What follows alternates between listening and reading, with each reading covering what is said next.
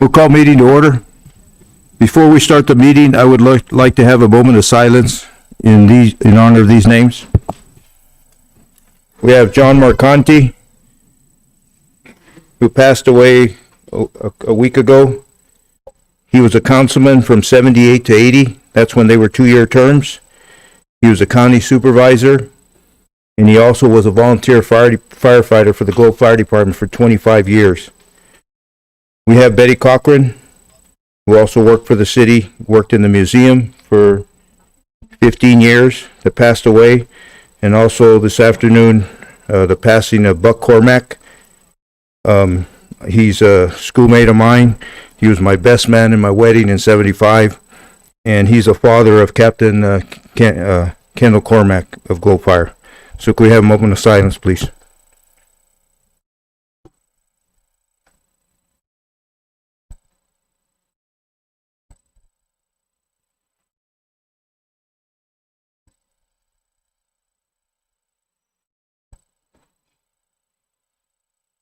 Shelley, can you do roll call, please? District 1, Councilman Rios. Present. District 2, Councilman Pastor. Present. District 3, Councilman Leatham. Present. District 4, Vice Mayor Stapleton. Here. District 5, Councilman Gonzalez. Here. District 6, Councilman Shipley. Here. Mayor Gameros. Here. We have a quorum, Mr. Thank you, Shelley. Fernando, can you lead us in the invocation, please? Happy to. Dear Lord, thank you that we can be here together to do the city's business. Please help us to do what's best in the interest of the community.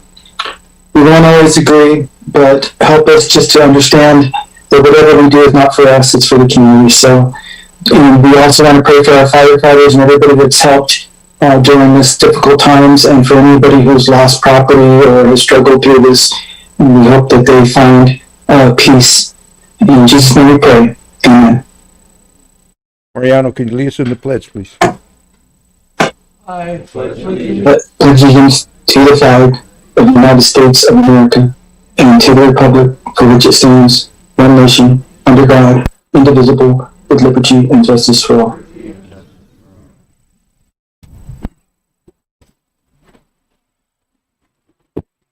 We have summary of current events, and we'll start with council, and I'll start with Councilman Shipley. Thank you. I was excused this evening because I'm on some medication and they said I might have to leave the room quickly, so I apologize for not being there.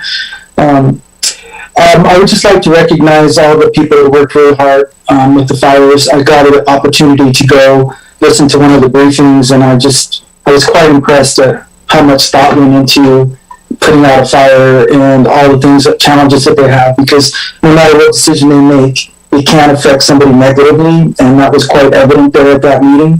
But you know that they're making decisions for the overall good. So I know that's a hard job, and I know that they put their lives in danger, so I just want to recognize that and say thank you. The other thing is John Marcanti was a really good man. He was also involved with Knights of Columbus and donated a lot of his time and effort. And when he was county supervisor, he was very helpful to the Boys and Girls Club, and then later on the Colorado Youth Club. So I just wanted to thank his efforts, and he'll be remembered and appreciated. Thank you, Mayor. That's it. Thank you, Fernando. Mariano? In the last 2 weeks, I've been doing a lot of traveling in the world of emergency management, and from here to Phoenix, from here to Gila County, and from here to the state legislature. And along the way, I reconnected with a lot of colleagues of mine at DEMA, the Department of Emergency and Military Affairs, and I was glad to be there on behalf of the city to help city staff and the mayor meet some of these people, like General Muhlenbeck, the current Director of Emergency Management, Alan Clark, and other staff members we met at the legislature. And so it was nice to not only reconnect, but to sort of grease the wheels for our staff in the emergency that we just faced. So I was glad to help out Mr. Mayor in that arena. Thank you, sir. Thank you, Mariano. Freddie? Thank you, Mayor. My condolences to the names and the people, not just the names, that the people that have left us there are great citizens of this community that have given so much to this community, and it's a big loss for us. So my condolences go out to all of them. I do also want to pay tribute to all of the firefighters and the teams that helped fight this fire that really threatened our community and really our region. When you talk about the Mescal fire and San Carlos, it was really extraordinary work. I was able to attend, and I still attend, a lot of the Zoom meetings that the fire team has and the briefings, and lets us know, lets anybody that's in it know where the fire conditions are, and they're a great team. They really put together a process of knowledge in the weather patterns, the fire behaviors, and things like that. And I was in Miami when it first started rolling into Miami, and the tactical maneuvers that they did with these air tankers was just amazing to see. It's almost, I feel like it was really mirrored a military style effort, how it was coordinated. And they've done a great job. So my hat's off to all those firefighters, just so many. I mean, we had upwards of over 1,000 firefighters and team members fighting this fire at one time. I was also able to attend some of the briefings, Governor Ducey when he came to town, Senator Kelly when he came to town, and obviously Globe Miami in this region got a lot of attention. But more than that, the important thing is that they're really looking for ways and efforts to create revenues to help not only what's been done, the damage that's been done, but the aftermath. We really have to prepare for the aftermath with the monsoons right, a week or two away. And I hope we can all recover from that, because if we get some heavy rains, be careful with the washes. Stay away from the washes. They're going to run rapid with a lot of debris. So thank you, Mayor, and I appreciate it. And it's good to see a full house today. Thank you, Freddie. Mike? Yes, thank you, Mr. Mayor. First of all, it hurts me today that I found out Buck had passed away. He's been a lifelong friend of mine. Supervisor McConty, him and I bonded pretty good for the last 4 years, and I want my condolences to his family, and I know that they're a strong group of people, and they'll be strong for the city and still be there. The other thing I want to mention is I had two friends who were real adamant about not getting the shot for COVID. And last week they both came down with COVID. And they're both quarantined. And it's just, I know it's every person's choice out there. But, folks, this thing isn't over yet. And with this new variant floating around, I hope some of you will consider, getting the shot, but that's your choice. But I do know from personal experience, boy, they were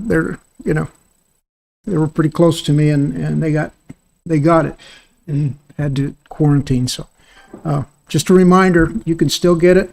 Also, I did some testing over here at the Chamber of Commerce. They're doing COVID and antibiotic testing, and nothing to it.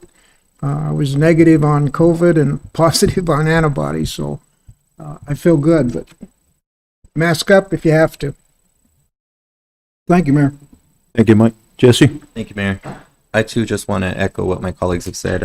I was at both of those briefings with most of my colleagues here, and I was pleasantly surprised to see the state representatives and senators that came down.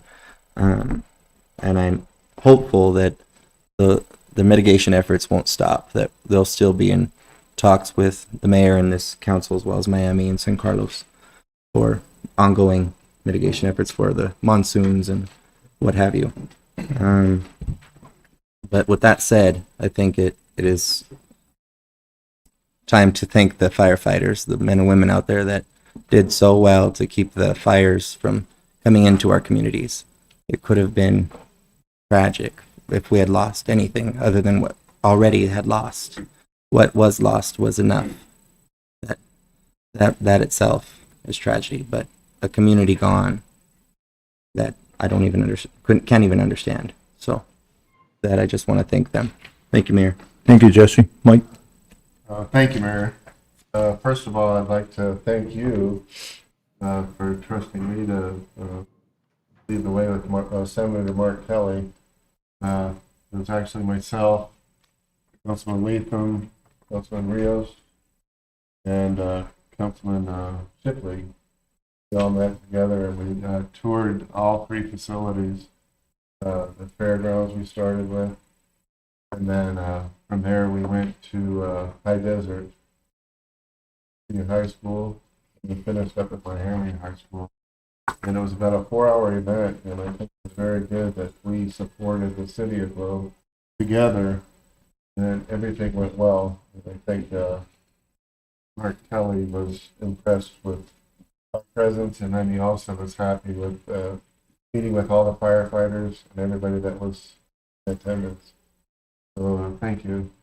I know you were out of town. Thank you for letting me go ahead. Thank you. And then second of all, I'd like to thank, again, all the firefighters that are here. I know both fire service, but the Forest Service, Globe PD, Globe Fire, everybody that was involved in getting things together for all the fires that have been around. We couldn't have done it without you and Public Works, John, your team as well. So thank you very much, and Richard. You guys are awesome. And again, where do you end and start the thank yous? You guys are awesome. I'm proud to be part of your team as well. So thank you. And then I also want to say we have a special couple in the audience. Todd Stradinger and Terry Infante. They were in El Capitan, and they lost everything. House, acreage, everything. So they're here tonight. I invite them, they're here to join us in our meeting. And if you don't mind, they're going to get up and speak their speaker card, that we're going to speak on item 2B. So that'll be just so thank you for joining us. Appreciate it. That's all I have here. Thanks, Mike. Mike, thanks for reminding people about COVID. It's still out there. It's not over. I know we're just getting a lot more comfortable without masks and getting around, but respect those people that make those decisions to wear those masks, because it's their choice, and we need to respect each other. We're still getting a couple of cases a day in Gila County. Statewide, we're still getting around 300-400 cases a day, and now we're seeing more of the younger generation, the age groups of 19 to 28-year-olds, 17 to 28-year-olds, the younger generation's getting them. So just be aware of that. I also want to thank the incident team and the firefighters for the amazing job they did. 180,000 acres is not a small fire. It's huge.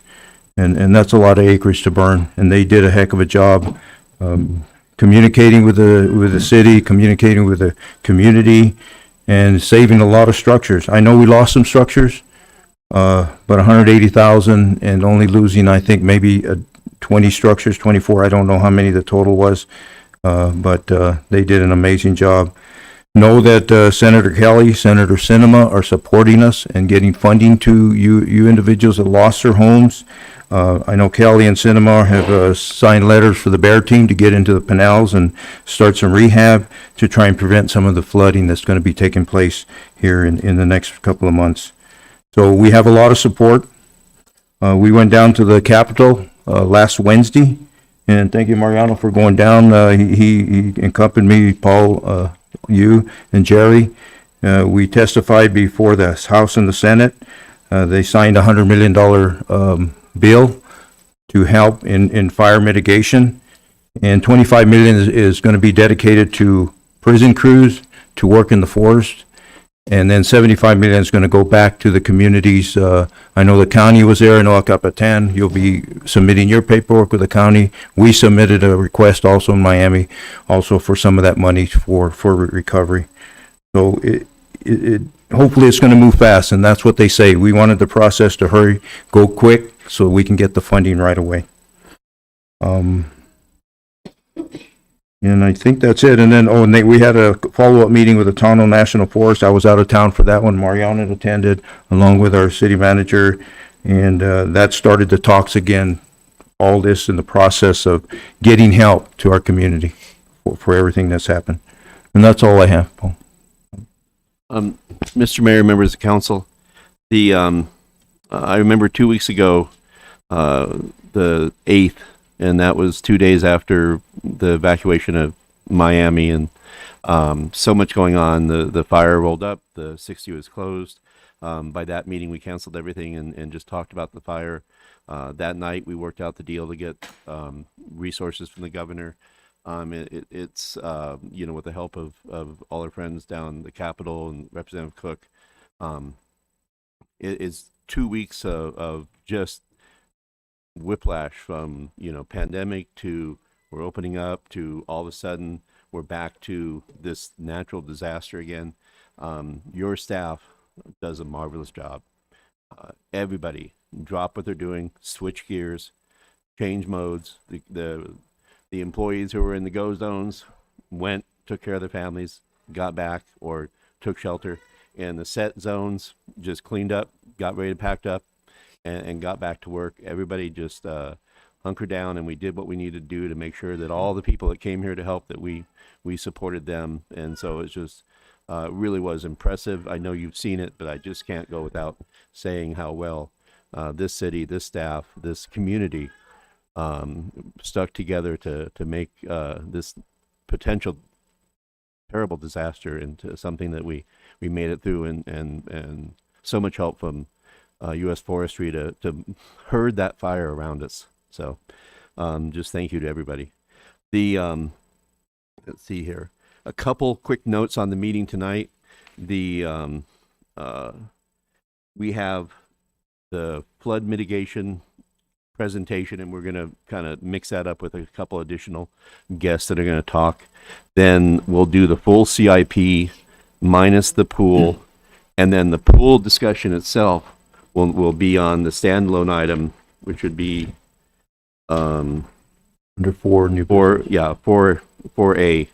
And so bear with us all. We put that into a package so we could have a focused discussion on that, but we will have the CIP discussion prior to that.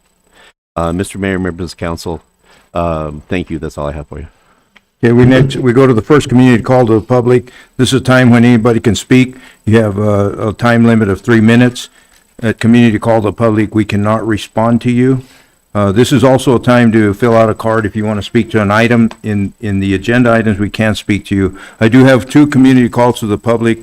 Mr. Infante or Terry Infante,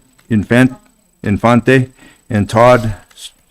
And Mr. Mayor, members of council, they can talk now, or we can have them talk at the agenda item where we can have back and forth discussion. And that's what I was going to give them the choice. You can speak now or wait till 2B, because when you speak call to the public, we can't respond to you. But if you wait till 2B, we can enter dialogue into you if you want to do that, because we may have some information for you to help you out. You good with that? Okay. Do you have any call to the public on phone or computer? Okay.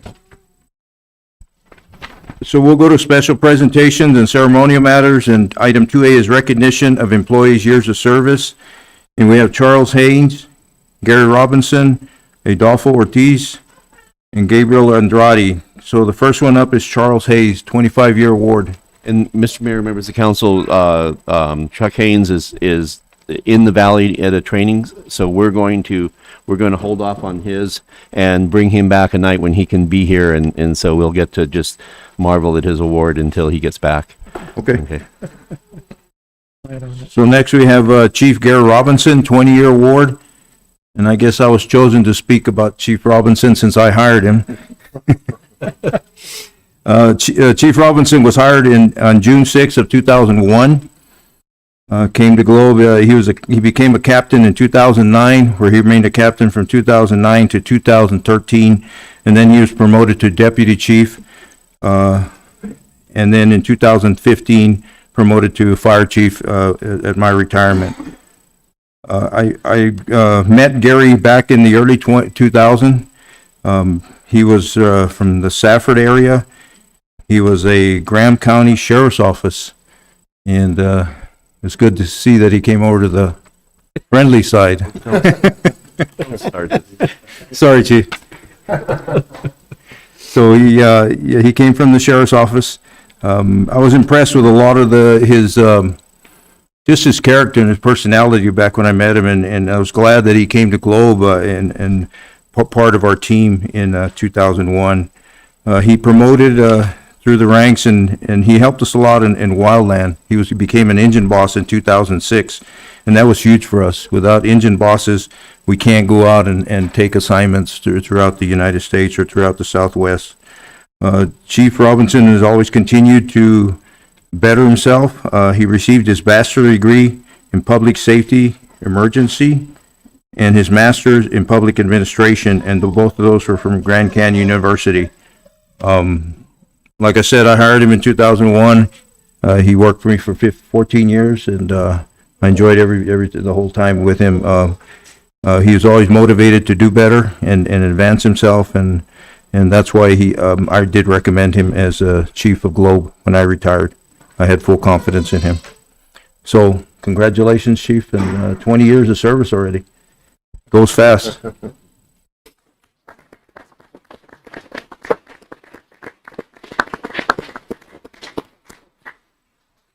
Mr. Mayor, council members, I'll keep this brief. It's been a interesting arrival at 20 years in the last 2 weeks. I appreciate the confidence you've shown in me. I appreciate the individuals that I get to serve with daily, from throughout the city whose professionalism is always present. The individuals on the fire department that serve daily, that do an excellent job at what they do. Mostly I appreciate my wife, who's put up with 25 years of me being involved in emergency services, and my boys that have always kept me busy. I appreciate everything they've done in supporting me in this, and thank you.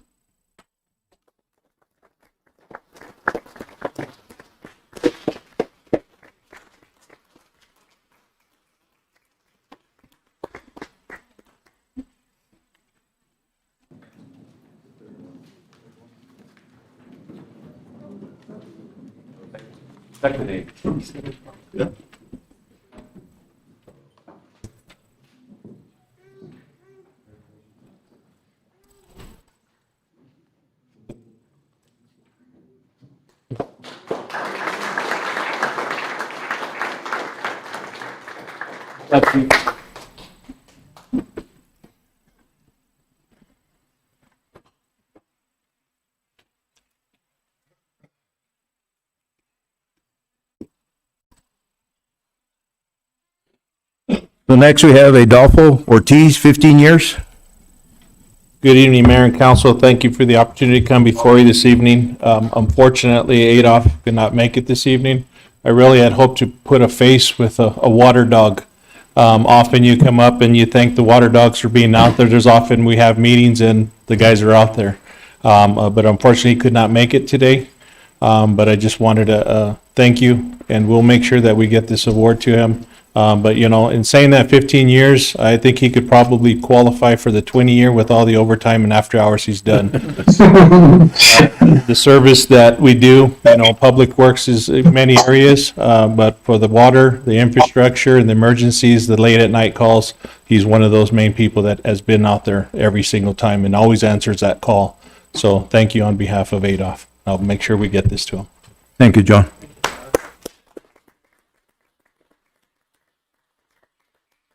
Then we have a 5-year award for Gabriel Andrade.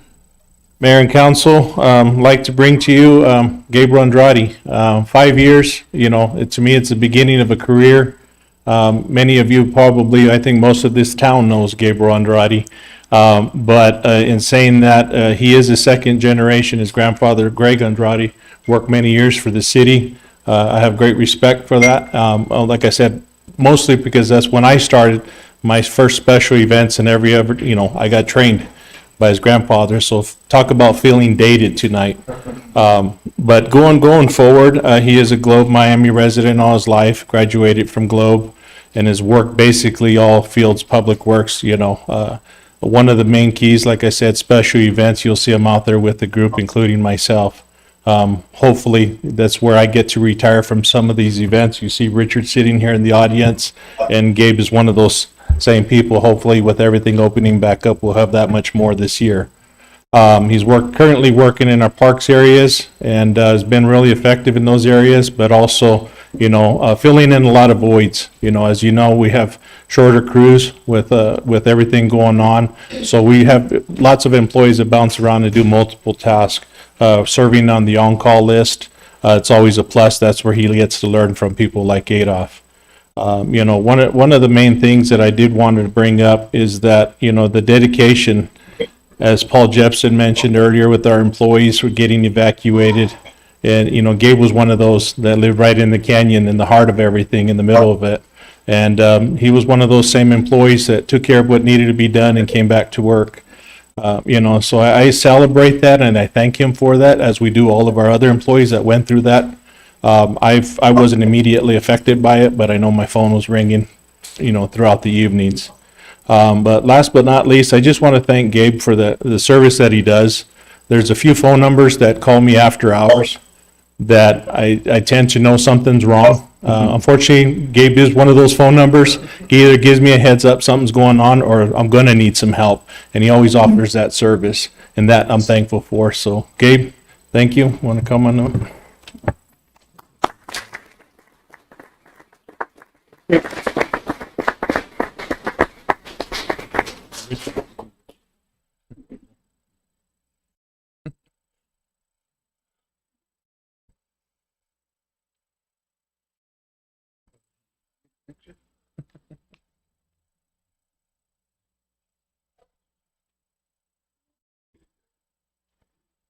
Thank you. Good job, Gabe.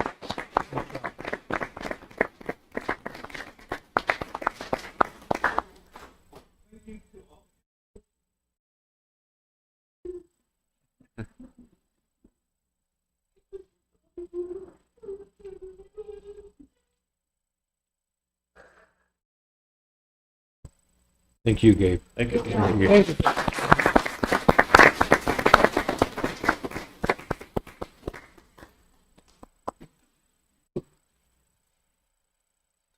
Item B, we have presentation of council on community recovery and flood mitigation efforts due to the effects of the Telegraph fire. And then at this time, we'll also bring up Terry and Todd. In between there, we'll bring you up and get your story also, okay? So we have, staff is going to present this? Yeah, Jerry's going to present this, but I'd like to actually start with our friends from the Salvation Army. Okay. And that is Michael Dominguez. And Michael, if you want to start and talk a little bit about some of the community recovery information that you would like to share, what you're doing here, and if you can go to the podium, that would be really great.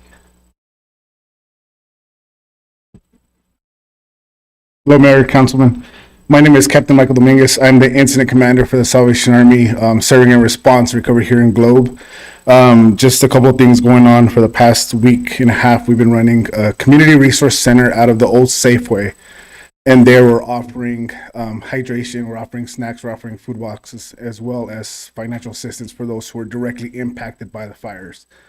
For this resource center, we will be open until Saturday, where we will transition from short-term recovery into our long-term recovery, which will be taking place out of our local office here, right up the street, actually, where we will have a call number where they can call and make an appointment to further assistance. So those who were directly affected by the fire, who had impact to their house or property, were able to create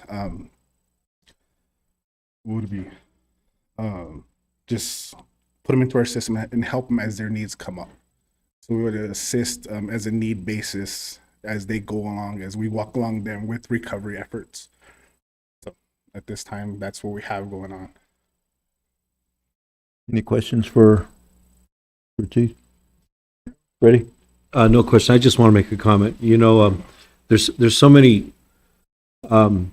thank yous that need to go out. There was so many agencies and individuals and groups that really helped pull this together, including our schools, the businesses. You know, it really took a village to pull us out of this. And although there was losses, and those are heartfelt, but you know, the Salvation Army has you know, forever been in my, even as a youth, I remember the Salvation Army, hearing about them, learning about them, and they provide so much relief to all of us. And I just want to thank you, your organization, for the support you've given our community, and any continued support. We obviously will take it, and thank you very much. Yes, sir.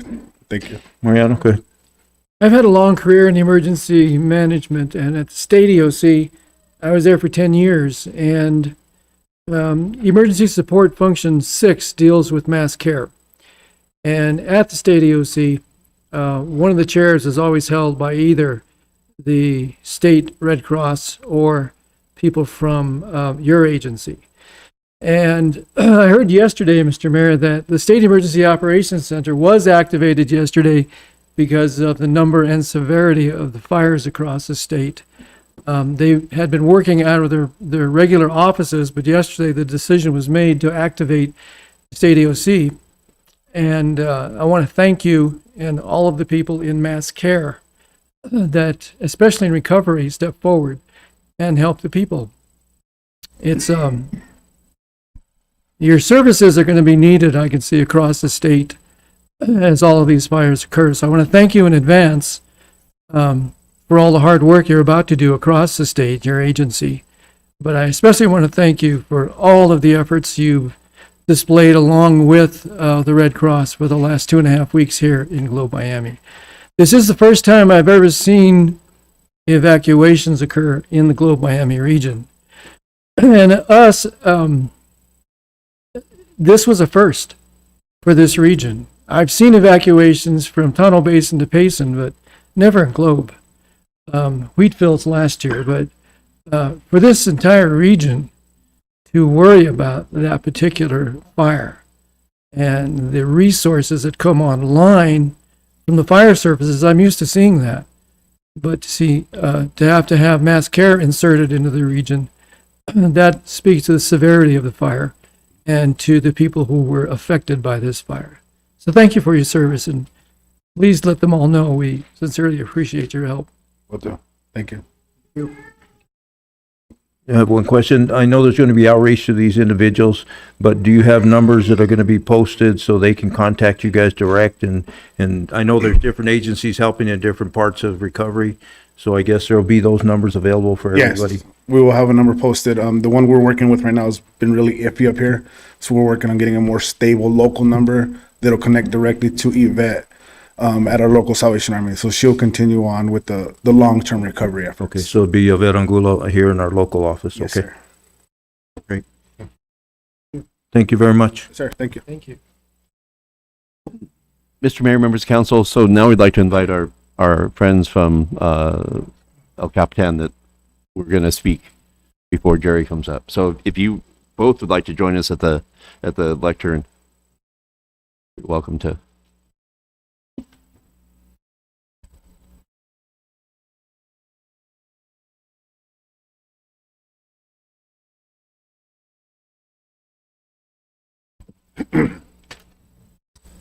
Good evening, and thank you for inviting us here to speak tonight. We're transplants out of Phoenix. We purchased this property up here about a year ago today, and decided we were going to renovate it. Spent a lot of time fixing it up, and just actually moved into it about 2.5 months ago. So it was a nice 2.5 months in that home, and We looked all over. We looked all over this state for years. And when we found this area, we really fell in love with it. We feel very welcome in this community and very happy that this is the place we chose. The fire came along last week and we dodged the bullet with a mescal fire. The prisoners came in from Lewis and cleared so much brush from our home. We felt very lucky that they paid that attention to our home. Unfortunately, the Telegraph fire had different thoughts. We woke up that morning to hear the alarm telling us to go. We went outside. We could hear the fire over the mountains. You could hear. I'll never forget that sound. It was the most frightening thing I've ever heard. The ash was thick on top of our vehicles. It was everywhere, and we spent till 1:30 there, watching that fire just devour side to side, taking everything out on the west side of El Capitan. Once it jumped the highway, I still drug my feet. I didn't want to leave. It was our home. It was everything we had. But this little lady right next to me here kind of kicked me in the butt and said, we're out of here. It's a mess. We lost everything. There's nothing left to the house. We dug through it today. We found some jewelry here and there that was just, it's a complete and utter loss. The entire 40 acres is nothing but dust and ash. It's pretty bad. What we're here for, not just for us, but for the community out there. There's a lot of people in the same situation as us. Some of them even worse. And that's what we're here for. We're their voice. So where do we go from here? We're at a total loss. We don't know what to do. Some of our concerns that our neighbors share with us is flooding. How do we assess our risk of flooding? How do we mitigate it if we can? It's not just the water, it's the mudslides, it's the rock slides.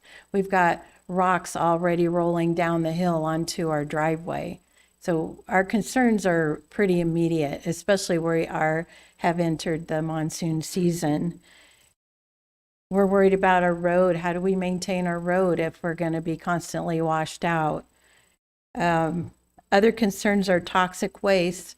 There's solar systems out there that were affected. What do people do with those batteries?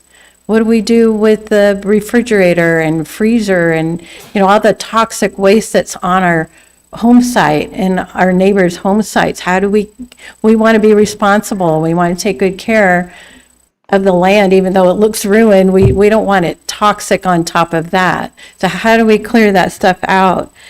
How do we test our well water, make sure that these fires haven't somehow contaminated our drinking water? Our survey markers are gone. They weren't metal, they were PVC pipe. They're gone. How do we get resurveyed and know where our property borders are? How do we reestablish indigenous plants? Is there a way to do that? What's the smart way? We don't want to just go out there and, plant things and when we don't know what we're doing. We need help with that. We want to help reestablish the indigenous plants, help the wildlife to come back. And I mentioned that solar systems have been impacted. Some people didn't lose their homes, but they did lose their wells. They lost their solar.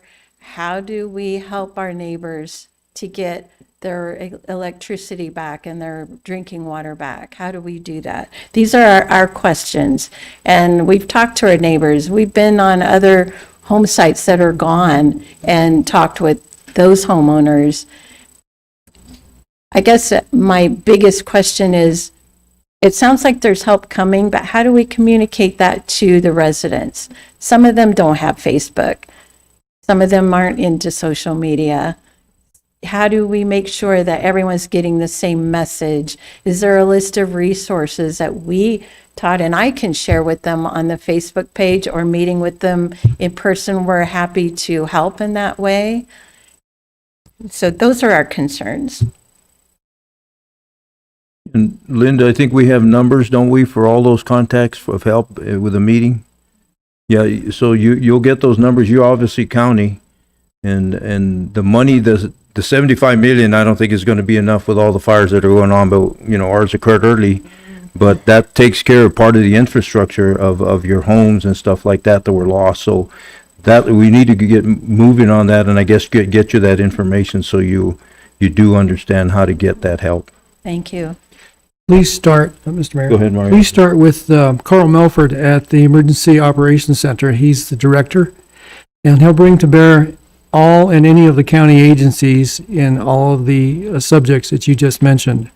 And that includes bringing in help from the Small Business Administration regarding your ranch.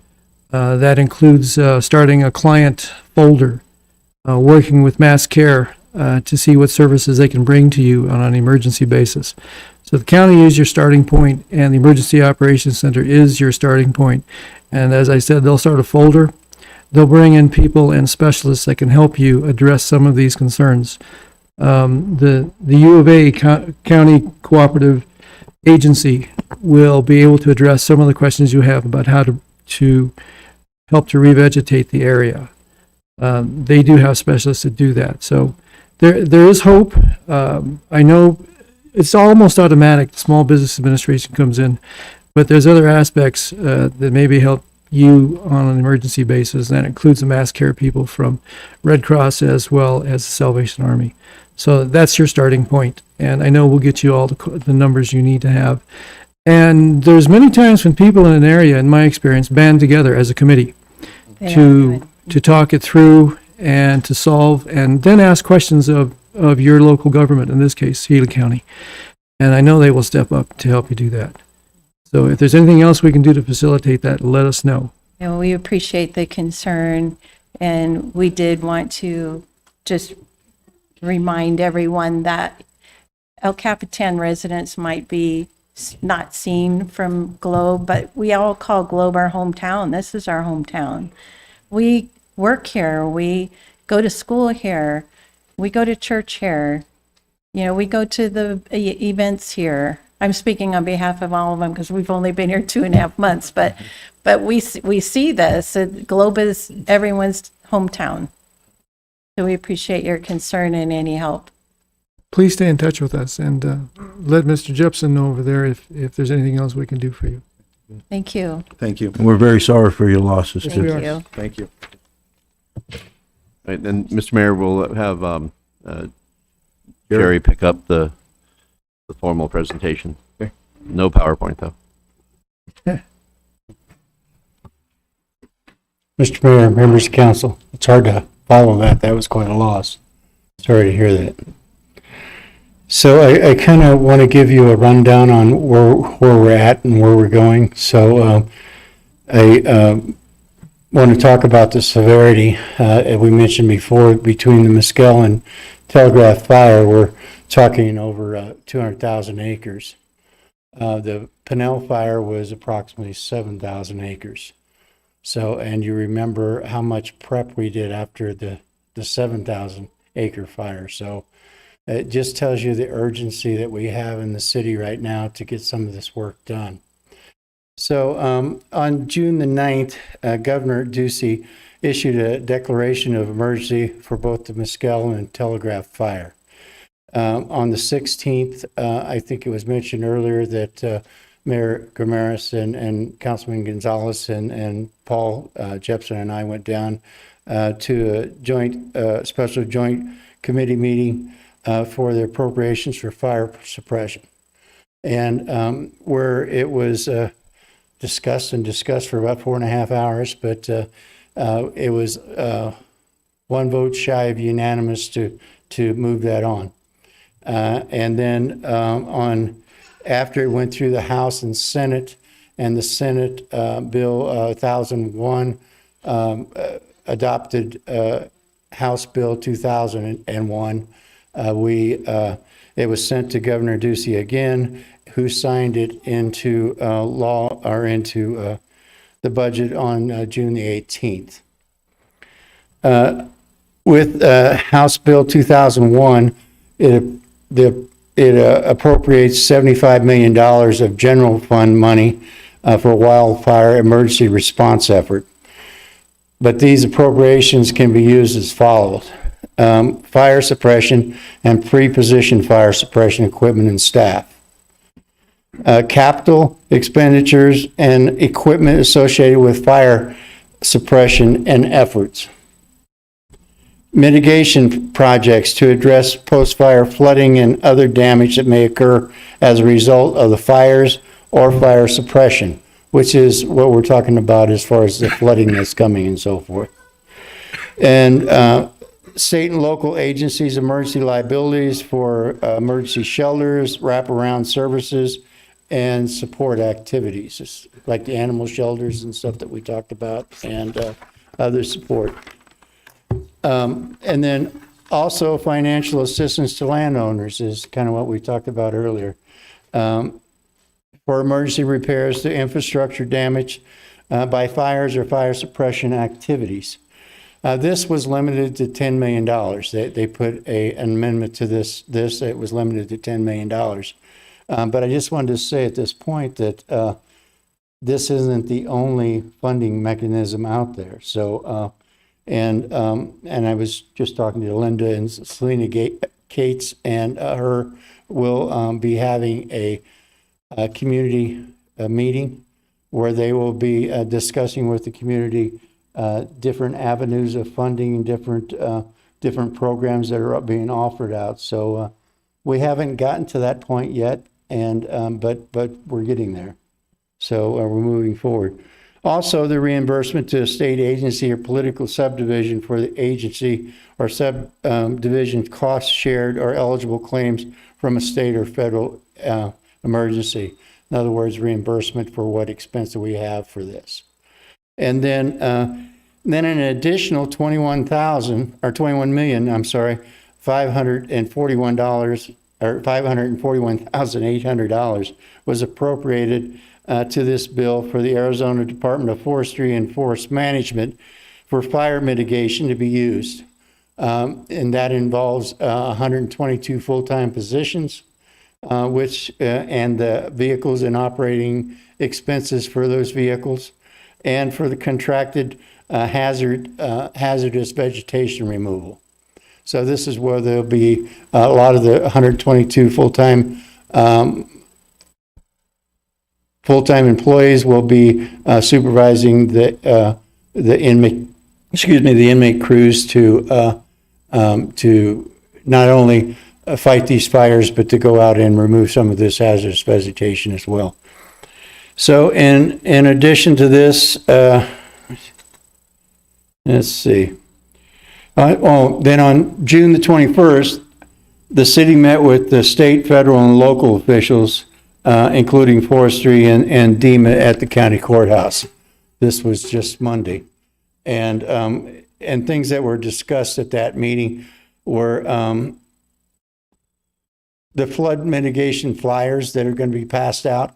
They're currently being made by the county, be sent out to residents, be sent out through social media. We talked about actually making comments and so forth on some of our water bills, and we probably will address that with Arizona Water as well. But getting the information out to any way we possibly can, and letting the public know that there's people out there and there's ways not only to help them in their situation, but to prevent future damage through flooding and so forth.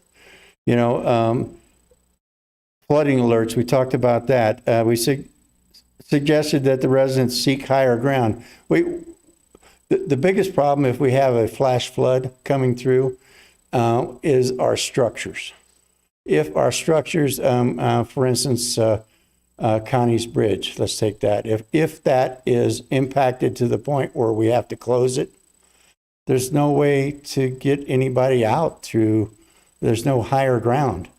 And so what we're going to suggest, and what was suggested by Commander Castaneda and some of the other police that were represented in that meeting, is to evacuate to higher ground and not worry about getting out of the area as much as getting safe. So Also, we talked about sandbagging. The county currently has one sandbagger. They've been putting sandbags on pallets.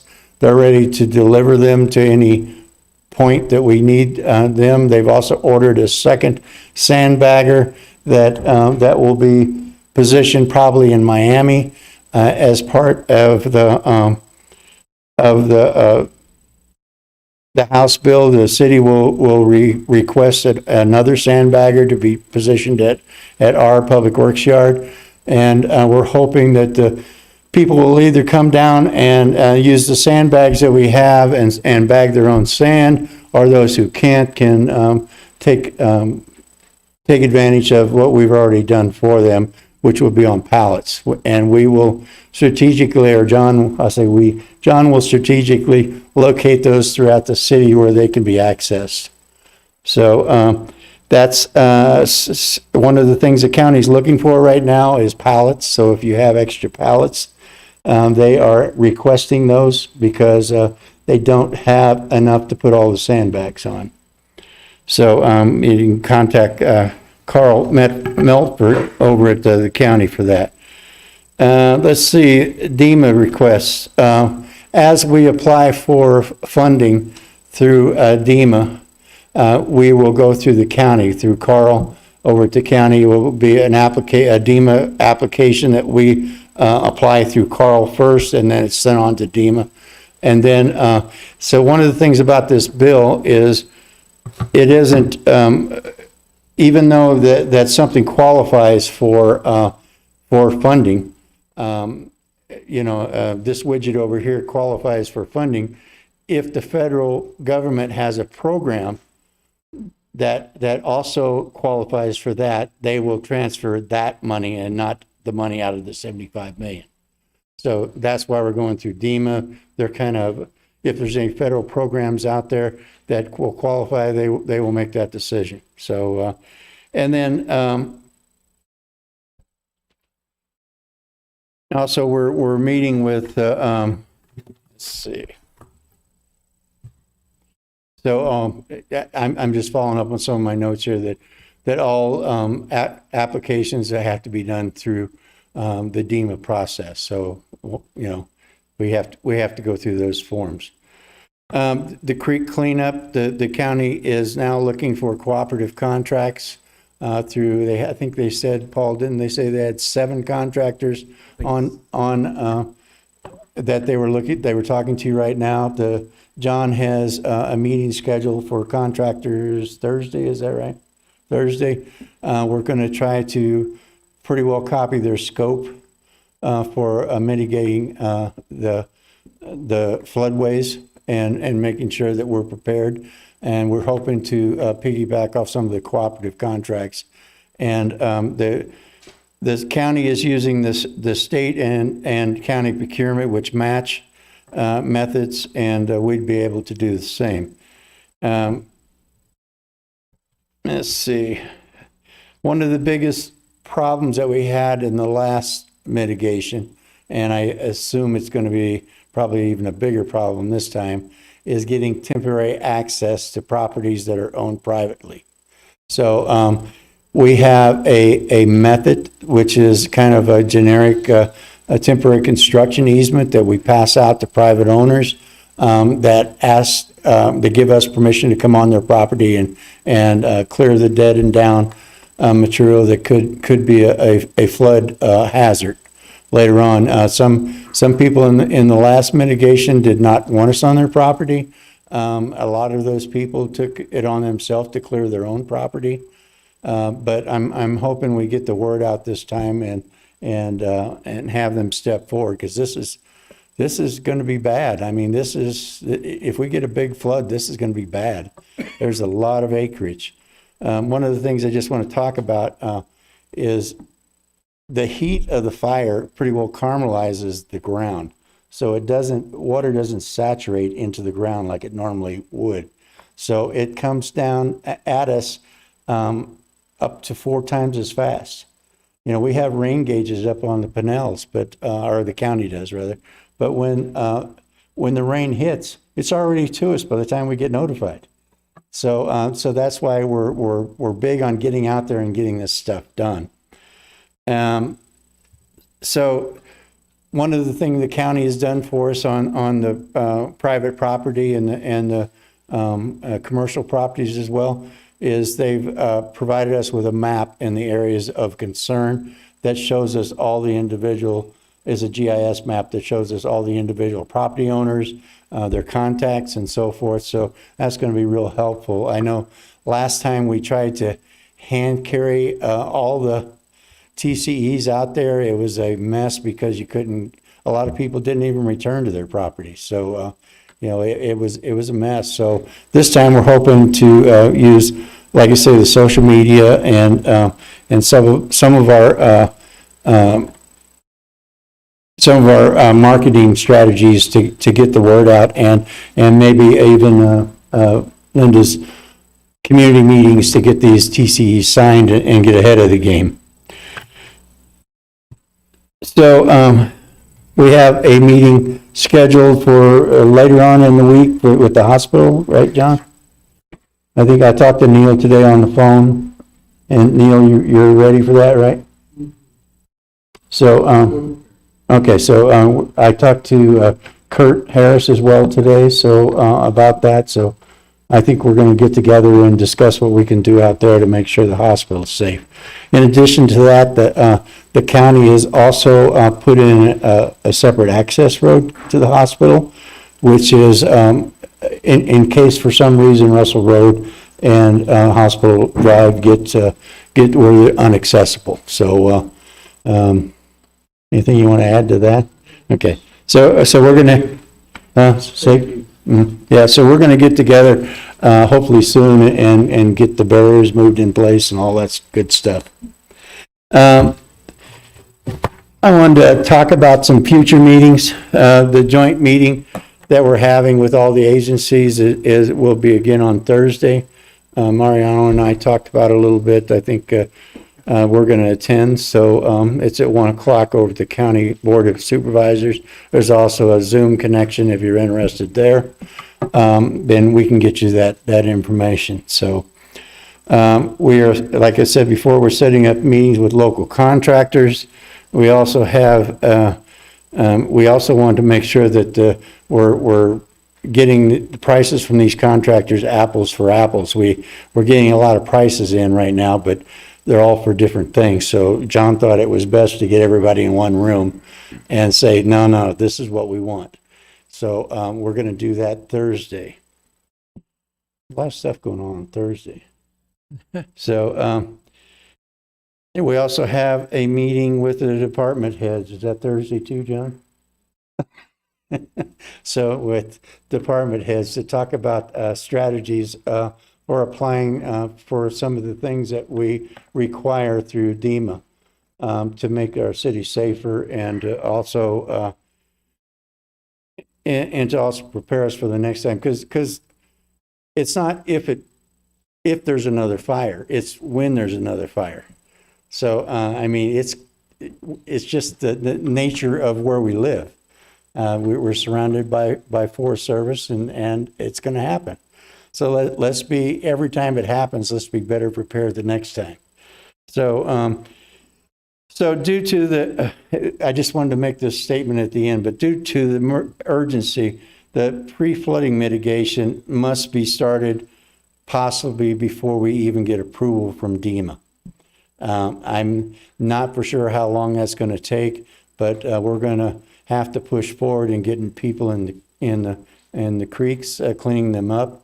We cannot afford to compete with the county and the state and other entities for contractors. We cannot do not have the people to do it ourselves like we did the last time. The last time we waited so long that there wasn't anybody else to do it but us. We're not going to do that this time. We just don't have the people. So, but a lot of the other reimbursables that we need, the equipment and so forth that you remember when Paul sent the list out to you, those type of things we can apply for and make sure we get approval before we come out of the city budget to purchase those. We need approval on them.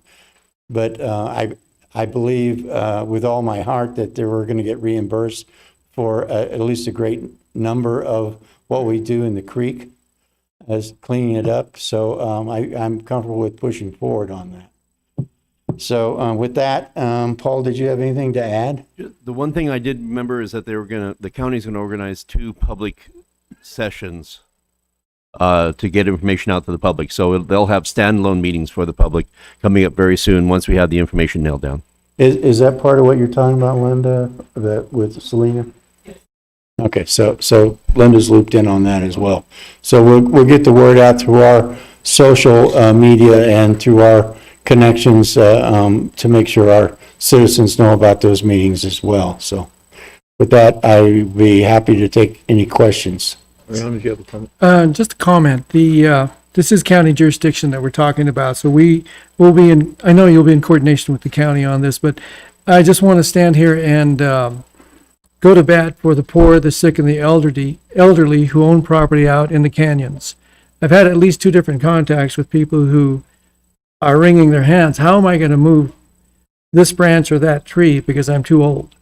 So as you go through these processes, please work together to try to get help to those people who can't move these things themselves because they're too old or sick or infirm. And I guess the point I'm trying to make is don't forget them.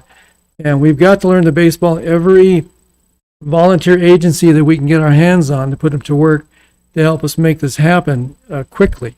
And I think that's, time is of the essence on this one. So anything we can do to help speed that along, to work with the county, to speed this whole process along, let me know how we can help. And I really am concerned about flooding in the canyons now. Too. And I've seen it before. It's not pretty. We've been very fortunate not to lose any lives, but really, if we don't get a handle on this, this is the reason we've gone to the legislature and made our trips.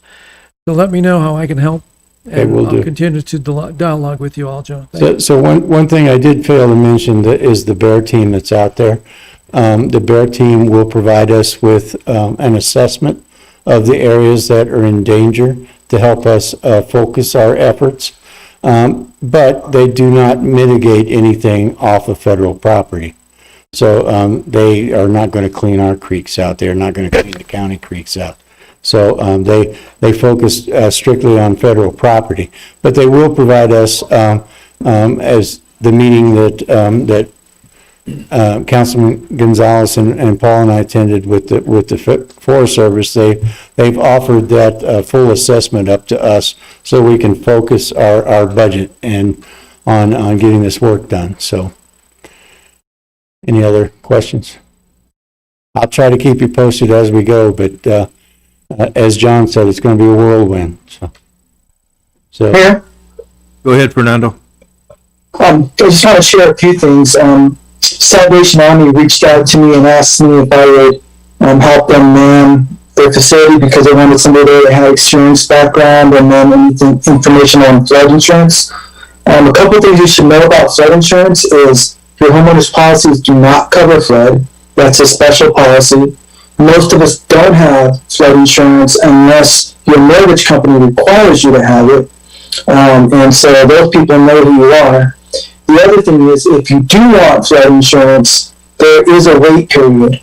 So unless it's a closing and you have to do it to get your home purchased, they will not waive that. So I believe it's 30 days is a minimum time wait. So if you're worried about flooding and you're worried about getting flood insurance, you'll want to do that early, because once the monsoons hit, we had a moratorium on homeowners insurance. We had several people wanting homeowners insurance now that their house was in threat by the fire, and we just couldn't do it. They stop us from writing when most things happen. So it'll be the same way with the flood insurance. So if you are seriously interested in flood, you'll want to check that out and do it sooner than later, because there is a waiting period. So I just wanted to share that. Thank you, Fernando. thank you. Thank you, Jerry. Good information, and I guess that information will get out to the people that need it, and Open it does. We're going to give every app. that all we have. That concludes our presentation I on don't know flood if mitigation. Todd, I had Todd here also. Does he want to make any comment or statement? Is he still? Guess not. No, we'll keep everybody informed. It's a moving target, but I think information access to the property in action. Yep. Okay. Thank you. Item C, council will review and direct staff on item to be included for the final approval to the council strategic action plan 2020 through 2023. Mr. Mayor, members of council, so on May 4th, we had our strategic action plan retreat, and the notes were included in the packet of a good rendition of the conversation there. What I'd like to do today, we have staff has kind of boiled that down into some key elements, and I'd like you to think as we're going through these, is there anything that that you would like us to add that we didn't include, or anything that we missed? We tried to keep it to move them to the high level, but you'll have, this will not be the final approval of this. We'll come back in 2 weeks, 2 to 4 weeks, and finalize this. But for right now, I just wanted to read through and make sure that we hit the highlights of what you're thinking. I know we didn't have everyone there at the same time, and so if there's something that you missed or something you wanted to add, this would be the time to let us know, and then we'll finalize it. So really quick, if we go to community development, and I'm not sure, do I drive this one, or is... Okay, so if you can do the first one, community development, council priorities that we intend to add and emphasize in the SAP, marketing the city, tell our story, sharing accomplishments. This is very important to all council members. Our emphasis on housing, annexation opportunities. We actually have money in the budget for additional annexations, business attraction, retention, and expansion. And so very important, engaging and assisting local businesses, State of the City event, which is something that we kind of knew, and Citizens Academy, which we'll be talking about in the future, both, again, telling our story. Mr. Mayor, Council, any comments, or shall we move on? Mr. Mayor, I wasn't a city council member at the time, but I did attend that strategic planning moment as a sort of a fly on the wall, if you will. And since then, I've had some ideas and thoughts. I think this might be the appropriate time, Paul. We derive revenue for the city and bed tax from all businesses that are part of that. But I've noticed in the last year that we haven't recognized a particular section of the city that is a driver of that bed tax. And that's the east side of Globe, roughly an area from Globe High School out to La Casita East. If you'll take a moment and think about that map, a majority of our hotels, restaurants, the winery, and other eating establishments are on that side of town. I'm not downgrading downtown Globe. I'm saying we've never recognized in any way, shape, or form, to my knowledge, of that focus of all of that business that's occurring. I've played there for a year now at the winery on a Friday and Saturday night, and I have to turn up my boxes to sing and play my guitar because the outside traffic on US 60 is horrendous. It's busy, it's active on any given weekend. And what I'm saying is, as a suggestion to the council, that we consider designating that part of town from Globe High School to La Casita East as an East Side Enterprise District. If you're going to stay in the city, whatever draws you to CVCA or the rest of Broad Street, and you want to stay the weekends, probably you're going to stay on that side of town. Probably you're going to hit those restaurants and partake. Probably you might even go to the winery for entertainment. Why not add that to our strategic plan and recognize that region as an entertainment district? I'm floating this out to council as an idea. Yes, we should always focus on downtown. But as I said, I've never seen focus on the east side of town. And maybe it's time to recognize that, put it in our thought process in the strategic plan, and have it out there. And whatever marketing strategy Linda and company can come up with to promote that side of town, we've got another district. And I think for the future, we need to focus on at least that, because as a generator of revenue for the city, it wouldn't hurt to include that side of town and recognize that side of town. And that's the idea I have to add to the strategic plan, Mr. Mayor. So, Mr. Mayor, members of council, is the council agreeable to add that as an additional priority for the strategic action plan? Some form, and we'd have to come back with details, but just to look into how we can better promote that, what we're calling the East Side Entertainment District. Would that be part of our marketing, the marketing portion of it? I would think it would be, in general, we hope to focus on all of Globe in that way. And so we would do it naturally, but if you want to make it a priority and call it out, that would be the discussion as to whether you want to, I mean, because we don't, we tend to focus on the downtown because that seems to be the heart of that, although I don't know that, we use the word downtown that way, but it would just be council's preference on making that something that we want to be sure to hit. Mike, go ahead. Yeah, Mr. Mayor, if you remember when we were discussing SAP, I had mentioned to Linda that, I had gone through the 5 or 6 booklets we had on all the different plans that have been discussed over the years. And when I met with her here just recently, we had a discussion about that side of town as far as signage and stuff that's going on that side. And she did have information that I wasn't aware of. So I know she's looking at it. And, I think it's a good idea. It's, it is a distinct section of our community that, everybody stops there, man.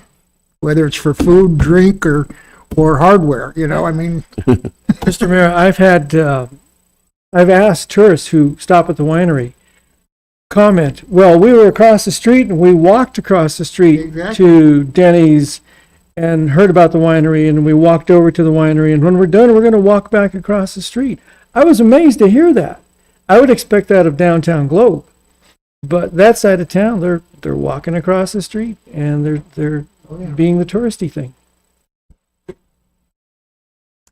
So, Good evening, Mayor and Council.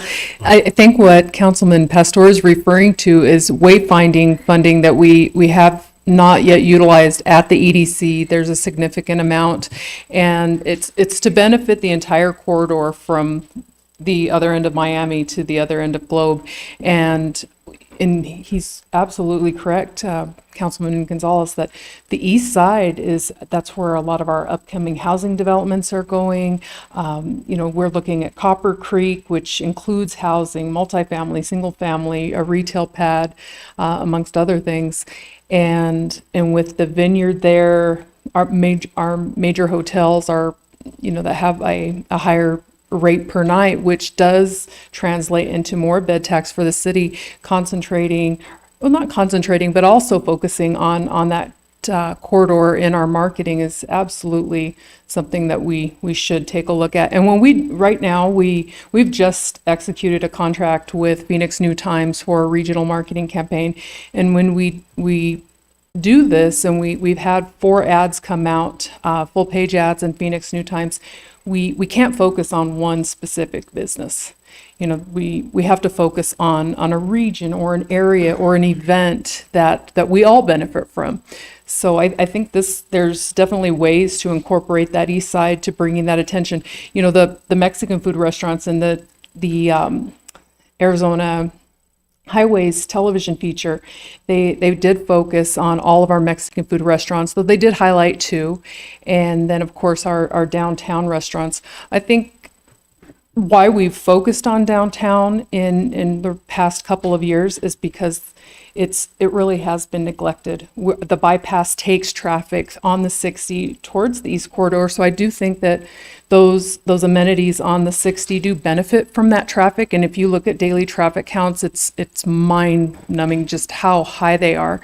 40,000 plus cars. We don't have that in our downtown, so we want to bring some of that traffic into our downtown. So there definitely is a balance in promoting all of these areas, but I absolutely agree we should focus on those areas that are bringing that revenue into the city. So Mayor, it's council's choice if you want to add that as a bullet for the East Side Entertainment District, or something even as simple as equity in marketing all of the city. Make sure that we hit take advantage whatever natural geographical features we have to do that, which I think we will do naturally, but it's council's pleasure on this. There's one more. I didn't finish my thought about when we met with Councilman Pastor. So with that wayfinding funding, there is the potential of putting some type of monumentation on the 60 to show. I mean, one of our greatest recreational assets is Round Mountain, and right up that street we have the Elks Club that holds regular events. I mean, they're just a little powerhouse now. And then we have the Vineyard, of course, which equally so, and then Denny's and the and Best Western. So I think that directing some sort of effort into that will definitely pay off for all of us, the businesses and the city. Yeah, I think we need to add it on there as maybe the East District, but I guess Linda made a good point. They have the advantage. They absorb all that traffic that comes through here, that 40,000, whatever it is. It's strategic and difficult to get people attracted to the downtown. And I think that's why we concentrate so hard on getting people to the historic downtown area, because they're passing through these businesses and they're able to take advantage of that traffic. Yeah, and we can cross-market them. If you're downtown, we market the East District. If you're the East District, we say look at downtown. If you're at either, we keep moving people around and making sure they know about all of Globe. But I think we brand it. The East Side. Discover the East Side. There's definitely a way to take advantage of that. I wasn't going to go there, but I do it badly. So we'll add that. We will add that to economic development as a bullet. Okay. All right. And so, Danny, do you want to go and to the next? Infrastructure. And hopefully you can see on your screens also as I read along, council priorities, continue to invest and expand infrastructure, specifically Northeast Corridor sewer expansion, which is well underway, but it's a definitely council priority. North Broad Street lighting initiative. Cemetery cleanup initiative, recommendations for the future fire station, which we're working on, remediation of future fire station location, rogue building, and Silver King property. All of those and do we want to identify as those needing remediation? And we'll come before we do anything. We'll come back and talk specifically. But I think all three of these, we know what we're doing at the fire station. We got to talk about the rogue building, and we got to talk about Silver King when we get that finished purchase. But I think these are just areas that we need to focus and address. Not saying what the outcome would be for the rogue building. I'm just saying that we need to pick something. So is she out there? There she is. Thank you. This is Rael, our librarian. So any changes to that council, anything we missed on infrastructure? Okay, and we also have the common line issues that we're doing internally. But all right, so then Danny, let's go ahead and go to the next bubble. Quality of life. Mm-hmm. Okay, council priorities that we've seen that were focused at the SAP: downtown revitalization, investment in youth, bandstand lighting, North Broad Street lighting, historical plaques on the buildings, recreational master plan, which we're starting tonight, kind of, and maximize volunteer opportunities. Hopefully this captures what everybody wanted to focus on, and if there's anything we missed or anything you want to add. And Fernando, any? Okay, if not, we'll go on. No, I'm good. Ready. Thank you, Mayor. On the bandstand lighting, we are talking the Center for the Arts Bandstand. Yes. Yes. Right. Okay. Mm-hmm. And with that lighting, obviously, electrical outlets and things like that. Yeah, it's more of a safety and just. Right, I safety, think, yeah. I think in general, we want to highlight, that's a beautiful location. It is, and a absolutely. lot of good stuff going on. Yep. So I think we're looking definitely at the safety issue and the lighting, but whatever we can do to highlight that. I've actually seen Councilman Gonzalez on the bandstand. Yes, you have. Keep them coming. Yeah, thank you. Thank you. And so the next one would be public safety. I think we've done very well and moved, made great headways in, maintaining what we have in fire and doing the cultural turnaround that we've done in police and so the priorities here, invest in our employees. We're concerned about retention, so retention is absolutely a focus. New fire facility plan. 100 years out of a station is pretty good. I think we need to get the property set and the plan for the future for the fire station. Provide additional quality gear for staff and public safety, both fire and police, and you'll see that on the CIP tonight. And so gear and equipment for public safety, and a lot of that's built in tonight into the CIP.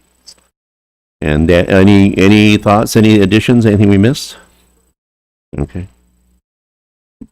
Danny, the next one, overall, so this is kind of a summation of some of the key overall focuses we identified.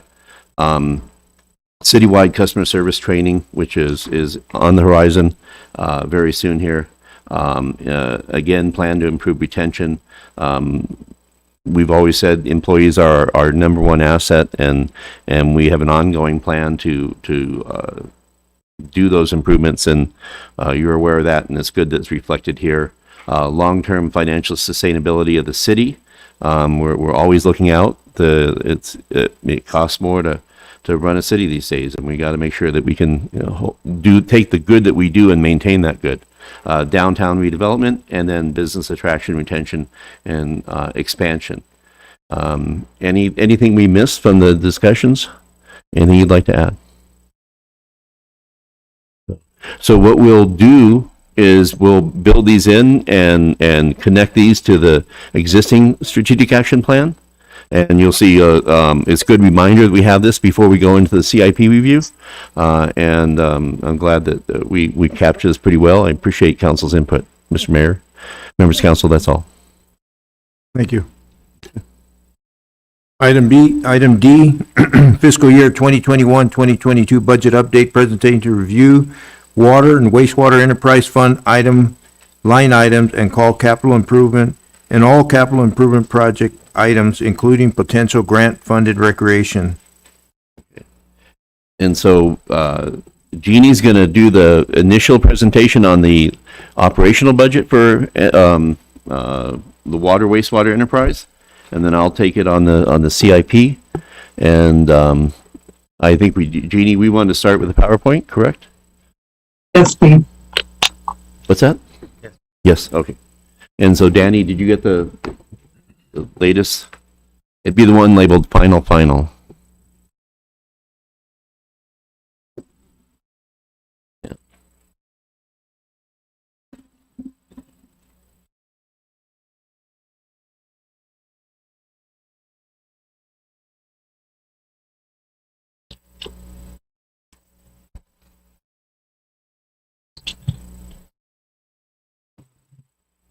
Okay.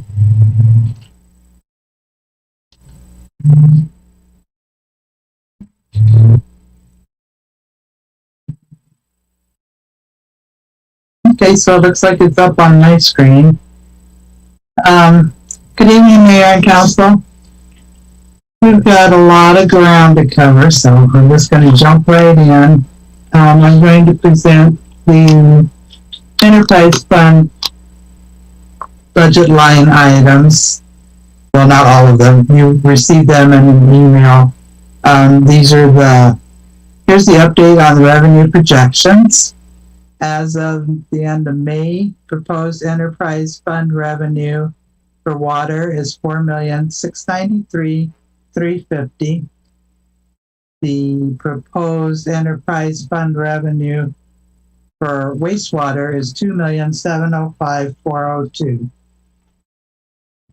Next slide, please.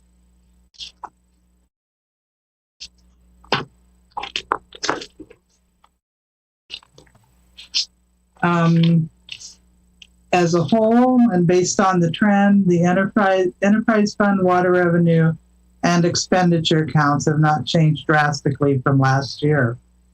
The enterprise fund wastewater revenue and expenditure accounts have increased due to the increased amount we have parked in the contingency line item for fiscal year 2022.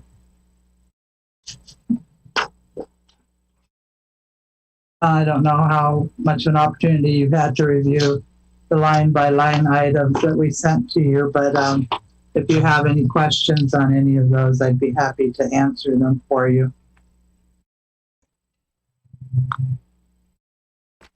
No? Okay. Well, and so, Mr. Mayor, members of council, this is like the general fund budget. You can see the employment, operational stuff, the gas, water, anything in there that you had questions, anything that caught your eye. This would be your chance to comment on that. We went through and analyzed each and every one of those accounts that you have in that one printout of the line items, and have prepared the proposed fiscal year 22 budget based off of those analysis and projections. Mayor? Mayor? Yes, go ahead, Fernando. Just a quick question on this. Where we have our common lines where, they didn't do it correctly, we're not paying for that out of the enterprise fund, are we? We're doing that out of our CIP? Jeannie, do you want to answer? I believe we're doing that out of, we budgeted the funds in the HERF budget, but they're not HERF funds. That's just where the line item ended up.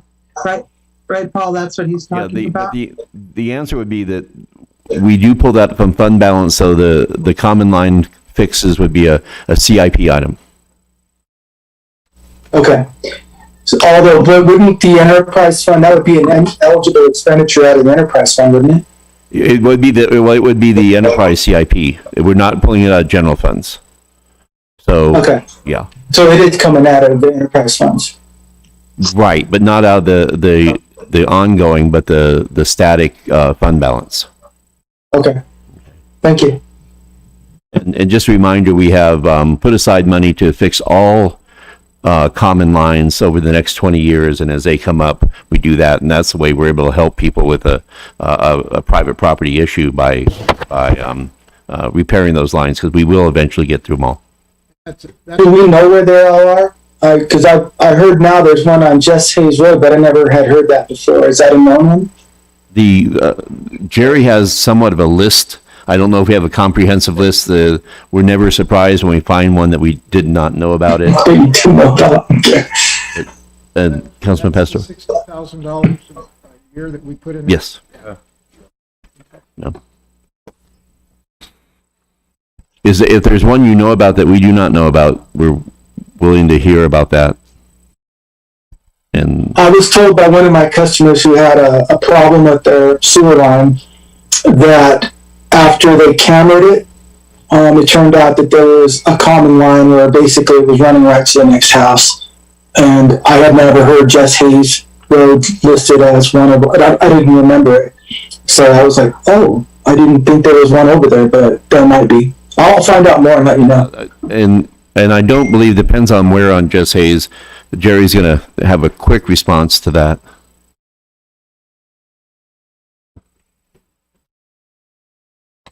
Because it's a mixed bag on Jess Hayes. I like this one was back here a lot better. So, Mayor, members of council, so two things. We haven't identified all the common lines. That's the number one thing. But in the WIFA, 2020 WIFA that we have gotten and has been approved, there's two things. One is a sewer study, which will identify all the laterals that are connected. We can overlay that with our GIS on the properties and identify a lot of the common lines. The other thing that's in that is a jump start on these common line mitigations. I think there's, John, is there 500,000 in it, 700,000, 600,000 in Vince's here also. So he's making sure that he keeps me right. 600,000 just in the common line mitigation. So, but we have to identify them first.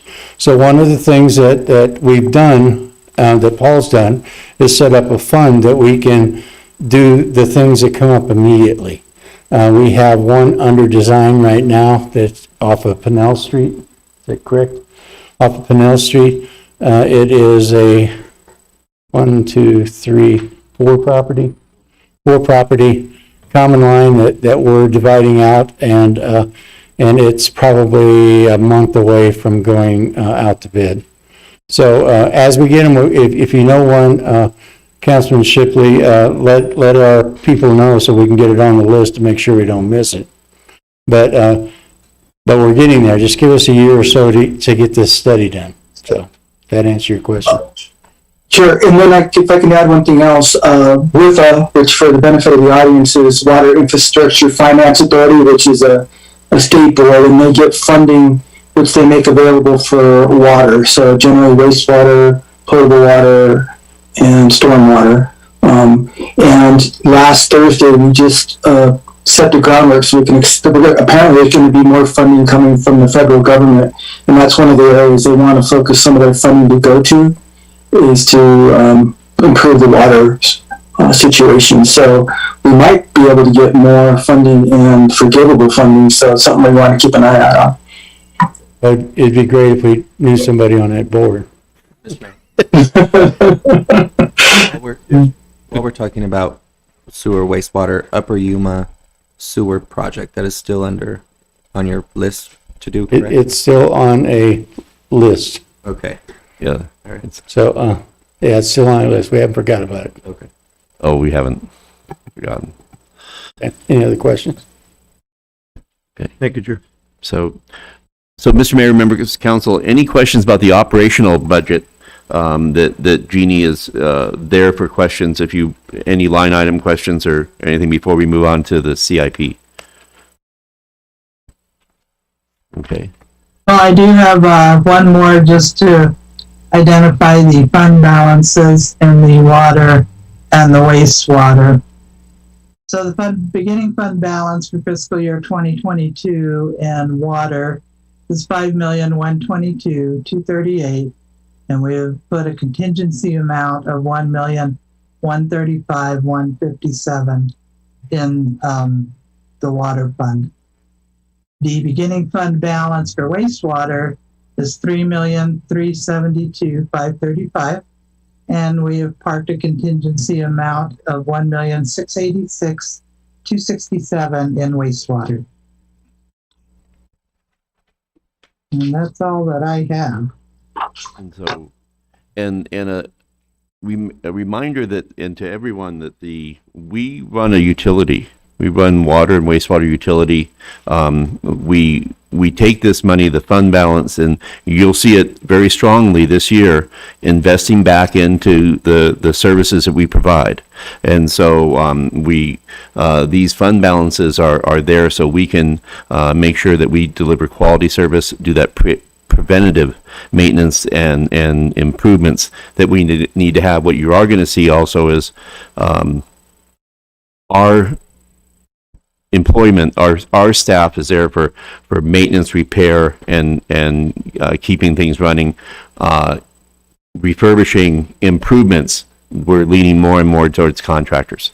So Danny, if you want to, we have a question slide, and I'm assuming we're good with questions, and let's just go through, and I'm going to go through and give you the highlights, and you don't have this in the PowerPoint, but the highlights of the CIP. I think that'll get 90% of your questions answered, and then we can come back and if there's anything else we missed, look at line by line on the CIP.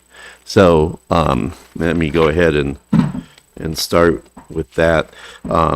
Again, CIP capital improvement plan or projects, I'm not sure even that we go by this lingo, CIP. CIP is based on one-time money. Normally CIP items are 100,000 or above. We tend to be CIP as one-time purchases as opposed to things that are ongoing. Every year we buy fuel, but only one time do we do a repair on XYZ line. Again, CIP from one-time funds, they're collected and they're paid out of the CIP items can be paid with ongoing revenue taxes, but we like to reserve those for the salaries and the ongoing costs. Just so you know, our CIP funds tend to be primarily one-time money. Other cities do have the luxury of using ongoing revenue for CIP. It's not that we can't use ongoing revenue, it's just we don't have the luxury because of taxes are tight, revenues are tight. This year, Globe is benefited by a wide range of one-time funding sources. And so next slide.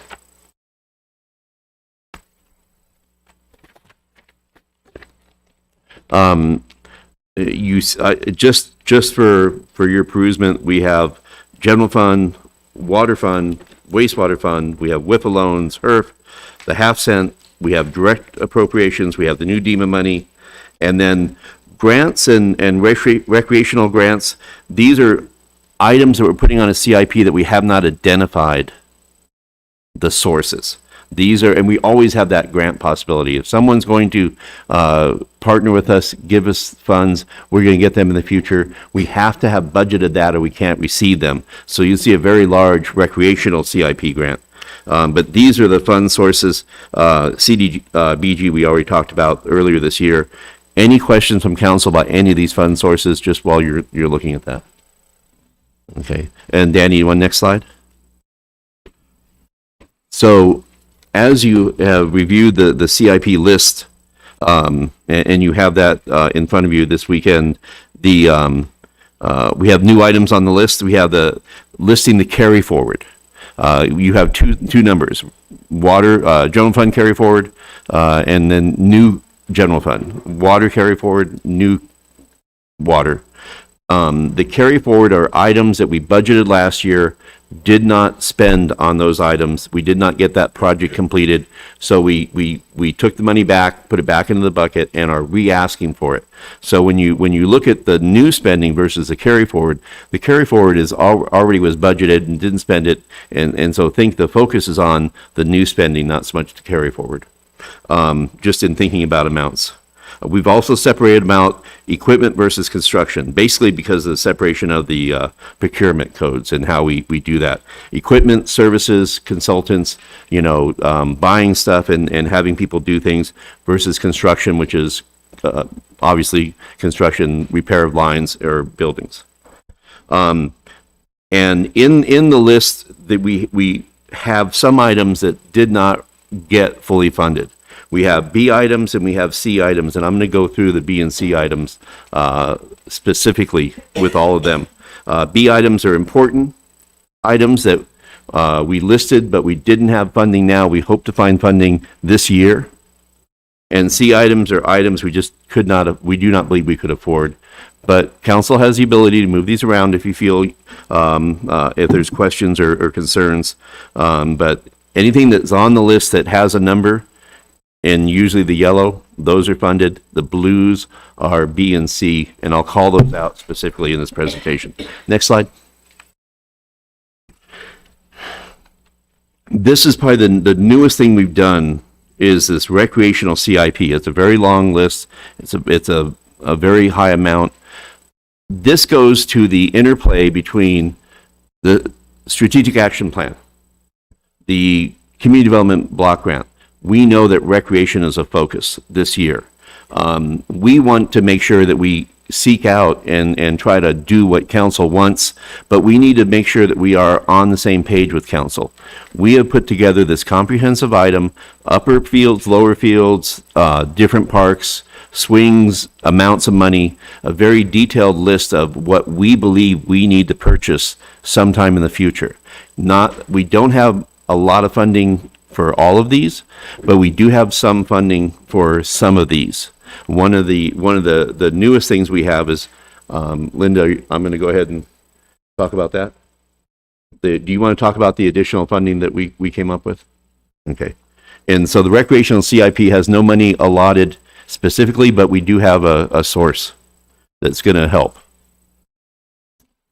Hey, good evening again, Mayor and Council. This is just jaw-dropping news to me. We're very excited to be able to share with you and the public tonight that it was officially official yesterday. BHP has invested $480,000 with the City of Globe on recreational projects, and those have been earmarked, and they are $250,000 for new playground equipment at the community center and at City Hall Park, $100,000 for a splash pad, $100,000 for adult fitness equipment, which will be at the Active Adult Center, and then $30,000 for water bottle filling stations throughout the downtown that has really become a downtown walking path. And we've been working with BHP since December of 2019 with the announcement of some of the trails being closed at Old Dominion Mine Park, which is some of our flatter and most used trails. And so with that loss of recreation, we've been meeting with them regularly and assessing where can this type of recreational opportunities be brought in our community. And so we sat down and we showed them what our long-term plans are, what the community has told us through all the community facilitations that we've gone through the last 3 years with the Recharge Our Community Economy, with the Vitalist Grant, which led to the Cooper Valley Collaborative Action Plan, where recreation was identified as one of the three pillars. And with the Recharge Our Economy group, a recreation and trails work group, which still is meeting to this day. We're now housed under the Watershed Partnership, so now we have a 501c3 partner, and we are applying for grants under that partner's nonprofit status. So BHP has taken a look at what we have planned, what we have prioritized, what our community has told us is their priority, and these were in alignment with the type of recreation that was paused at Old Dominion Mine Park. And so it's with great excitement that we can announce that tonight. So this approval of this CIP will get us started with it at having council bless the plan and the numbers. It tells our funders and investors that council is serious about these. It lets people know that staff isn't, may say, we're looking for money for this, or we want to invest in this. This gets staff in line with council in line with staff, and everybody on the same page. So if we apply for a grant, they say, how do we know that council wants us? Well, they adopted these projects in our CIP for the 21-22 budget. Now, how we allocate this, we'll come back with additional information as we plug these in. But I did want to let everybody know and let you know that the adoption of this plan, and if there's anything that we missed, this recreational CIP plan. Anything you think we want to add? Anything that may be something that we're going the wrong direction? You've had a chance to look at it as we go through this. Please let us know now, we're coming back for tentative final, and then final. Well, the final draft on the 13th of July. So we have 3 weeks to work this out. So that's the last section that you provided us, recreational CIP? Yes. Okay, so those funds that Linda just mentioned, in this proposal that we have before us, we show swimming pool area, splash pad. Mm-hmm. Is that where the money's going to be applied to, or a splash pad in the community, depending on what properties we're developing? A splash pad most likely near the community center. It could be where the baby pool currently is, and so we're working with Structuralt on the logistics of that. Is it possible, or does it need to go just outside that footprint? And since a splash pad season is much longer than a swimming pool season, it makes sense, and that way it can also be accessed, longer hours and for free. Okay, so also in there, I'm sorry, Mr. Mayor, can I continue? Yes, go ahead. I have several questions in here. We had, I think I saw a request in here for bathrooms at the dog park. Mm-hmm. Okay. Now up there where the dog park is, there's a bathroom in the softball concession stand, isn't there? Yes, there is. Do you want to speak to that, John? So, and that is our property in partnership with the high school, or? No, it is our property, but Okay. John can best speak to this item. Okay. Thank you, John. Councilman Pastor, in response to your question, we do have bathrooms up in that area, but it's not necessarily just for the dog park. Of course, we have the Oscar Hill Field, and we also have the Gothard Field, which, if you remember this past budget, we actually got some funding to restore the field back for softball use. So we're looking at, if you have a softball tournament up there, you're going to have probably 4 teams, multiple, and the bathrooms that actually we do have up there right now are currently not ADA compliant. Okay. The request actually through the CIP and even on this project process here is actually for a facility. We would plumb that, do the water, sewer, but actually it's pouring the concrete pad and actually putting a new facility for that. All right, that answers my question then. And just so you know that the restrooms up at the dog park are in a priority B, meaning we're not funding them in the current request. We're trying to find funding sometime very soon. Okay. Okay. But he's going to build a bathroom for the dog park or for all 3 parks up there? All 3 parks. Oh, okay, okay. Okay. And we've identified funding opportunities that are specific to dog parks. Then I do have a question about Gothard Field, but we'll save that for the discussion on the swimming pool. Recreational CIP, Mayor, if I could. Go ahead. The recreational CIP, though, this is all potential grant funding. You're not asking for any money through CIP or any of that. We're not pulling money out of general fund, and so we're seeking for partners, donors, and possibly we still have some other sources that with everything going on that there's a with COVID there's a big move to move from inside to outside, and so outside and parks tend to mix, and so we may be able to do some things there. As Mayor, if I could, and as you're standing there, Linda, I just want to thank you and the staff already for going out and getting these. Already, what'd you get? $480,000, and started funding what we've looked for here. I want to thank you. That's Thank amazing. you. Yeah, and the recreational CIP plan, it's big because we have a lot of needs, but it's documented. Council puts that in there, and people know what we're looking for, and we know what we're asking for. And I do want council to note that all of the neighborhood parks were also included in the list. Yeah, saw that. Then any of that funding is upgrade to that restroom or building there at the community center? No, the funding, the 480, no, that's playgrounds, splash pad, the adult fitness equipment, and the downtown water bottle filling stations. The funding, seeking of funding for upgrades there for those buildings will be separate then? Yes, so when we go to the pool item, we can dig in a little deeper because it's definitely a complex finance stack. Mr. Mayor. Go ahead, Marianne. So John, those parks that you gave me a tour of within 5 will be impacted by this grant?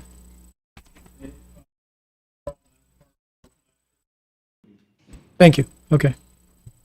Thank you, sir. Thank you, Marianne.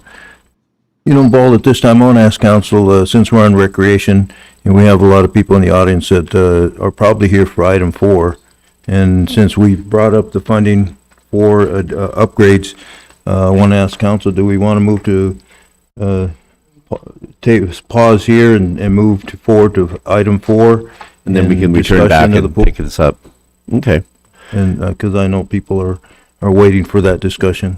Well, then, if you want a motion to, Shelley, help me here, it'd be a motion to temporarily table this and the mayor move on, and then we'll return and reopen this after we do the vote item. Motion made. Second. Okay, we have a motion to table for now the CIP discussion and move forward to item 4.0 or 4A on our agenda. New business. Do you want to read that? You want to table it or suspend it? Well, we haven't used the word suspend in a long time, so we're going with table. Table, you're actually. We'll table suspend. Suspend, okay. Suspend, okay, Amend my motion. Okay. all right. So all those in favor say aye. Aye. Any opposed, nay. Okay, so we'll go to item 4A, new business, and this is discussion of possible council approval and direction to the city manager to allocate $500,000 in the fiscal year 2021-2022 general fund CIP capital improvement plan to be used towards a cost to refurbish the Globe Community Center pool and be included in fiscal year 2021-2022 final budget adoption. Paul. So, Linda, I'm going to start and then fill in the gaps. We all know that the pool was closed, I think, 2014, based on a report that was put together that estimated damages and costs, but it was the report even states that there was no actual physical evaluation. It was a visual evaluation, no testing whatsoever. About 2 years ago, we partnered with Freeport for money to do actual testing. We needed to decide what are we going to do with this pool? Are we going to fix it? Or are we going to take that property and do something else with it? The initial reports were that the bones, the concrete was good, and that there was possibly bringing that back. We moved forward for additional evaluation with Structural. We got hung up by the pandemic. We had been looking to rehabilitate the pool, to refurbish the pool in the last budget cycle, but we were pushed back by the pandemic, and so we put a hold on that in the last budget. But for the past 2 years, we've been looking for the city bringing $500,000 to the table to help fund that rehabilitation, that refurbishment of that pool. We know the story that we've had the presentation by Structural that for $1.1 million they can take that pool, put a new gutter, new concrete, redo the pump system and the plumbing on that, and that will be a 20-plus year fix for that pool and get that back open. The city is putting $500,000 on the table to be approved by the city, showing everyone that the city is in on this plan to take that pool, the community pool that we all know and love and have missed in these past 7-8 years, and get it up to speed to where it's usable. And we will have that pool. Then we have also been talking to others who are looking to partner and support us. But I think everybody's waiting to see what this council is going to do tonight to see, are we do a vote, and are we in, or are we going to take another option? That gives clear information to our partners and clear information to the community as to where the city and the council are going. We all know the details that if we do pull this, accept this, and we get the money together, in 6 months, we can have this pool open for next season. Linda, what have I missed? I think you hit all the high points. So we are in the process of applying for a grant for the pool. We have applied, we've sent in a letter of intention to Freeport to apply for the community investment funds. Their process has changed, so now we send in a letter of intent, then we are invited to apply. Probably we'll find out in about a week and a half if we are going to be invited. And so we've identified six potential grant opportunities that would get us to that tipping point, that we could have that pool next May. And with the funding from BHP, that could help with the remediation, the situation with the baby pool. Is it a splash pad now? Do we fill it and then we put a ramada over it and it becomes a wonderful shaded picnic area for those who are attending swim meets and just having family time up at the community center pool? So we have identified partners and stakeholders who are interested in coming to the table, but again, they want to know, where are we coming in at, so that they would like to see what the city's commitment is before they announce their own.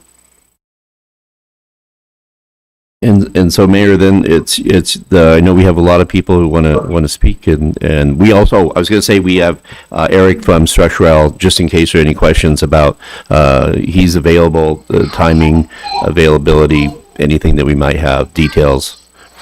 So I turn it back to you for the public comment. Okay, yeah, we'll go open it up to speaker cards, and I ask that you state your name and your address, and we try and limit it to 3 minutes because we do have a lot of cards, and in respect for everybody's time also. So first I have Evelyn Vargas.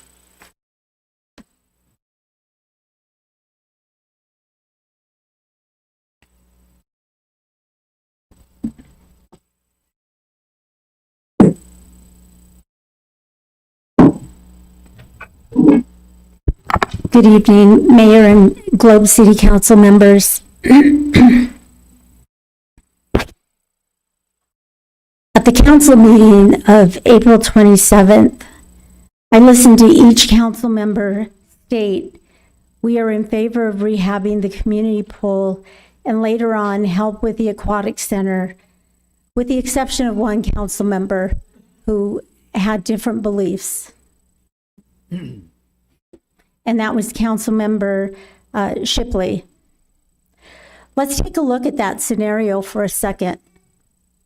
The City of Globe, with help of other donors, will invest over $1 million for the rehab. The pool will remain the same. No baby pool, maybe a splash pad, no regulation lap lanes, no slides, no diving board, no zero entry, at a cost of $120,000 per year in operations. Along comes the aquatic center. Zero entry, 2 slides, diving board, 8 regulation competition lap lanes, with Globe investing an additional $98,000 per year. Where are the kids going to be? At the community center or at the aquatic center? Where are the elderly going to be? Community center where they can't get in, or the aquatic center where they have easy access with zero entry? How long will Globe keep the community center running with zero volume?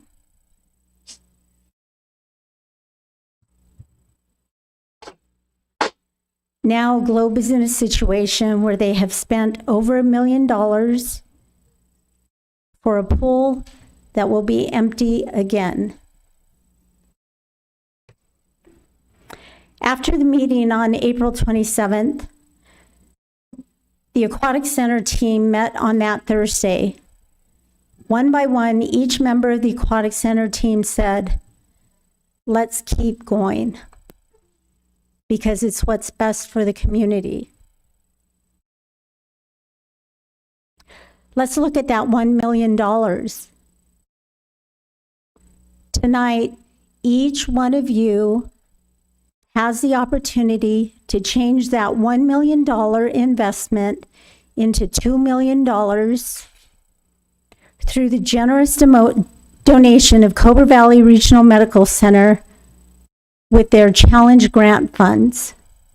$2 million towards a $6 million facility that would support the entire population, not just a part a facility that would take us into the future for the next 25 years. A facility that would override a standard pool that no one will be attending once an aquatic center is built.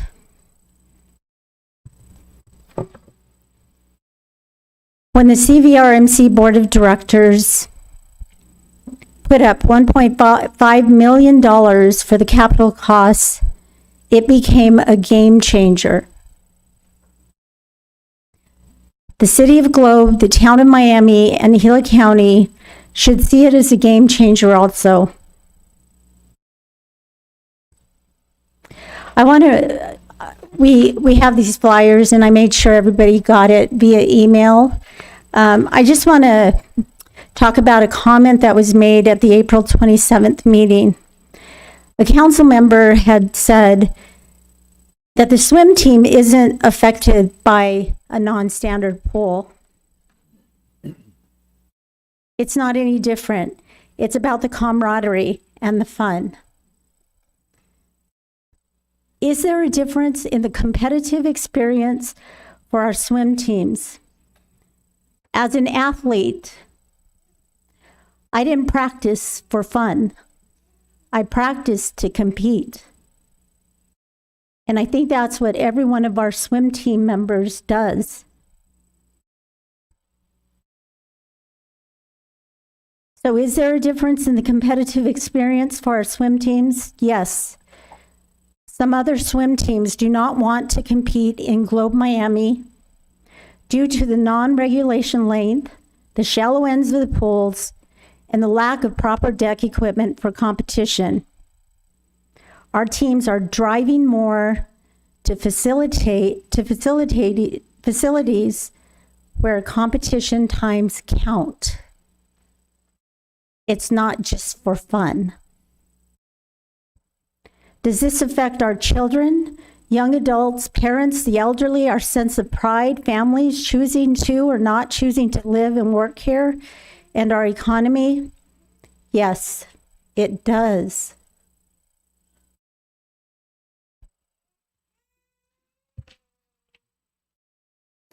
I appreciated the easy letdown on April 27th regarding funding both pools.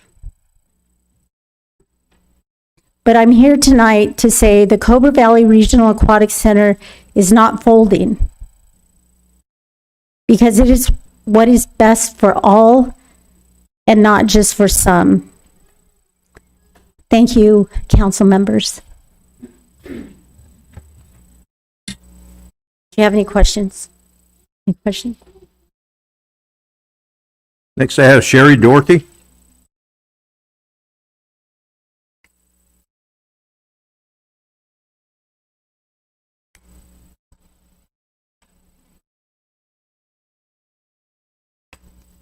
Sherry Dorothy, 5725 East Black Warrior Avenue, Globe. I also... Put the mic closer, yeah. Thank you. You're welcome. I also would like to speak to this. As I've listened to the different presentations tonight, I realized what a difficult time this is to discuss recreation. We're talking about flooding, we're talking about fires. Excuse me. Bless you. And I think this is a difficult time. We have people that have a lot of needs. But brighter times will come. The future will come. Hopefully we'll get the pandemic under control, totally. And the fires will cease. And our flooding hopefully won't happen or be as destructive as we expect. So those are a few things that I'd like to address, that the future will come. And we need to do what's best for all of our community. I had the pleasure of having my children with me for 20 years, the 30 that we've lived here, before they all graduated and moved on. And I can only think of a few times that we actually made it out to the Globe Pool, to the community center, because of the distance of where we live compared to where its location is. And I would really like to see a facility that is centrally located for the entire community. I realize you're doing what's best for Globe, but I live in Globe. It's the county part of it, but I live in Globe area. And it's still a challenge to get kids over there. It's whether their parents are working or whether they're just can't afford transportation. So these are some things that we also would like to ask that you think about as we think of a community or an aquatic center that could be located in an area where all could manage to get to it. Also, the availability of a variety of the equipment that is available to use. I know that the pool now at the community center is located very closely to the Beshbegawa. I don't know if you can dig further without having a lot of art clearances and whatnot because of the way the laws are today. I know it was way different when the pool was first built. So there's things to think about, and I'd like to ask this council to support what Evelyn Vargas has presented, that putting those funds toward an aquatic center would be very helpful to all and give amenities to children from birth to my age, old. And that would offer, I remember where I lived at the time taking my young 18 months old children to swimming lessons so that they wouldn't drown, so they'd learn how to be safe in water. And I think that's something that we also need to look at, is something to make sure that our population is safe no matter what age they are. I appreciate your time. Thank you. And we look forward to working with you. Thank you. Next, I have Carolyn Larson.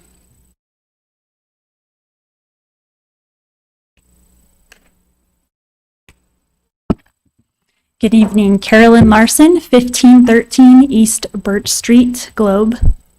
I am not in support of the Aquatic Center because of increase of property tax, large capital and cost for construction, and still having to secure the funds. We have so many abandoned buildings and locations in town. What's going to stop this from becoming an abandoned project and adding to the derelict properties in our community? With no location, insufficient capital funding, and no funding for operating costs, it will take years, and we need a pool now. What's going to happen to the community center pool if we don't rehab it? It just stays closed up, falling apart at what is otherwise the nicest park in Globe. I do support the community pool rehab, and here's why. The location of the pool is in a great mature landscaped area. Once the rehabbing is complete, it will be much easier to secure funding and will substantially be less money to complete and add future improvements. The community pool could be ready next summer. Next summer, I can take my baby. You've all seen her squirming around here. I can take her to the pool next summer. Given all the possible scenarios of what is possible, I feel that the best all-around option is not the aquatic center, but rather to get a pool ready to use faster and with a more fiscally responsible approach that will be able to be used by more people and won't leave any more derelict and abandoned facilities in our community. Thank you. Thank you.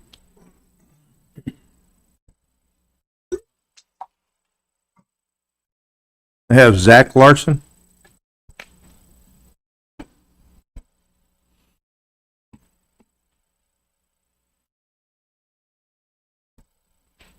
My name's Zach Larson. I'm here representing myself. I live in 1513 East Birch Street in Globe. Just had a couple thoughts in thinking about the two projects and comparing the two. I think the community center pool is a great option and idea. I think it's something that our community certainly needs. But in looking at, like the flyer that just went around, I think a lot of you have it, that outlines some of the proposed costs. It uses Florence as a comparison. There's special notes in there. So if you look at the cost line items and you look at notes 5 through 10, All of those basically say that there's no funding. There's no way to get the money. All of those are huge hurdles, including the land piece. So what my thinking is that it's much more beneficial to everybody to get a pool in now. If there's something that we can have in place next summer, that allows people to use it in the next couple of years. The Aquatic Center, I think we need to continue moving forward with it, plan for it, think about it, get it funded properly. But that's going to take time. It's going to take a long time if you look at each of those line items. Look at line items 5 through 10 on that table. They're complicated, they're costly, they're challenging.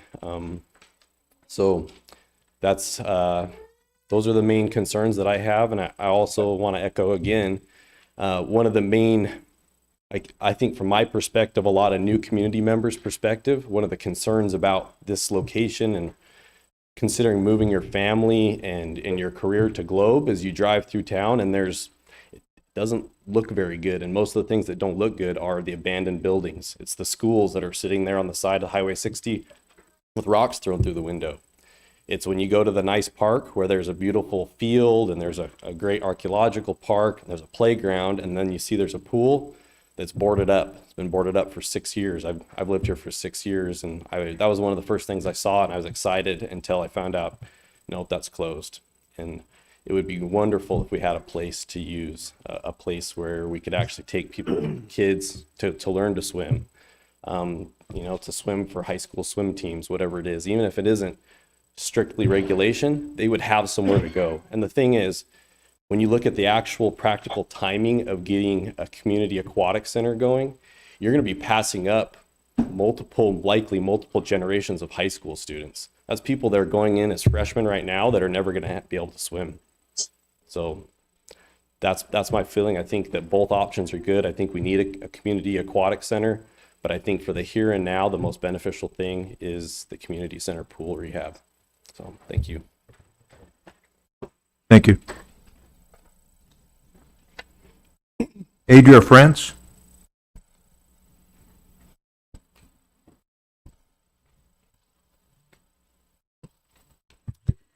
Good evening. My name is Adria France. My family and myself own about 30 acres behind the community center area. And for approximately the last 2 years, we've been working towards creating a subdivision behind there. It's still in the engineering design, but we're planning and hoping for approximately 85 new homes in that area. So the community center being used and utilized will be a huge asset to the families that reside in those homes.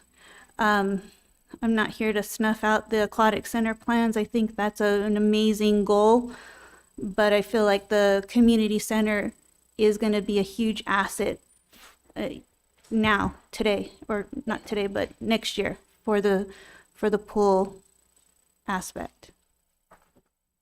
Thank you. Thank you. Joe Bras?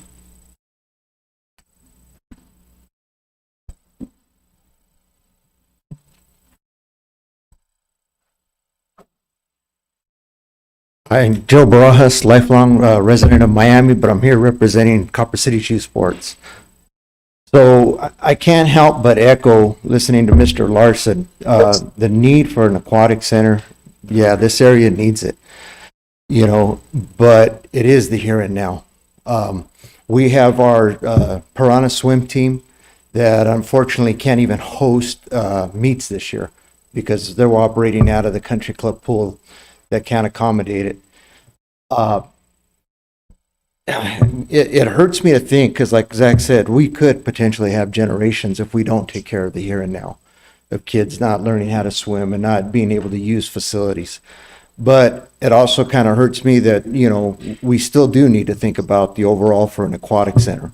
But the current need, the now need is supporting to go ahead and get, the city of Globe to take care of that. It's hard because, like myself, I got my kids, my youngest, she wanted to kind of get into swimming and never really did. We've had all these different things, and now, even some of her interests have moved on. So we've got to take the opportunity to start thinking about, the kids now. Granted, an aquatic center can help and with the elderly and this and that. But my main focus right now, and especially with our youth organization, is the youth. Somebody's going to have to sit and wait, unfortunately. There's not enough dollars, not enough land, not enough time. So for CCYS to see one of our programs take such a massive hit, we've got shooting for about 20 competitive swimmers. And I've talked our group into bringing on at least 20 other swimmers that we could train and work with to get them ready for future generations. Because for me, it was important not to have those kids drop off the face. Because if you only take 20 kids and you used to have 60, there's 40 kids that are out there that are, okay, well, then I'm not interested in swimming anymore. Seen it with my own daughter. And, we don't need that. We need to be able to try and meet those needs, or at least have an option in place. And I think right now, the use of your funds will probably be better served for the community center pool. But please don't also lose sight as a community, Globe and Miami, of an overall goal of a community, an aquatic center. Because I think eventually that will serve the community better. But again, it's the here and now. Thank you. Thank you. I have Richard Kruger.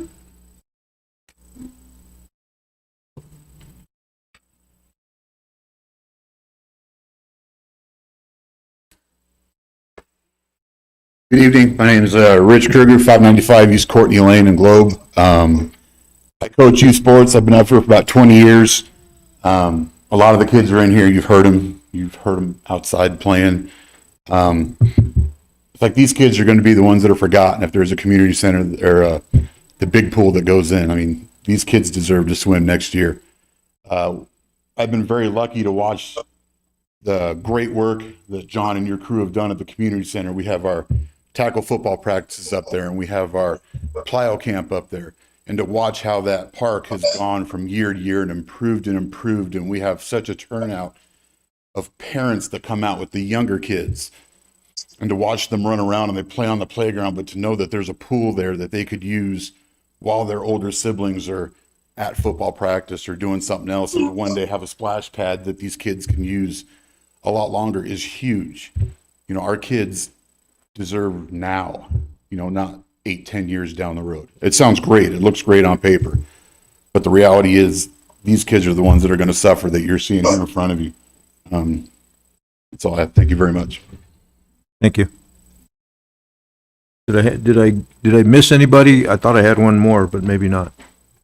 And Mr. Mayor and members of council, if anybody in the audience that hasn't spoke but would like to, we can accommodate you now, and we can catch up with the technical information of your name and everything. If there's anybody that would like to join us, and we can follow up with your information. So feel free if you'd like to step up to the podium. We also have emails that we need to read and or any phone too. Do we have any emails? Oh, we have several. Yeah, there's a list of them. Okay. And let's go ahead and go to the emails, and we'll come back to you. We do have another one from the audience. Okay. So we'll let him. So Kelly's going to do the emails. Pull that mic close. Mr. Mayor and Council, I have an email from Marin Belling, and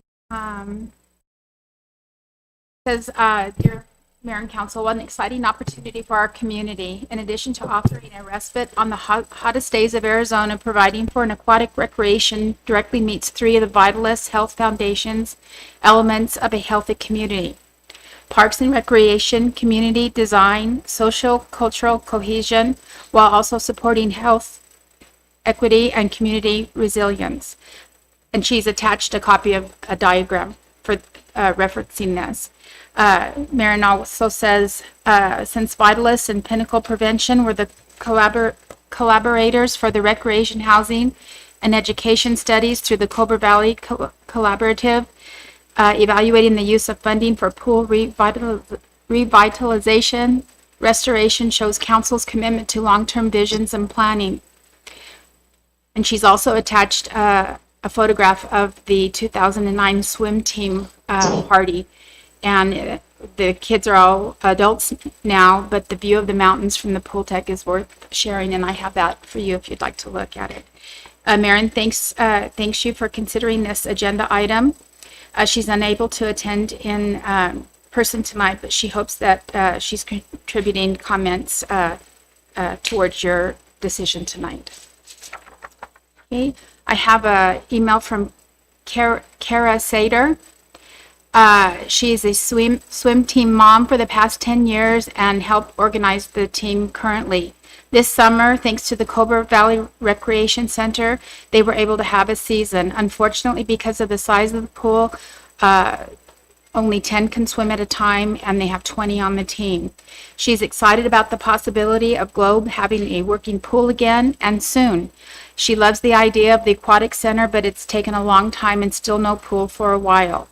We can't sustain a swimming program without kids being able to be in the water. Thank you, City of Globe, for trying to provide this for our community as soon as possible. This email is from Rose Domelin. And Ms. Domelin has been a resident of Globe for 14 and a half years. She and her husband have 4 children who range in the age of 1 to 13. Their children are the 6th generation Globe residents.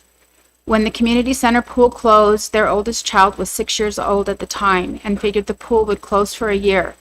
The necessary repairs would be completed and the pool would open again the following year. When they heard it was closed indefinitely, it was complete shock. The following year, she joined the board of Copper City's youth sports. As a board member, she's witnessed the struggles each year that swim team endures, as their season hangs in the balance of whether or not they will have a facility to use.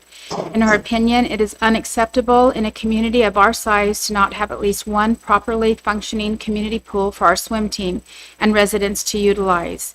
She's read the posts and arguments against the funding of this project and understands the desire to have something new. When comparing our community center pool to a brand new facility, of course, something big and better seems like the obvious choice.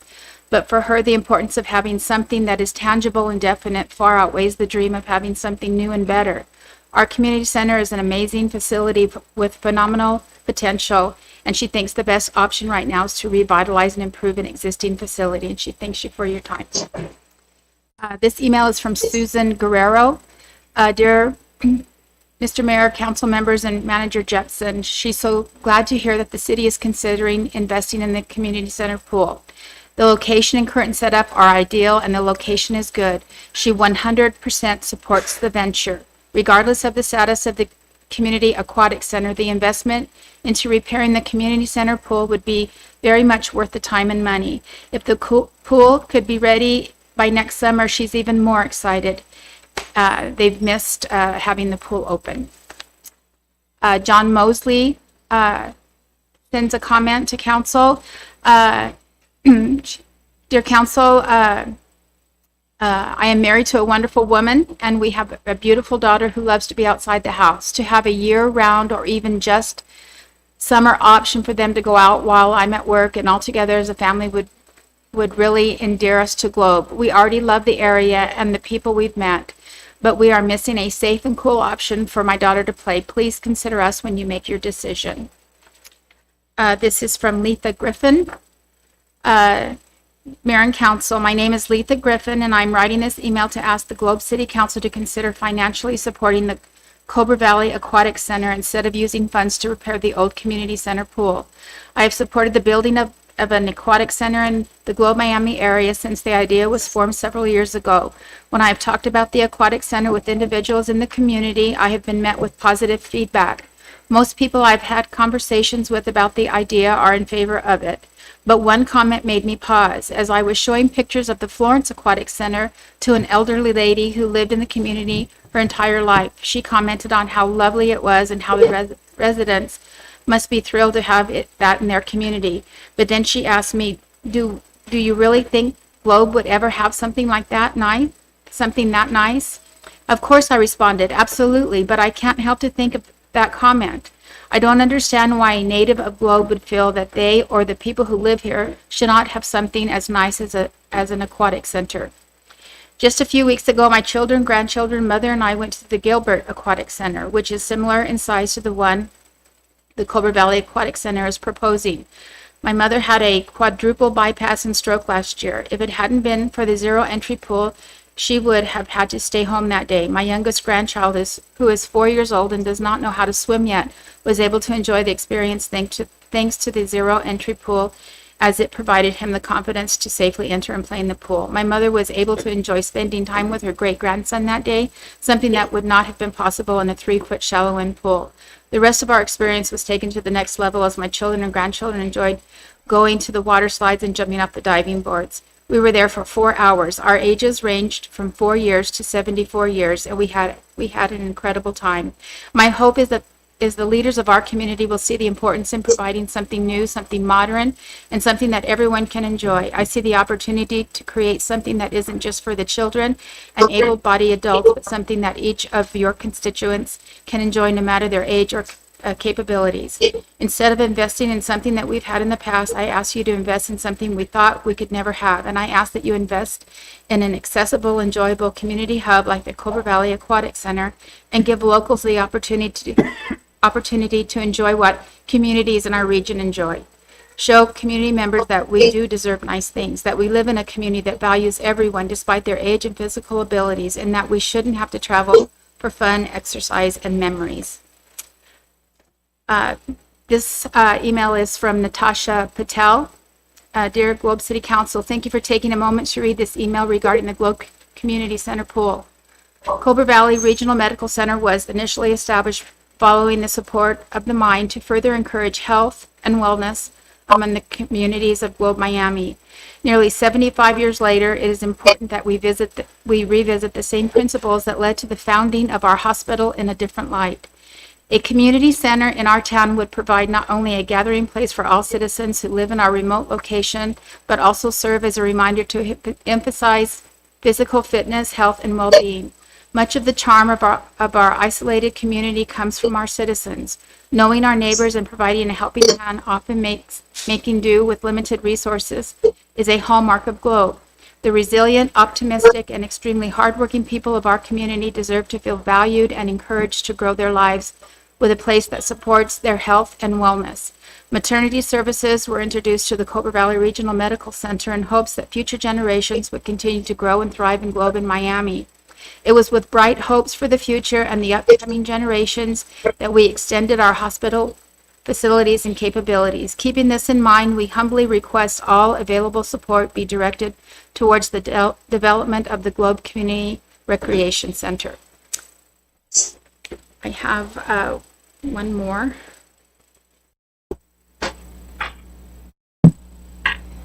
This email is from Deborah Yurkovich, and she says, Council, let's pool our resources and focus on the larger, more encompassing facility of an aquatic center. It will support a wider age range of users and visitors. Keep the community center as a splash pad. If there is a grant opportunity for the community pool, then that would be wonderful, but make a commitment towards a larger regional facility. And Mr. Mayor, I have a request to call Daisy Flores. She would like to speak to the item.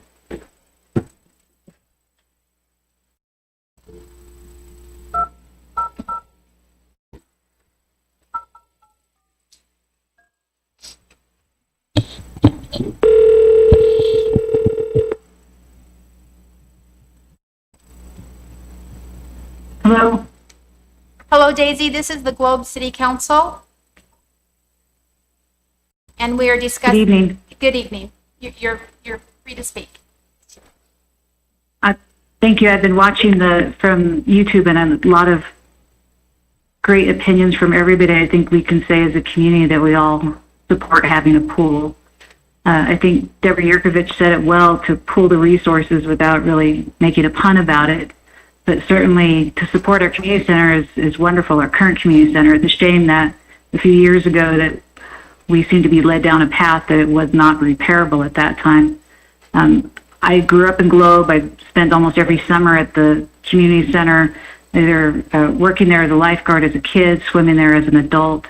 But I have to say that I think it's great that we would have the community center back up and running. but I'd hate us to lose sight of the opportunity for an aquatic center that would service a greater portion of our population, as well as be more of a community local resource for everyone. I can see the sentiment is to have a pool sooner than later, which I absolutely agree. I'd love to see that sooner than later.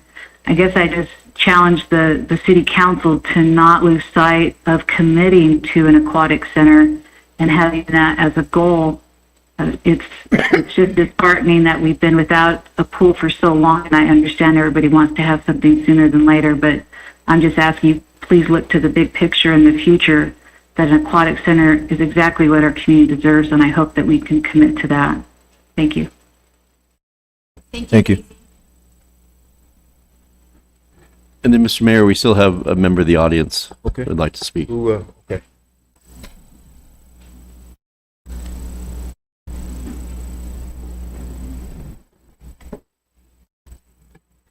Thank you for your time. My name is Kathy Jensen, and I live in Miami, but I've also lived in Globe. And I'm the same way. I think we're all wanting the same thing. We want a pool for our kids and for our community. And so I'm hoping that we can all just kind of focus and pool that energy. I moved here in '98, and at that time my kids were really little. And honestly, that was one of the first things I noticed was the lack of parks and recreation. And I was a little concerned about that. But honestly, I thought, we're not going to live here that long. It's just a few years and we're out of here. Well, luckily, I got to know the people in the community, and that's what kept us, is the good people in Globe and Miami. And I'm really glad we stayed. My kids grew up here, graduated from school here, and they have great memories. They love to come back. Saying that, they did have the community pool when they were kids. And at that time, it was fun to gather and get together. But even then, I had hopes for newer parks, more walking paths, for a nicer facility. And my kids are gone, and I'm still not giving up. I would like more for them. Someday I'd like to take my grandkids to the aquatic center. I have elderly parents who I would like to bring to this community. They need a place. One thing my mom does for exercise is go to her aquatic center in her little town and does laps. She can walk around in there. They like having something that they can do for exercise too. So although I totally understand the let's hurry and let's do it as fast as we can, at the same time, I feel like we're setting the bar low for our kids. And why not set it up high for the kids in Globe, Miami, just like the kids anywhere else? I don't see why it would take 10 years to build an aquatic center. If we all worked together and pooled the money and the resources, I feel like it could come together much faster. As a teacher, I would ask kids the first week back to school, what did you do this summer? What did you do? And some kids are able to go down to the valley and go to the Great Wolf Lodge or go to water parks and things like that. But a lot of kids don't, and they're in this town. And I think what an opportunity it is for those kids to have an affordable, really fun facility for them. And again, they're not going to be little forever. Why not in high school have swim team facilities that can host competitions and things like that? So again, I don't want to lose sight of the big picture, and I will help any way I can raise funds. If there's anything I can do, I'd love to be a volunteer. Thank you. Thank you. Mr. Mayor, I do have one more email. Okay. This is from Barry Schwenk. Good evening, Mayor and Council. Thank you for your time. My name is Barry Schwenk, and I reside at 5276 East Golden Hill Road in Globe. I'm the pastor of the St. Paul's Lutheran Church, the head coach for both the boys and girls varsity soccer teams at Globe High School, and have been the head coach of the Globe Miami Piranhas Swim Club for 4 years. Unfortunately, I cannot join you this evening, so I appreciate you considering my comments concerning how to proceed with securing swimming facilities for our community. There is no doubt that a swimming facility would be a great asset, and the lack of facilities has been a concern for many. After listening to the discussion at the last council meeting, I felt it necessary to add to the conversation. I appreciate the years of hard work Evelyn Vargas, the entire Aquatic Center Committee, and many others have given in order to propose a facility that would not only serve everyone within the community, but also be available for many years to come. I do not think there is any dispute that such a center could draw families and businesses and would be a source of civic pride. Unfortunately, for many years, despite all their best efforts and multi-agency petitioning, very little progress has been made towards realizing such a facility, and this is disheartening. The current proposal to line the Globe Community Center pool certainly seems like a solution that will move us closer to having a functional facility, even if it isn't available for use all year and lacks many of the amenities that would be beneficial for many community members. Pursuing this course of action will meet some immediate needs, but we will fail to take an opportunity to do something more than the minimum. We may move forward to open the pool quickly, but the unmet needs will remain and will continue to exist for future councils to consider. When the community center pool was built, it was built as a state-of-the-art facility that would meet the many needs of the community. Unfortunately, the facility, even the revitalization, will fail to meet the intentions with which it was originally built. The needs of the community have changed over the years, and our response to meet those needs must change as well. Globe needs a swimming facility that will allow for a high school swim team, summer swim club, regular swim lessons, physical therapy options, senior programs, zero entry options, and family entertainment. Lining the pool, the current pool does little to address these needs, and so they will continue to exist and will require future councils to debate how best to meet those needs. I understand this is an issue, that this issue is a complex one and with limited resources. The decision that you make will have lasting consequences. Thank you for your time and consideration. Anybody else?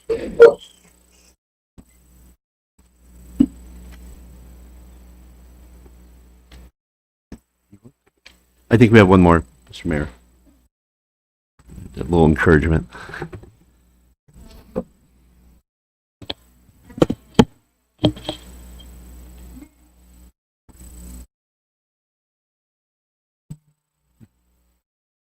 Hi, my name is Tanya Horta. These are my daughters, Yvonne and Amaya. These are just 2 of my kids out of 9. Plus, on top of it, I have 5 grandkids. I remember when I used to go swimming as a child at the community center pool. It was the best thing ever. I am totally for doing an aquatic center, but realistically, what can be done sooner right now? The community center pool can be done. And if I can get the opportunity to take my children and my grandkids to go and show them what I used to do and have them tell me, really, Nani, this is where you used to swim? You're really that old? Because let's be realistic. That's what they're all going to say. My kids and my grandkids are going to say that. Everybody's kids and grandkids are going to say that. So yes, I definitely want an aquatic center for the entire community.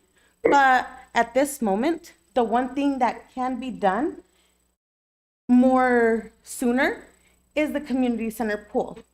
So let's shoot for that community center pool so that we can give our kids something to go and hang out with their friends. Yes, we have a little pool at our house that we bought.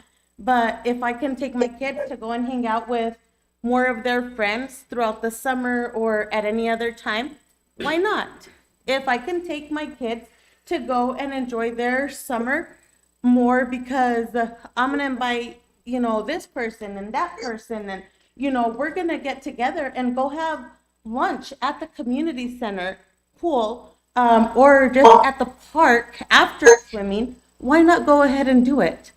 Let's do both because we all know that it can be done. But as of right now, the community center pool is what can be done faster. And it's not just about what can be done faster, it's about what we can give to these kids more right now.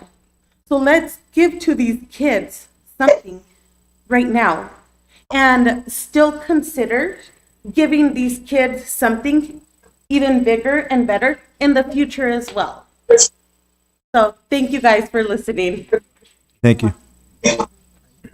So, Mr. Mayor, the only, we do have Eric from Structural. I don't know that we have any questions, other than, I was having a conversation with him, confirming that, that if we, enter contract September 1st. Yeah, yeah. I thought that was good. John, you might as well jump up here, so, but just be ready. Come here, John.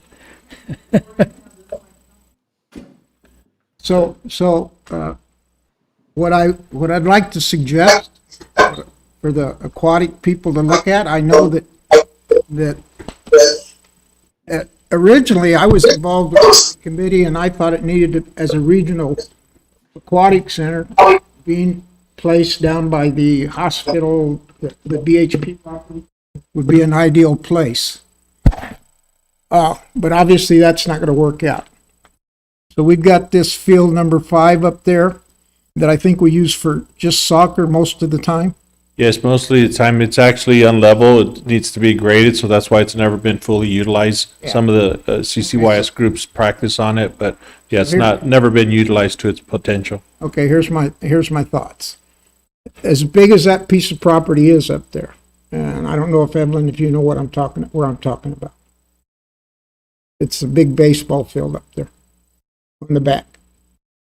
Okay, I don't know why we couldn't offer that property up for an aquatic center with our $500,000, and that property is probably worth $1 million, if not more. You'll have access to water. It would contribute to the development of the community center. I don't know all the legalese about all this stuff, but it's just an idea I'm throwing out there. I don't know if anybody wants to think about it. It's up to the council.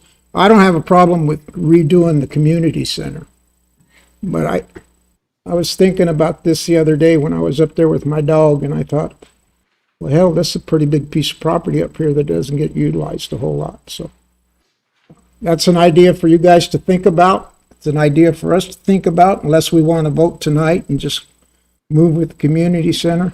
But it's something I'm throwing up on the table for an idea. I don't know if it's going to work. I don't know if it's a good idea. But I mentioned it to the city manager and the economic development director yesterday in a meeting. And they said, well, throw it up there. It may jeopardize a lot of stuff. I don't know.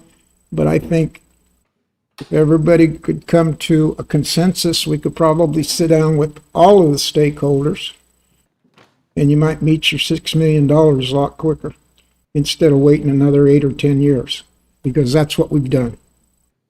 Okay? And it's way too long to not do something. Okay? That's all I have to say, Mr. Mayor. Thank you, Mike. Mariano? Mr. Mayor and Council, when I worked for the county, Thanks, John. the Friday afternoons were special to me because I could sign out on what's called an inspection tour. That was the old FEMA rules. You had to account for your time. And when I would take off on an inspection tour, basically I could go do and look at whatever I wanted to. And today I took an inspection tour. I went up to the community center and I walked the property. Yeah, it's in disrepair. John, you've done a good job trying to keep it going, though. Appreciate your work and your crew. Windows are boarded up that are broken. The grass is cut. The park itself is in good shape.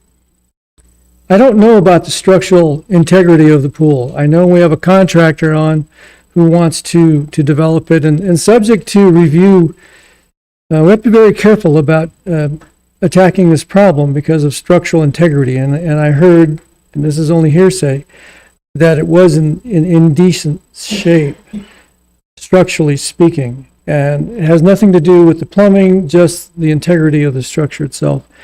And as I was ending, now this is just for lunchtime, Paul, went around the corner and I couldn't get to the north side of the fence because the sprinklers had kicked on. And there was a family, again, John, thank you for watering the grass. There was a family there on a picnic. And it struck me this afternoon when I was watching. They had some little ones playing on the grass, but they also had 2 little plastic wading pools for the kids. And they were having a ball running through the sprinklers, running in and out of the little wading pool. And I remember those days when I was a kid. And even in spite of being an empty structure, people are still using that area, probably remembering when they were kids. And that struck me the most on my little inspection tour, that the possibility is there to put it back into shape, subject to what the engineers tell us. And John, I'm going to put you on the spot on that one of these days. A comment was made earlier about being careful of the archaeology that's there. And to address that, in my experience, you hire a archaeology company if needed to do a review. It's disturbed ground, meaning it's already been utilized and may not need an archaeological study. I do not know. But we have an avenue for solving that, is what I'm trying to get to. So the memories flooded regarding the use of that pool as well as the park. We've had federal representatives on the property coming up to recreate one day, I remember, and they were stunned with the weather and how cool the park was, that piece of property in the evening. I don't remember the representative's name, but the family had come along with him, and they were struck with the really nice atmosphere of that park. So a lot of memories flooded back, and I just wanted to comment on that. Subject to what we see from the engineering and the contractor, this is something I think that we could move forth and also offer up the second part of the equation, which is the entire region. Had a discussion with Paul last month regarding what would be the city sheriff in going and jumping in with the aquatic center. Is that something that's doable? By the way, this evening's announcements about funding, we have to be very careful with that, because there may be things affecting our wish list. And if anybody wants to jump in and help us get through that wish list that we have in our capital improvement projects, we'd like to have some help on that too, by the way. It's hard being a leader. It's expensive being a leader. We've had several attacks against our revenue at the state legislature. Read the papers. It's been minimized. That does not mean it's going to be threatened in next year's budget. So right now, it may be the time for us to strike and pull all of this together, as well as plan for the future. And that's what I like to do, is take care of business today and then go into the future with an eye towards helping that future. My old boss used to call that baby steps, one thing at a time.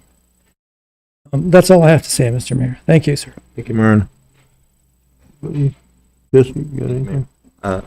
So while I think the thought of an aquatic center is amazing, to actually get it would be amazing here. I think living and growing up here, looking at aquatic centers and going down and seeing them with my daughter, it's awesome. You know, it's something that this community needs. Jesse, I can barely hear you, Ben. Can you hear me now? So I think Just a little bit louder. I think it's a great idea. To get to $6 million in my head, I don't know how we get there. I don't know that. Then Evelyn, I think we've had many a conversation where I said I don't know how we get there to that $6 million point. The 1.5 matching funds from the hospital is awesome, but they're matching funds. So if you get 500,000, you still have to come up with another 5.5. So I have a hard time to get to that $6 million point when these kids so desperately need something safe and appropriate now. We need to start embedding in our future generations and start investing in our future generations now. And so to have something safe and appropriate, somewhere that the youth club can send the kids to that keeps them safe and appropriate. Now, while we work towards that goal of $6 million, I think that's awesome. And I'm right there with you, Ms. Jensen, I'll be there. You need me help raise some funds, I'll be there with you. But I think that we need to look at now, right now, and invest in the community center. And the footprint, if the footprint's there, and I know you want something regional, something that is in between all the communities, but if the footprint's already there, why can't we start investing in that community center and building onto it and building onto it? You know, such as my colleague, Mr. Pastor, has said. It's building onto that to make it with extra pools, other amenities there. You know, it's so desperately needed, and it's needed now. I mean, these kids are growing up in seclusion in different islands, if you will, latchkey kids that can't get to the pool, if you will. So that's a hurdle that we need to come up with. Maybe the transit system takes them there. I don't know what that looks like right now, but I am in favor of investing the money now to the community center and doing that. So thank you, Mayor. Thank you, Judge. What you got in comment? Thank you, Mayor. You know, listening to all the comments that were made, you know, I was taking notes and just trying to understand everybody's point of view and where they are with this. You know, I've been on this council, this is my second term, and, you know, when I was a rookie in this council, that council then was talking about strategic action plans, revitalizations of parks and downtowns and neighborhoods. And that conversation with this council continues. And the drive and the push to support our community is there. I mean, it's obvious that this council wants to do what's good for the community. You know, there's a special place with the youth in me. I've coached, you know, for almost 30 years in youth sports. I've from T-ball all the way to high school competitive levels. And, you know, the kids, and you know, we all know it, you know, they are the future. Kids are the future. And, did I get a ring there? No. Was it? Amen. Amen. So, you know, I get that there's, you know, other ages in our lives. You know, we have the elderly, we have the middle-aged, you know, we have the 20-year-olds and the millennials and all that. But, you know, the kids really, I mean, looking at these kids right here, they're probably as bored as heck. You know, why am I here? You know, why did mom bring me here? I'd rather be doing something at home. But that's just a snapshot of what this means to the community. We, you know, there's no place like now to take advantage of the partnerships that are being presented to this city. You know, the community center has been a pillar in this community and has been built on for decades by previous councils and even councils in the future. Investments, time and time again. And here we are faced with another opportunity to invest and bring some good. I get there's no comparison with the Globe Pool to an aquatic center. Absolutely no comparison. You can name each pro and con. Aquatic center is going to come out on top because it's modern. And it offers a lot. But there's no comparison with the cost as well. The cost of rehabbing our pool, quite possibly $500,000, and having it done by next summer. Versus the cost of the aquatic center. We all know that there's a big difference. I don't believe that a yes vote to the Globe Pool rehab is a no vote to the aquatic center. I don't believe that. It's not one or the other. We shouldn't think like that. We can make it happen now. We have the partnerships. We have the resources. We've done the homework on the engineering. And it's not a Band-Aid. It's a generational fix. So say a generation goes by and we have the aquatic center. We still have our community center. We still have the ball fields. We have youth football. We have the baseball teams. We have the soccer teams. I go by that park very often. I'm kind of partial to basketball. I always see kids playing basketball. There's a skating ring there, for skateboarders. It really has a lot to offer. And we can't lose sight of that. We cannot lose sight that our community center is a gem and a pillar for this community. And anybody that wants to enjoy the amenities.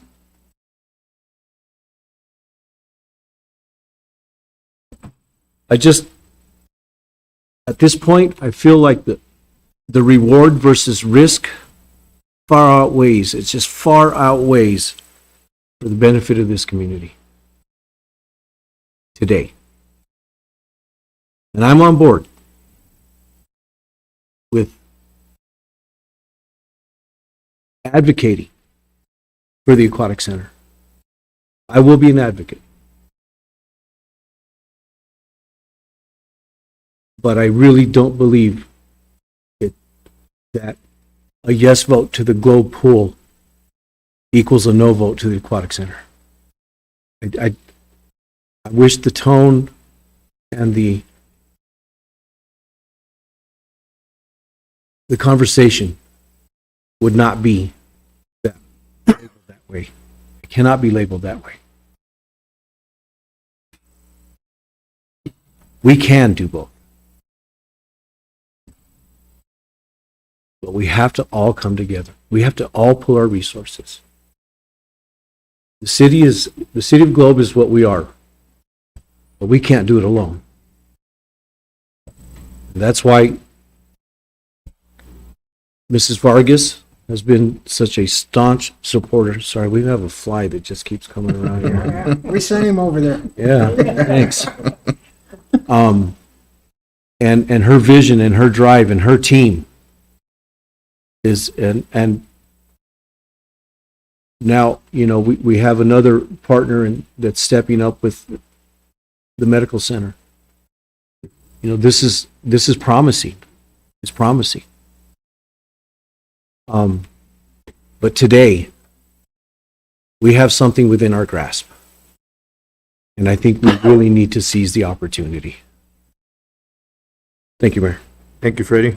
Fernando? Thank you, Mayor. Well, let me start with this. I'm not on city council because I believe our best days are behind us. I'm on city council because I believe our best days are ahead of us. And so I feel like I'm not against the pool. My kids were piranhas, and we did that for probably 15 years, and we helped run it. We helped fundraise. So all of that, I totally get how important the pool is. But I have a question for Eric. Eric, if you were going to design a pool and spend $1.1 million, would you design the pool that we have now? And Danny, can we bring Eric up? Eric, did you hear the question? Yes, I did hear the question. And would I design the pool the same way it is now? No, probably not. Okay. Just same thing with the aquatic center and a pool. I mean, the aquatic center is new. It's going to be fresh, right? But I guess at the end of the day, even rehabbing the pool, it's still going to be new. It's not going to have a crazy modern layout, but it's going to be new and functional. Right, but you wouldn't design one that was the wrong length for competitive swimming. You wouldn't design one that was shallow on one end so they couldn't do flip turns. You would probably design a way for people to be able to get into the pool. So I guess my point is, if you were going to spend $1.1 million, this probably wouldn't be your first choice, would it? I mean, I can't answer that. I guess I don't know. I'm not a pool designer, so I don't know. I mean, I have two small kids, and yeah, I look at aquatic center. I have a 2-year-old and a 4-year-old. It would be all about the aquatic center. They'd be all about a small pool in the backyard. I don't think it does not.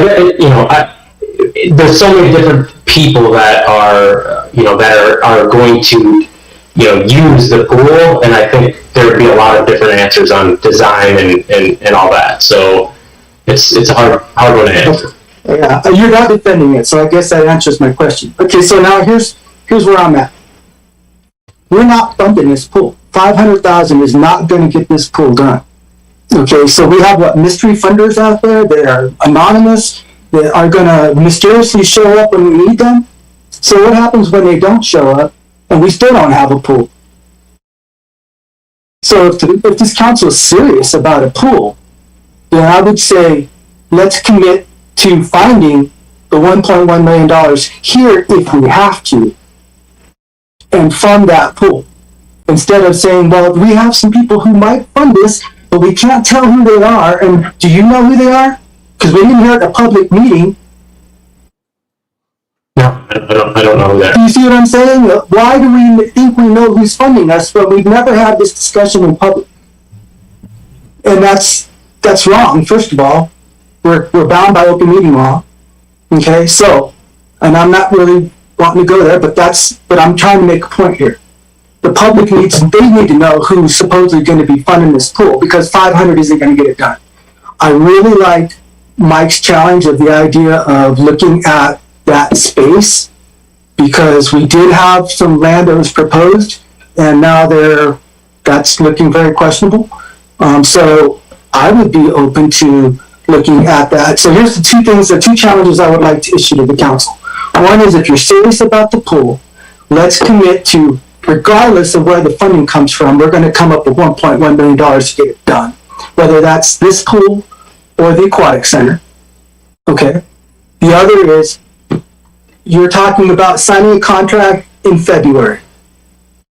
So why don't we entertain the idea of the aquatic center trying to find as much funding as we can, and in February, if we can find enough money to get a pool done, or most of the pool done, or I'm thinking we could do it in phases. The $6 million is like this whole big thing with all kinds of stuff, right? But we could build a shell with all the inner plumbings and working, so we can start bolting things on.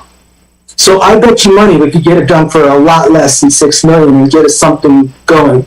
I would be very interested in the idea of maybe having it at the community center. Not my first choice, because it isn't centrally located, but it's doable, it's real land. We're going to have future development there. It would definitely spur development.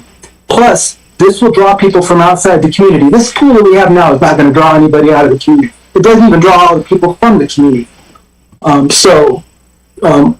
would say let's raise the budget to $1.1 million and commit that we'll find it, whether or not we have other partners. Okay, and let's at least entertain the idea of looking at this in February before we sign a contract to see where we're at with the aquatic center. Thank you, Mayor. Thank you. Mr. Mayor, members of council, just a clarification. I don't know if I misspoke or not. In order to get the pool open, we would need to probably go into contract by September. and give 6 months construction time to get it open. And so I don't know if I misspoke or if how we got to February, but I apologize if I said February. Mr. Mayor? I heard you say September. Okay. Mike, comment? I'll keep mine short and sweet. What I've said before, Evelyn, thank you everything for that you guys have done. I was on the council when we shut the pool down 8 years ago, and I wouldn't say I regret it, but back then it was a whole different story. Chris, you were with me again when we did that, and there was a lot of different things said, structural damage and everything else. So everybody at that time said, well, the pools are irreparable. There's no way, nothing's going to work. So now hearing that, yes, we can fix it, I'm in favor of investing in the community center pool. In addition to, like I told you before, Evelyn, and helping with the aquatic center. I agree with Councilman Rios about how you said it. Not saying when we agree to do the pool, we're not saying no to the aquatic center. That was very well said. I like that. I also like Councilman Pastor's idea. I never even thought of that, going up to the field and see that property is available. So why not do both if we can? We're investing a lot in the community center now with all the parks and everything else. I too go up there, watch baseball games, soccer games, whatever. And Swim. I'm sorry? You used to swim? I did, and I used to skateboard. That was many years ago. But anyway, I used to take my grandkids to the pool, and I miss doing that stuff. And if we can have this next year, next swimming season, I'm all for it. That's where I stand there. Thank you, Mike. Thank you. Before I start my comments, I want to ask Structure Al to answer some of Mariano's concerns, the structure and the archaeology, just to put that at ease. Okay. The structure, how is the structure itself? Eric, the outcome of the initial testing, and the way I put it is that the concrete itself is structurally sound. The rebar, the concrete, everything, the bones of the pool are good. Is that a fair assumption? Yeah, that is correct. We did a very in-depth condition assessment, which we typically do as a company. We work on existing infrastructure. And we work on a lot of critical infrastructure where it's, we get asked the question all the time, do we build new or do we repair? And, doing the condition assessment, understanding the root cause of, what the issues were with the structure is the most important thing. And our engineers do the assessment, and yeah, definitely repairable. There's nothing that concerns us. And from an archaeological standpoint, we don't plan on doing any excavation. So I don't, the footprint of the pool shell, we have no plans of doing any extra excavation in that area that would affect that. And let me add that I believe that there'll be some dirt work when they pull up the 3-foot back of the cool deck to replace the trough, and there'll be they'll probably see dirt there. You'll probably see dirt when you go to do the plumbing in there, and by law there's certain requirements that if we run across any type of archaeological things, we're using professional licensed bonded contractors that know what they need to do if they do come across anything, and depending on what it is, and familiar with Arizona rules. So we'll absolutely be respectful and make sure we do this right, both legally and sensitivity wise. We have a duty to be respectful of what if we find anything.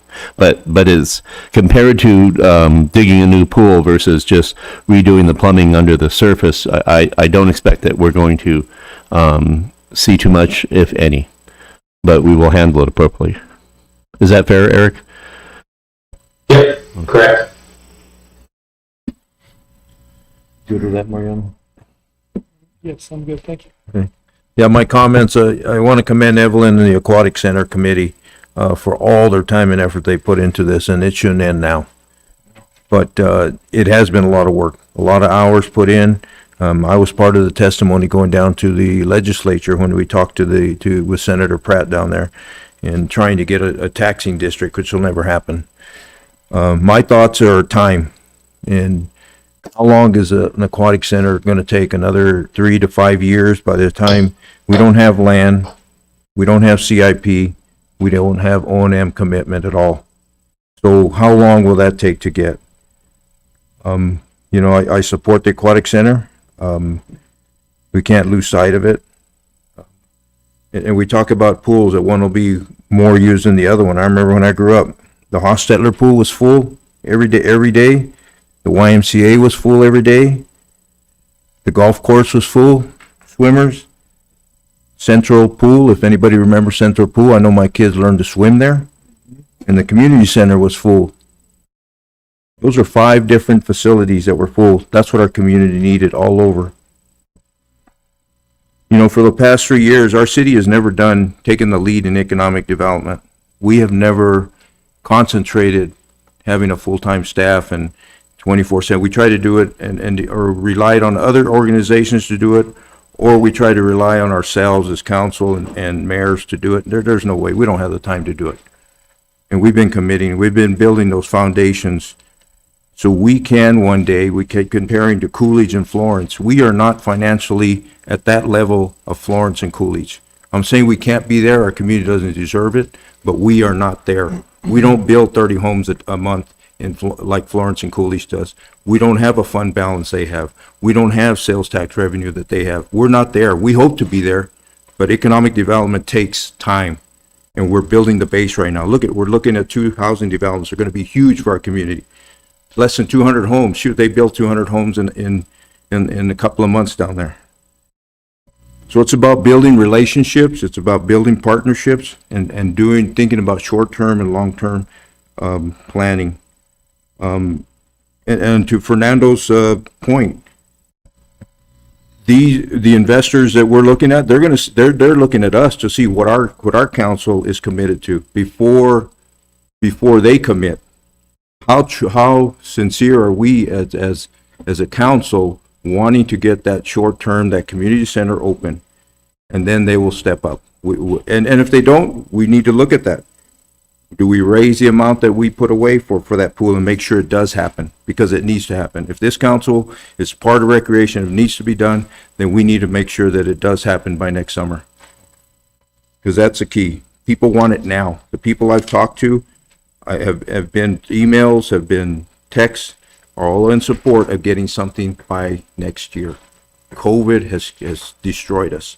We need something now for our kids. We cannot wait 3 years. We cannot wait 5 years down the road. We get our community center now, and then we shoot for an aquatic center in the future. So I am in support of investing in our community center. And Mr. Mayor, members of council, before we vote, I think that we have one to maybe 2 people who would like to speak. Neil, did you want to speak? Mayor, you good? We're going to that now? Okay.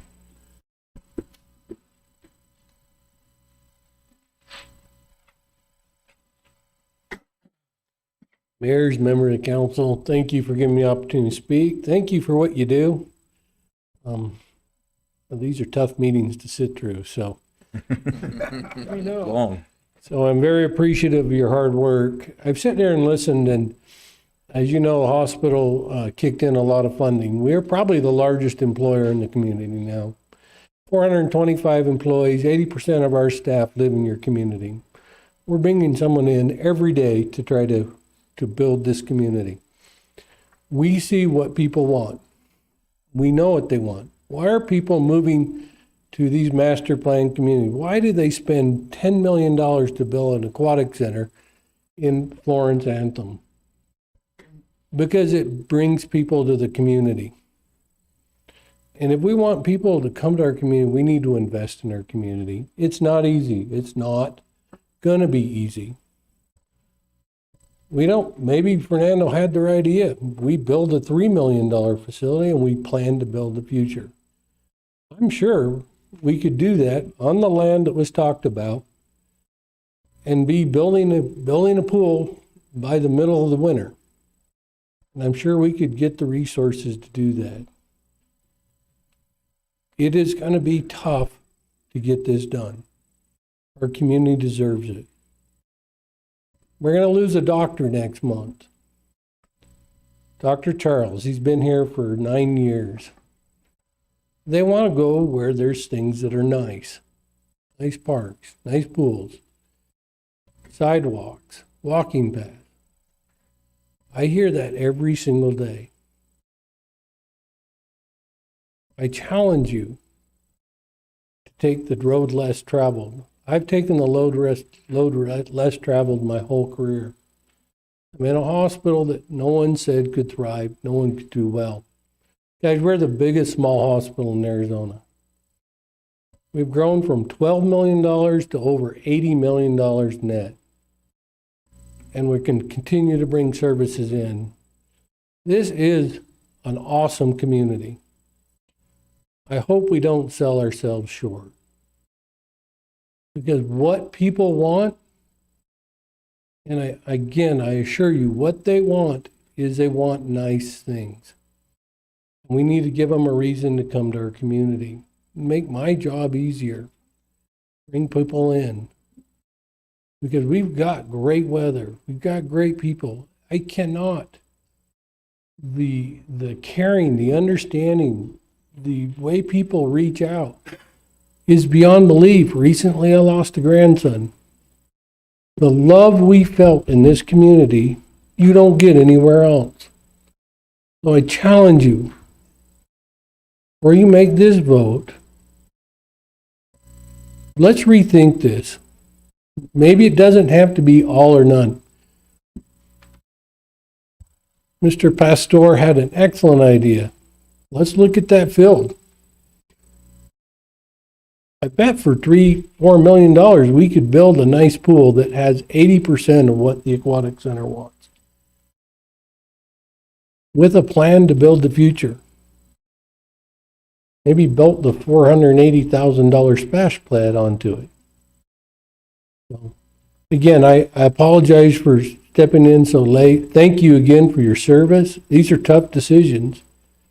I ask you to make the tough decision. I think we can get this done. You said tonight, let's get it done. We could be building a pool this winter. We could be building a heck of a lot bigger, better pool than the one we have. So thank you for taking this under consideration and recognizing the need in the community, because the need is there. And thanks again. Thank you, Neil. What else do we have? And I think, did you want to speak? Yes. Okay. We have one more.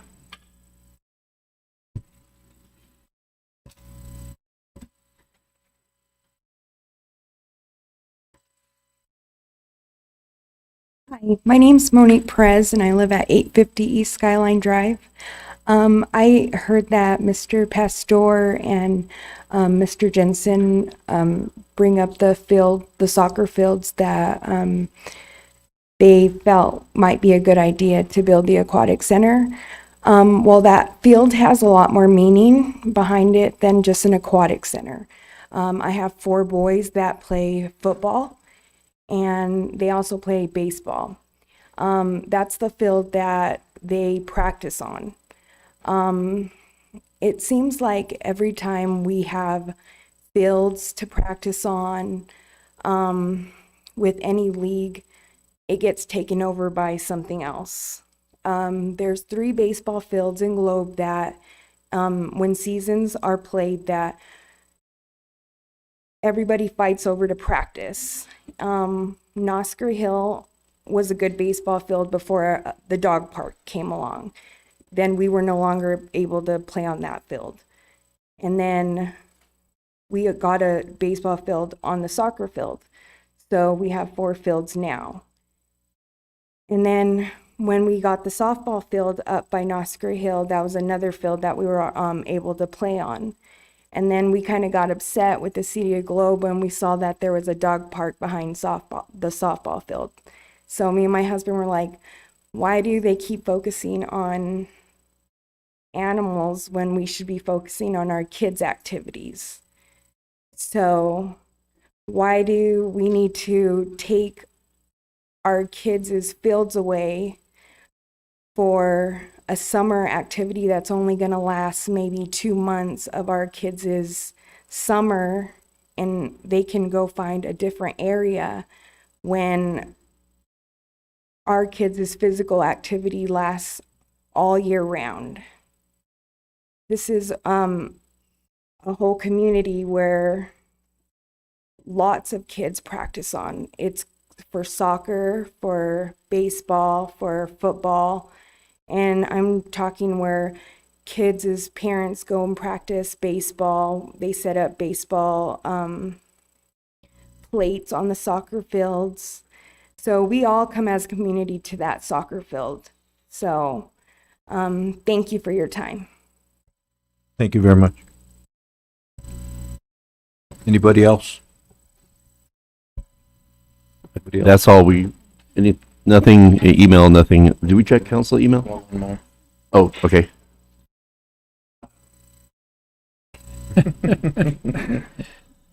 Somebody's gonna up you. Mayor, I did get a note from Ellen Kretsch, and she, in short, she supported the aquatic center. So I just wanted to share that because it didn't get read, and she sent it to me. So Thank you. Did you hear that? Okay.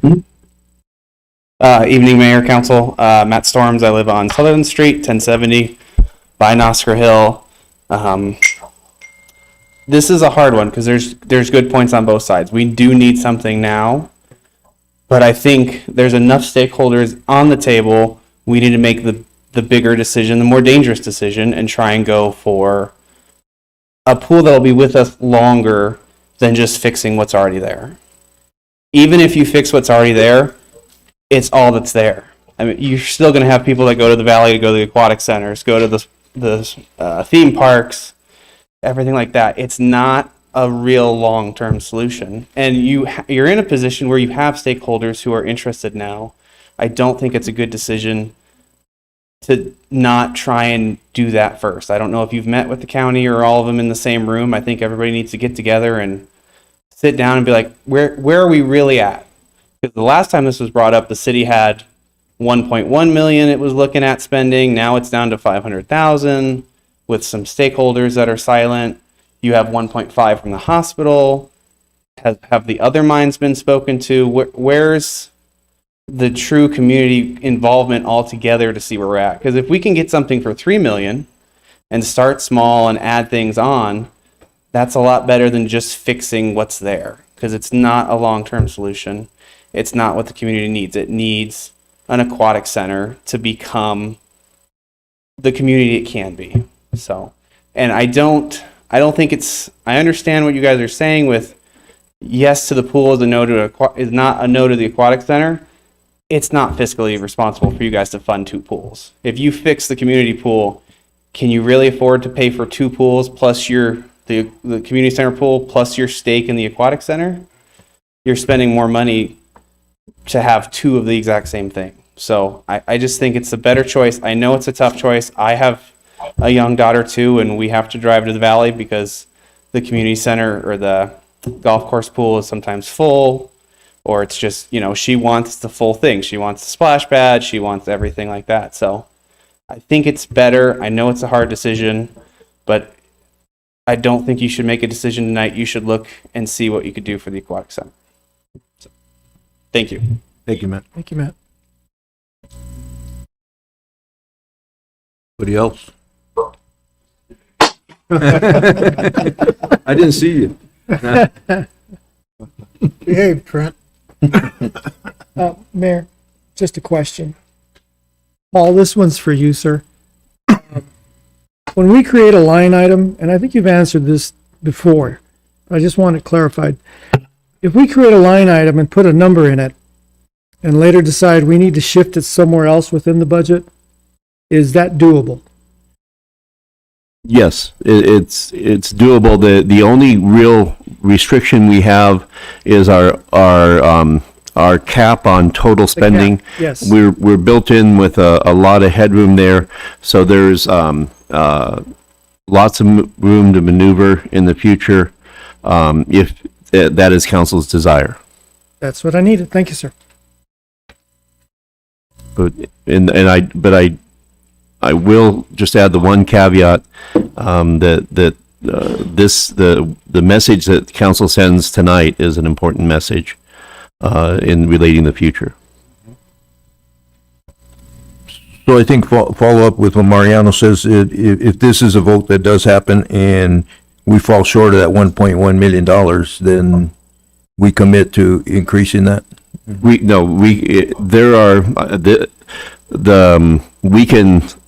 can ask staff to look into what can we move around, what changes can we make, how can we close that gap? If there's a gap left and we partners or stakeholders aren't able to close the gap, then obviously we would find a way to do that going into the future. This council has a desire to maintain a $3 million fund balance. We're holding to that, but there's a reason you have a rainy day fund to take advantages of opportunities that may be lost if you didn't have that. And so that would be council's desire if they want to go deeper into that fund balance and lower. We did that with the PSPRS, and there are always times when you need to go in there and we replenish it at the back end.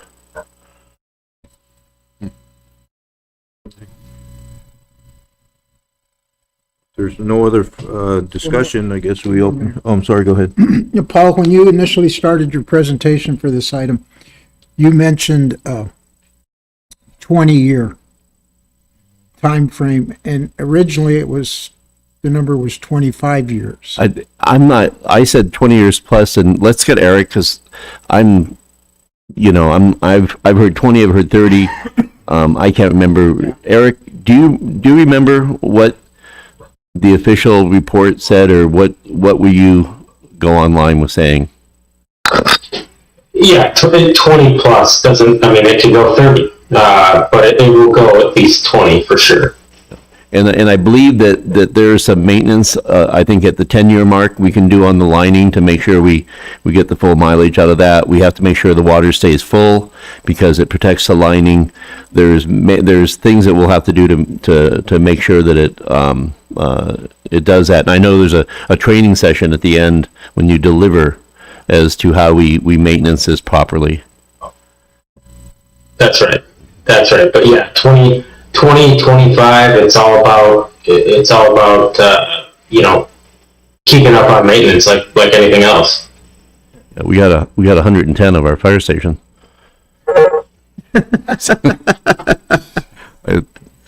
There he goes. That answers my question. Thank you. So I guess no further discussion. I guess the table's open for a motion if someone desires to do that.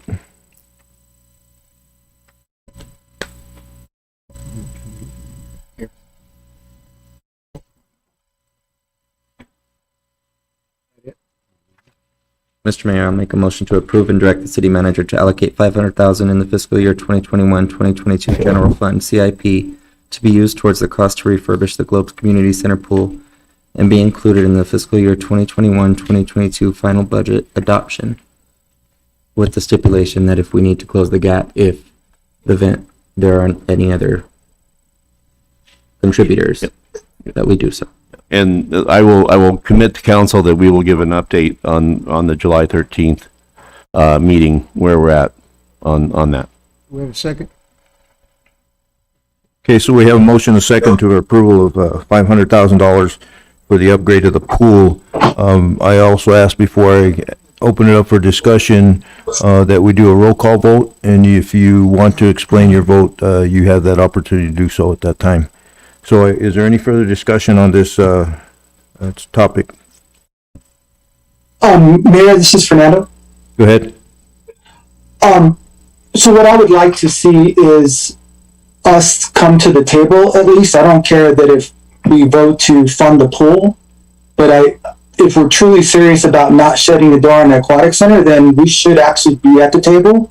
I don't feel like we are.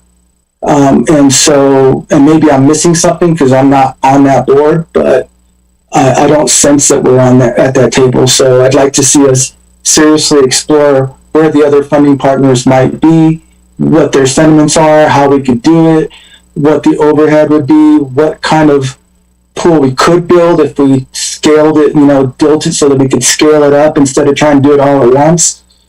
So do you see that being a possibility that we would keep that dialogue open? I think that's a great suggestion, Fernando. Yeah, we need to be at the table if we still have that in our vision.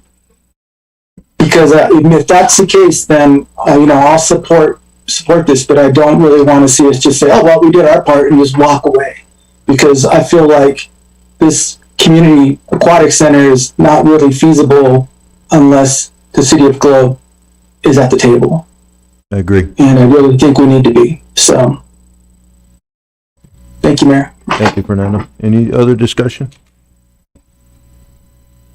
Shelley, can you do roll call vote? Sir, Mr. Mayor. Roll call vote. District 1, Councilman Rios. Yes. District 2, Councilman Pastor. Yes. District 3, Councilman Leatham. Yes. District 4, Vice Mayor Stapleton. Yes. District 5, Councilman Gonzalez. I'd like to explain my vote, please. We are not closing the door to the Aquatic Center, but this is a step we must take on behalf of the citizens of the City of Globe, as I was asked in my interview process. And that is first and foremost. And so on behalf of the citizenry, which I think tonight we've had a good sample across the board, that I feel compelled to vote yes. Thank you. Thank you, Mayor. District 6, Councilman Shipley. I'll vote yes, but I do want to see the city of Globe at the table. And I think if we come up with something viable, I want us to seriously consider moving the funds to something that could be done this year or for the next swim season. So I'll vote yes. Mayor Gameros.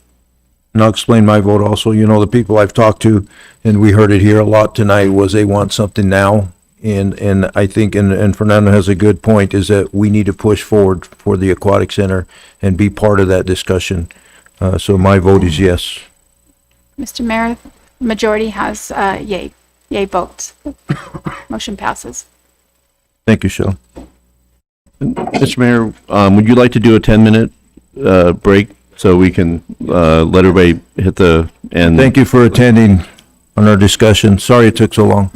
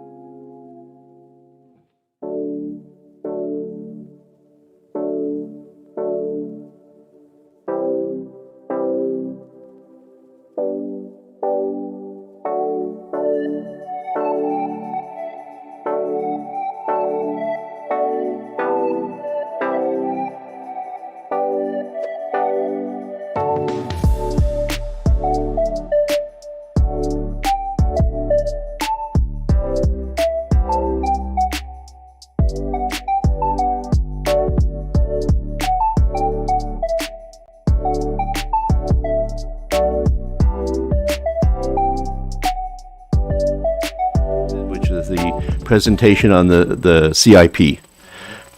So we'll need a motion to resume. Motion made. Second. Motion and second to resume, discussion on the CIP. All in favor, say aye. Aye. Any opposed, nay? Motion passes. Okay. There we go. Okay, so we've talked about what's new on the CIP, and I've been told I have 10 minutes. I'm going to try to do it in 9.9. All right. Got it. Okay, so the other thing that's new on this CIP is we have a line item for DEMA money, which is the fire money from the new money the governor's put together. And that's gonna be the 3.1 million? We had put 1 million in there, but Jerry, who's kind of in charge of the DEMA, thinks that's low, so I think we may up that to 2 million. It's blank, we don't have the funding source, but I think we'll put the capacity of 2 million in there. Right, Jerry? Yeah. Okay. Okay. So you've all seen this CIP highlights general fund. We began with a general fund. You know, we wanted to spend $1 million, so we'd keep at the 3 million fund balance, okay? Right now, our general fund CIP is at 1,147,365, but there's been money coming in and out of there, so I think we're about 1.1, we're about 100,000 over our target, but I didn't see anything that we could cut. I'm gonna look and try to sharpen our pencils on that, but right now, that's what this CIP represents. It would give us a fund balance roughly of 2,850,000. Okay, but I can double check that, Mayor, and because there's some the money what we added back in was the money we saved when we remember how we had protected about 267,000 that we from the money that was freed up from the AZ CARES money. So and in that period, we had freed up some money. I believe that's fallen back in the fund balance since we last talked. So let me confirm that. I saw the look on the mayor's face. Mayor and council, I'm just going to run through the highlights. Is what I have here. Mayor and council, total general fund CIP, 23,200. We have new chairs in there for 3,200, and the chair that we want is This one. that one, the non-lawyer chair, the one without the buttons. This one's yours. Okay, all right. So let the record show that Jesse's chair is the one that we're going to be buying for that. Admin, City Hall, total general fund, 83,000.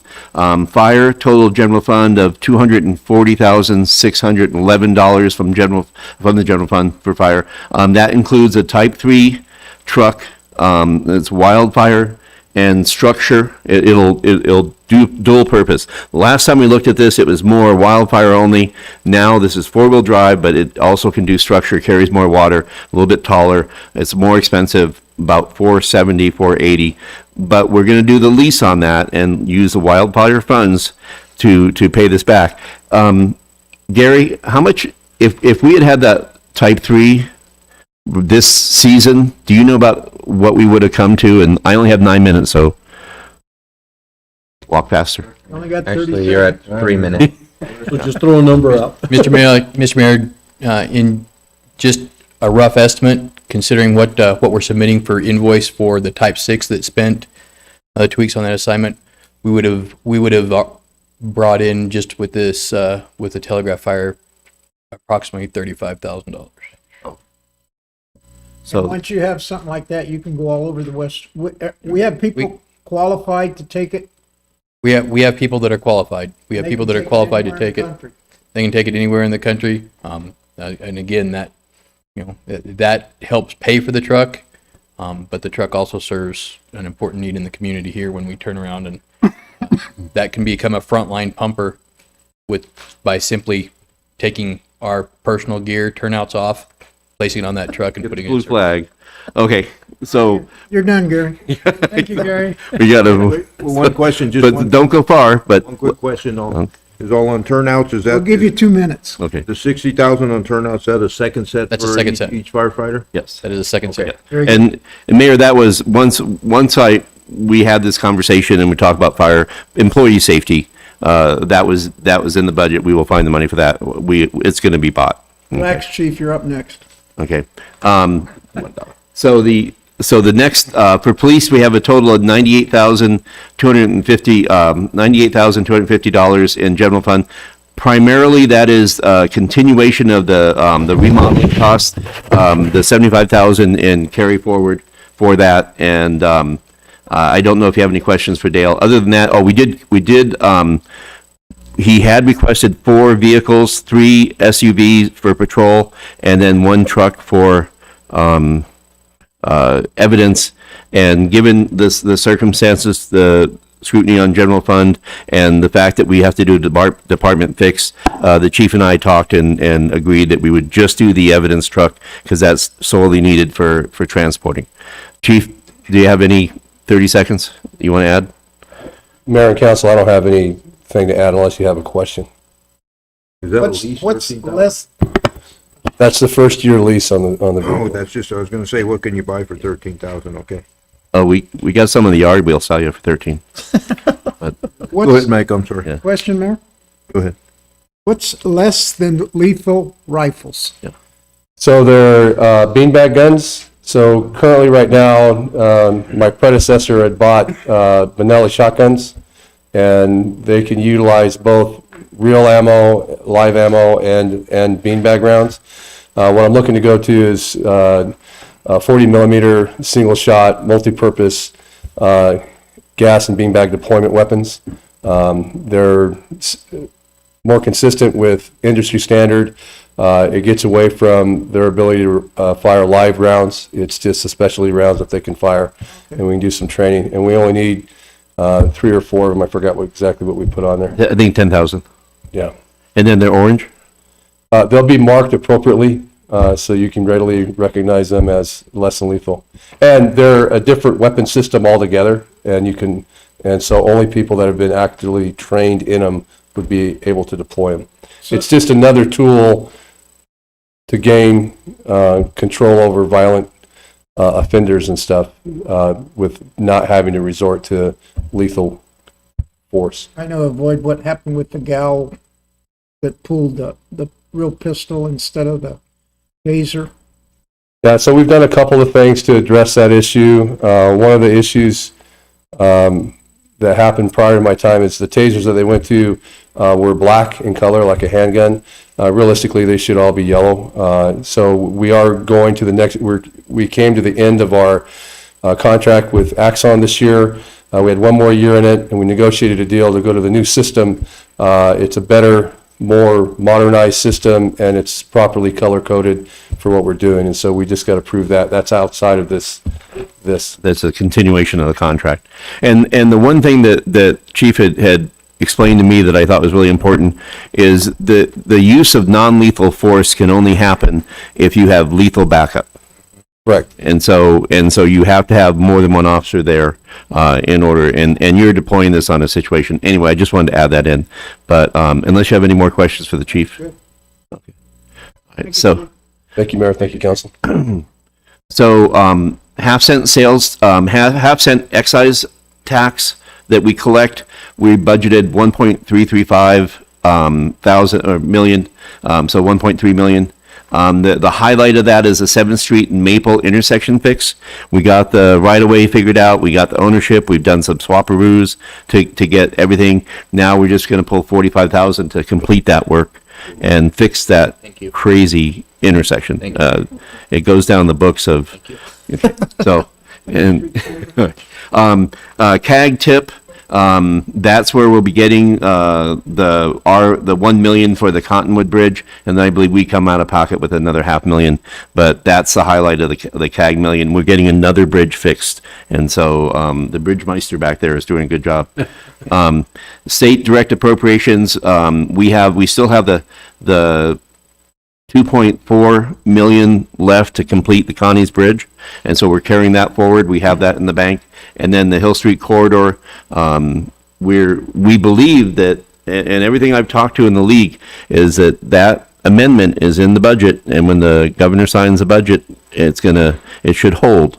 So, you know, you never know until the end of the day, but we got a budget for it, so we're hoping for that 1.6 that Jerry on his own worked out with Representative Cook, and I think Representative Cook has been pretty confident, and I believe nothing that's changed that we should not expect that money. Then the last one, Public Works, were total of general fund, the 639,494. That includes the 500,000 for the community pool rehab is in that. So we have the community pool with another 139,494 in there, and you've seen the list.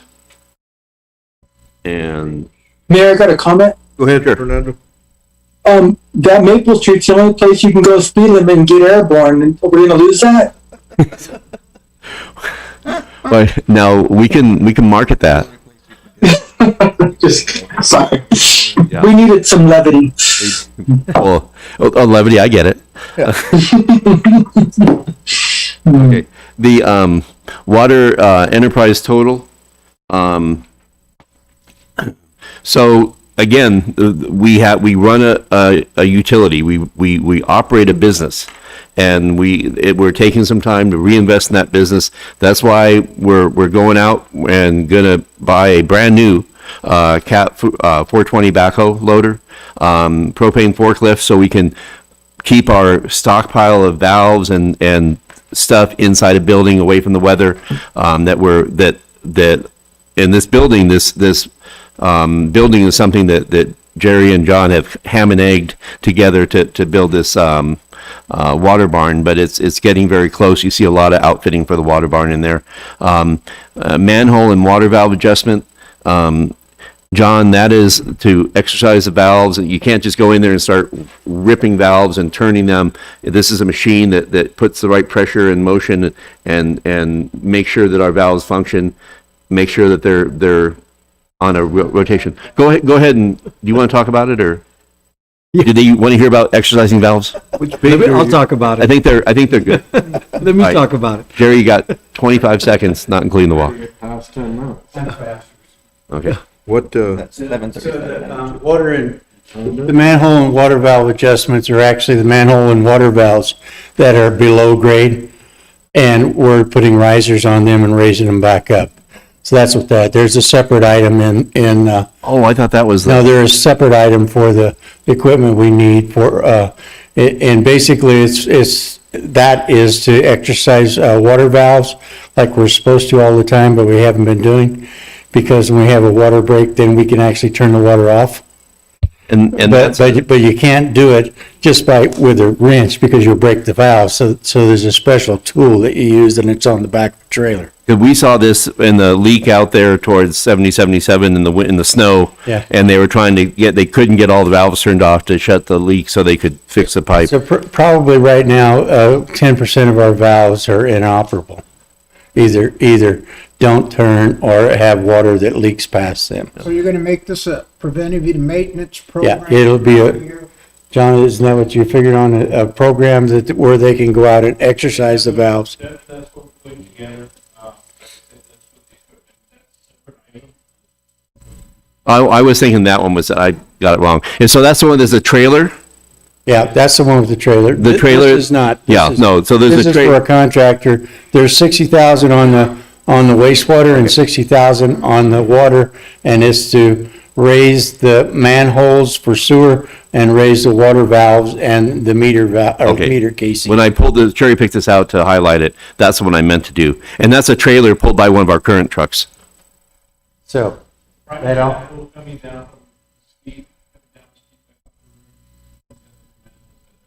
Yeah. So these are necessary improvements to what we do.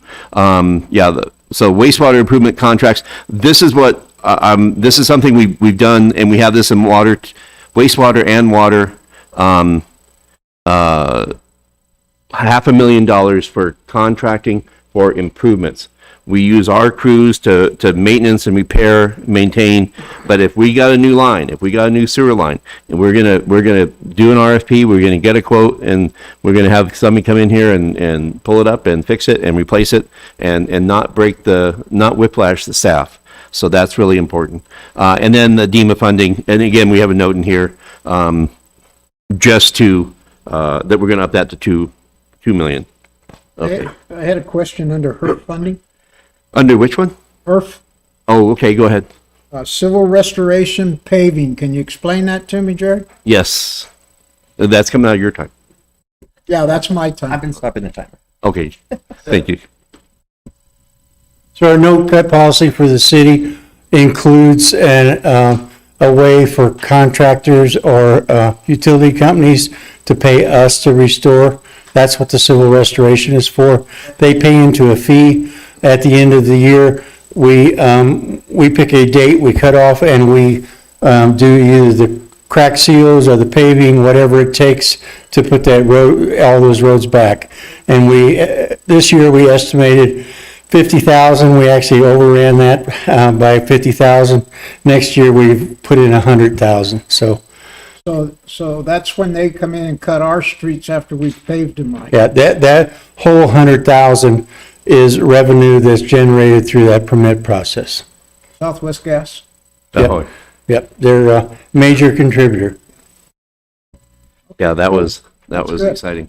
All right, so now on this slide, almost items, I wanted to make sure you saw all the items that were requested and what we said no to and what we said maybe to. This is the CIP priority B, what we said maybe to. The three top issues, city site outdoor wireless, so that we have a robust wireless system. So if people want to sit out in the park and stream videos, the library, we have it somewhat, to all our facilities, outdoor, adult center, the museum. And so we're looking about $20,000 to promote that. Downtown business district wireless. We haven't put the fine tuning on that, but if you could imagine having all up and down Broad Street, that one person can connect up to a free public wireless and have access and have good, so they can find out, they can find more. They can do all those things that I don't understand with social media. So that Linda talks about. And then the digital bulletin boards and podcasts, again, more marketing, telling our story. The reason these are on the almost and the B priority, broadband is just the broadband improvements is on the rescue money list of qualifying investments. And so once we get deep into understanding how we're going to use the rescue money come a plan, I do expect these three items to come back with rescue funding. Okay. Business marketing program, again, another one that I think we need to tell our story. And we want a robust plan, but I'm not ready to tell you where that money's coming from and what that looks like. But again, we're looking for kind of this coming out of COVID. We're open for business. We're reopened for business. We're looking at that. Phase 3 remodeling. There's still some more work to be done. We're very happy that PD is putting the time and the sweat equity into redoing their facility. So I don't know how I'll get that third phase funded, but we're going to do our best. These are the restrooms for Noster Hill. I'm not sure. I really don't have a really good plan on this one, but I didn't want to just cut it totally. I wanted to try hard and Would swings. those be kind of centralized up there? What's or that? does Thea get them right on her part? Okay, good. Yeah. Okay, yeah, good. That's at 120K for a bathroom. ADA compliant.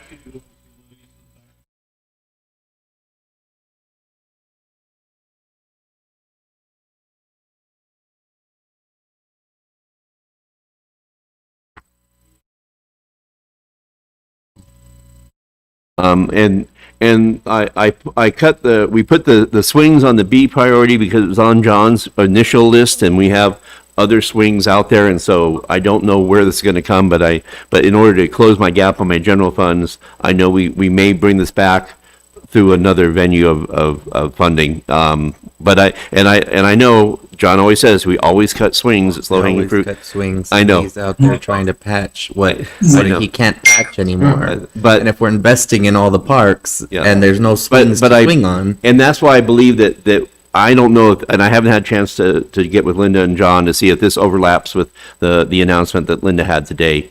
But John, these swings that you had in here originally, where were those swings located? Okay.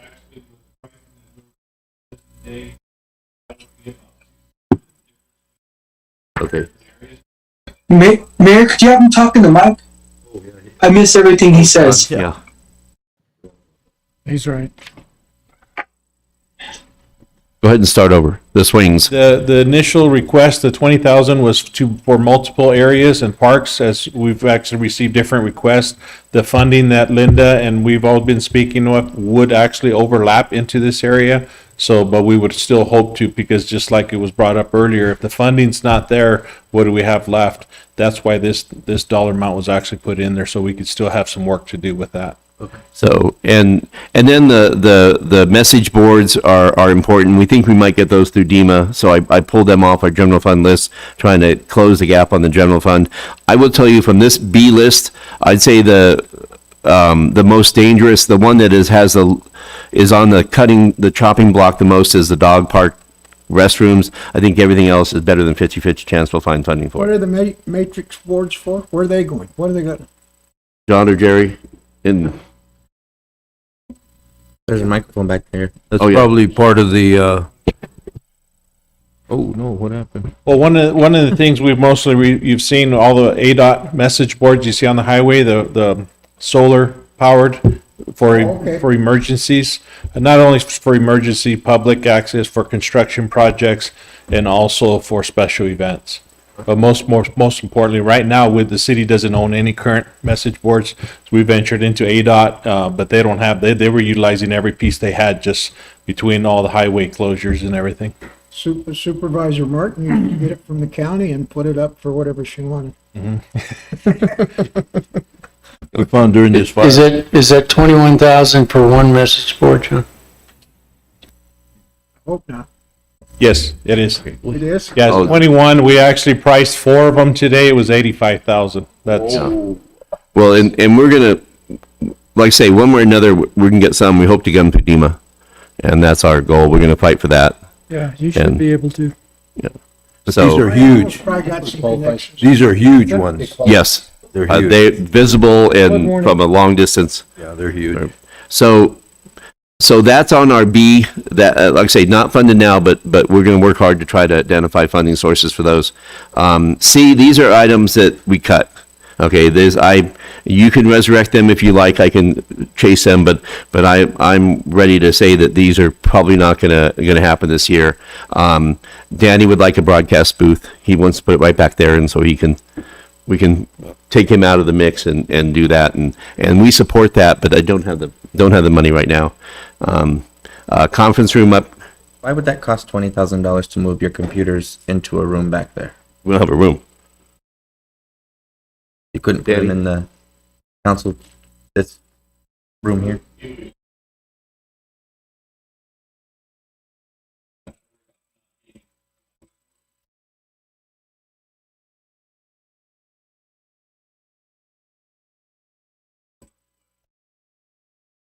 Can somebody repeat that?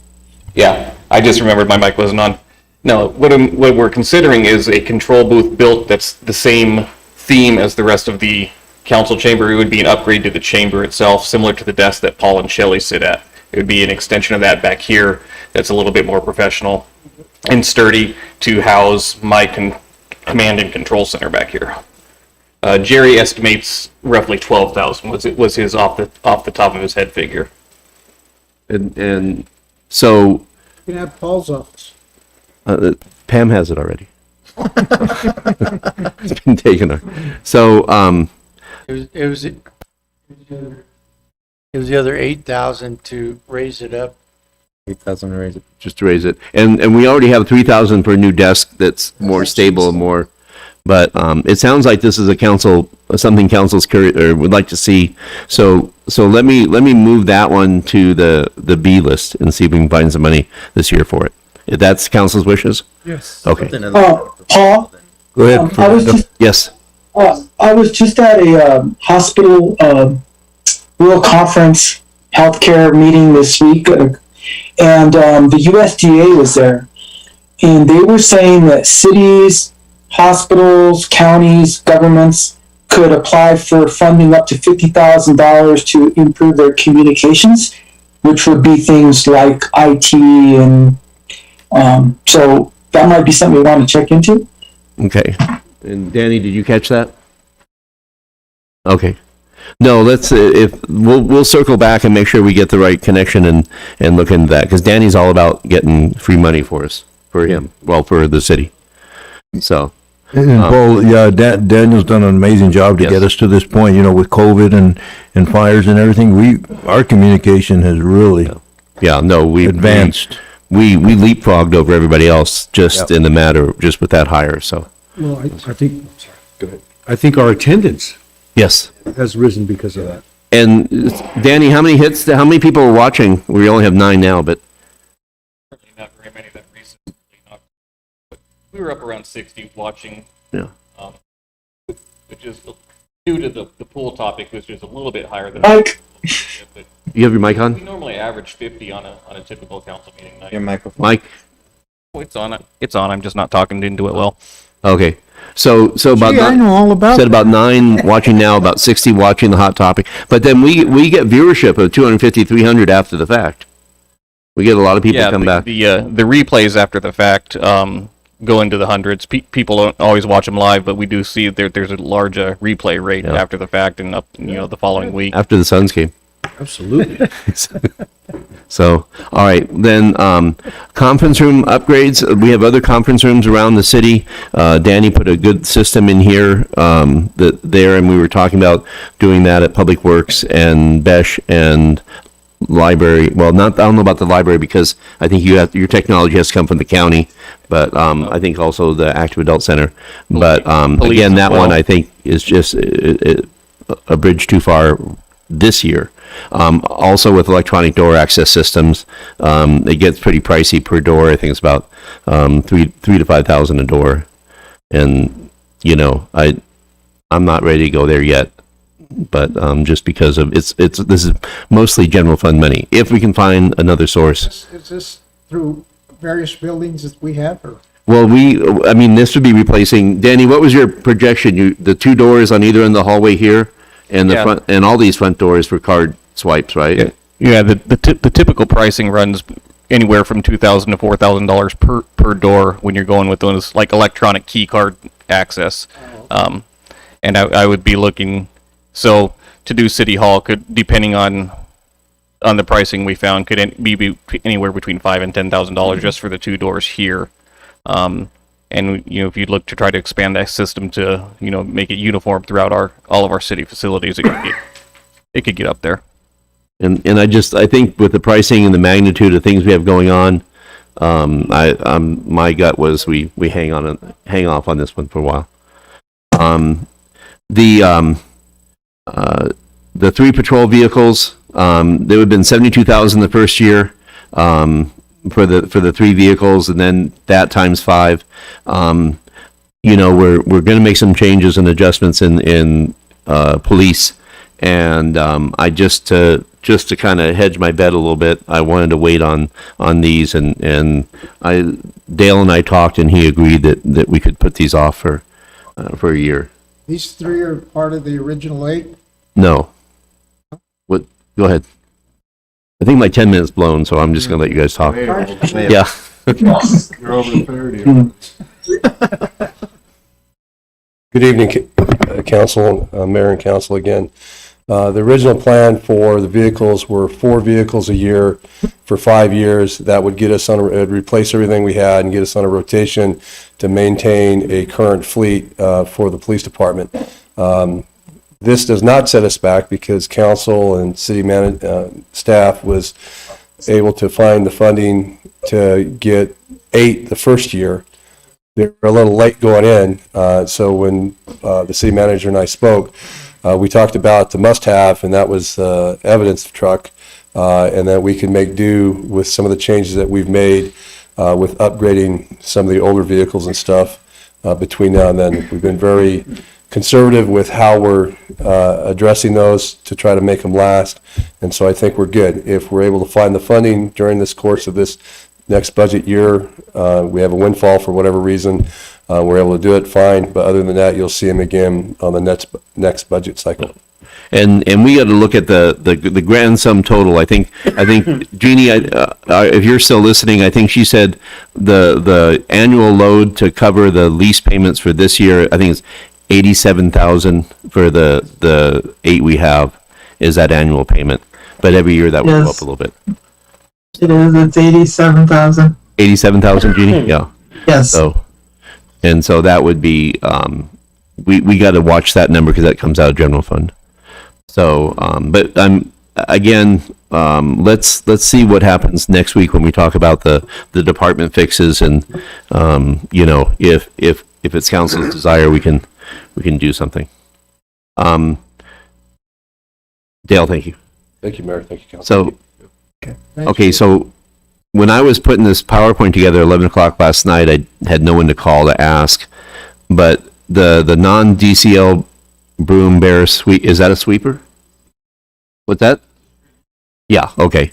Yeah, no, not happening. Brand new? Yeah, yeah.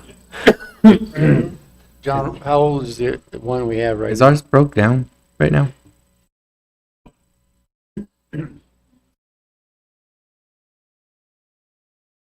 Oh, okay. Oh. Okay. Oh. But So, And we have difficult so finding parts. is this broom bear sweeper, is that like the one the asphalt companies are using? Yes. That little orange one that they hit the roads pretty clean with? Yes. Okay. But this would be a transportation cost. It would have to be general funds or asphalt money, right? Or HERF. We wait till next week. What would be the funding sources other than general funds? Other than general funds, we could use HERF money. But Oh, good. We could use HERF money, but we're using HERF money now instead of half-cent excise because of the bridges, so there's a trickle-down thing. But, just a reminder, we probably could lease one. But we've got millions of dollars worth of free asphalt and stuff out there that we won't be able to sweep if the Yeah. sweeper goes down. Okay, so do you want to bring me a number on a lease? I could get you. I didn't really think of that until I saw what the police was doing. Yeah. Okay. Yeah. Let's do that and look at that way. Mayor, if I could. Go ahead, Jesse. Paul, I don't know if this is feasible, but you have these all broken down with B, C, and what have you. Yeah. Is there any possibility that we could put money aside each year for priority C, priority Yeah. B? Yeah. And then as that grows, then those get funded. And that's kind of the way I look at it. That's why I don't want to just cut this and not even tell you that we're cutting this. These are I believe our staff is really strong. They don't ask for something unless they know that it needs it. And I'm wise to not ignore that. I need to look at that. But then we have some realities that set in, especially because of the money. But if we can find a way, and we've seen that as they come year after year, they tend to get more likely to get put in there. So we can kind of keep like a yearly track as to what's been cut the past 3 years and whether we've ever gotten to it or not. Okay. But get me a number on a lease. Because if we don't, we're going to be stuck without one. And when something happens here, you can't find one because everybody else has already got them. No, they're complicated. They take a beating. They're kind of delicate. And the one we have, we can't find parts for. Yeah. So we're That's why they miss so many. yeah. One of the other things that again, just right now, the gift shop expansion would be a something we'd have to either contract out or do internally. I want to get more of a handle before I say yes to this on what we can do with that. And so for this year, I believe that I would just tell you that I wish to push this out one more year until we can get kind of more of a master plan as to what we're doing out at the museum. We're not to open on Saturday and Sundays there yet either. Chris, where did we get a third person? Yeah. So we finally got somebody to accept a part-time job where they work both weekend days.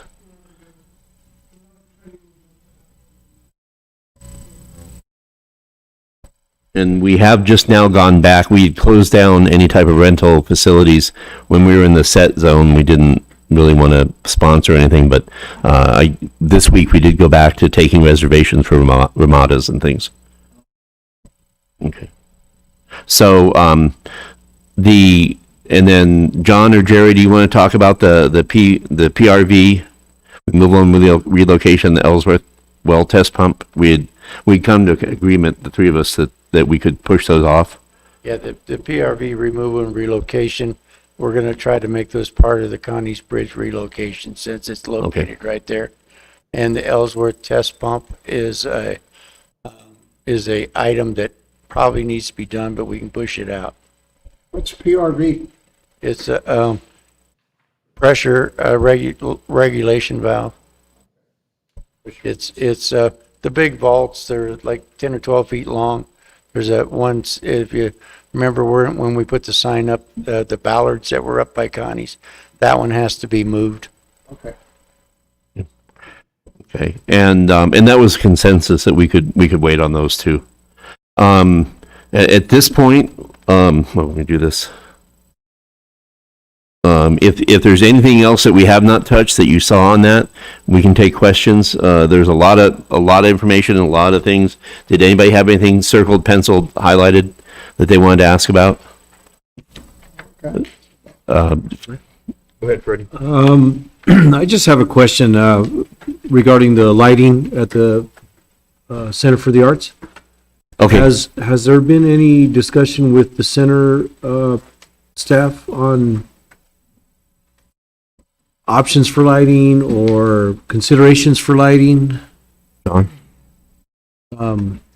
I'm sure they're going to want to have some input. Yeah. Councilman, we actually, I know you brought up as far as lighting the courthouse in general. We haven't had that discussion. I know we just met with the Center of the Arts, actually, I think it was the Naughty Fox owners, where we met with our on-call electrician to look at what supply needs we would have to do for power. That was just done last Thursday. So we're waiting for some pricing on that on the exterior. Looking at that too, we've also found that we can't really utilize the interior of any of the buildings. We're actually gonna have to do the exterior, for that, for the bandstand alone.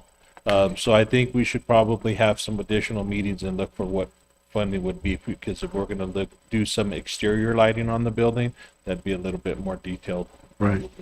And Mr. Mayor, Councilman Rios, I think you said that their meetings are the first Tuesday of the month?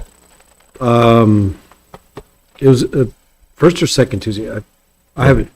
It's one of those Tuesdays. And my intent in that email is to ask you if I could wrangle an invitation to speak. I wanted to. Tanner and I have talked, and you and I have talked about me doing a presentation, not a presentation, but kind of a sit down with the Center for the Arts as a bed tax organization and having a conversation. Maybe we could two for this and talk about the lighting too. Sure, I'm sure I could help you with that. Okay, so and then let's have that conversation about the lighting. The access code. Budget pretty much ready to go on the 29th, except for there'll be a request by department to move money to, and I'll have a presentation and some information about some of the reasoning behind the fixes that we're looking for our departments. We have gotten our compensation study back, and so we'll validate the request based on what we've learned. There's a lot to this compensation study. I think that the benefits group will be able to chew on that, and I will talk about a three-phase plan we talked about a 3-year plan as to how we address this. So I'll have more information about that. So the only changes we'll be seeking is the approval to move money around on the 29th if it's council's desire, and how I'll break that up. I won't tell you, I'm not going to say person X or person Y. I'm addressing this category of worker, this category of position, this category of a department, and I'll be able to explain it. I'll stop now. Final budget adoption, July 13th, and that, unless something significantly changes, that's just a matter of getting it down. But there are some legal requirements that we have a tentative before before July 1. So that's it. Mr. Mayor? Moreno, go ahead. Oh, just one explanation on, I don't know, Public Works. It was a North Broad lighting project for 20,000. Can you explain that, John? I just don't have any knowledge of it, so. The mayor could have explained that. Yeah, those are your lights. The mayor. It said North Broad, and the antenna went up, so. Oh, yes. Yeah. Is that what they cost? Well, that's, we actually, what the North Broad, it's the way it's listed, actually, we've done, of course, the mayor spearheaded the project too with additional volunteers, the painting of the trestle, trying to clean up that front area. We know that's, a gateway coming into downtown. That's what that one is, of the okay. gateways. We've, if you go along the highway there, you see a lot of old lighting that's fallen off. Believe it or not, those, to me, ugly round lights. Yeah. Those are almost $2,000 a piece. Wow.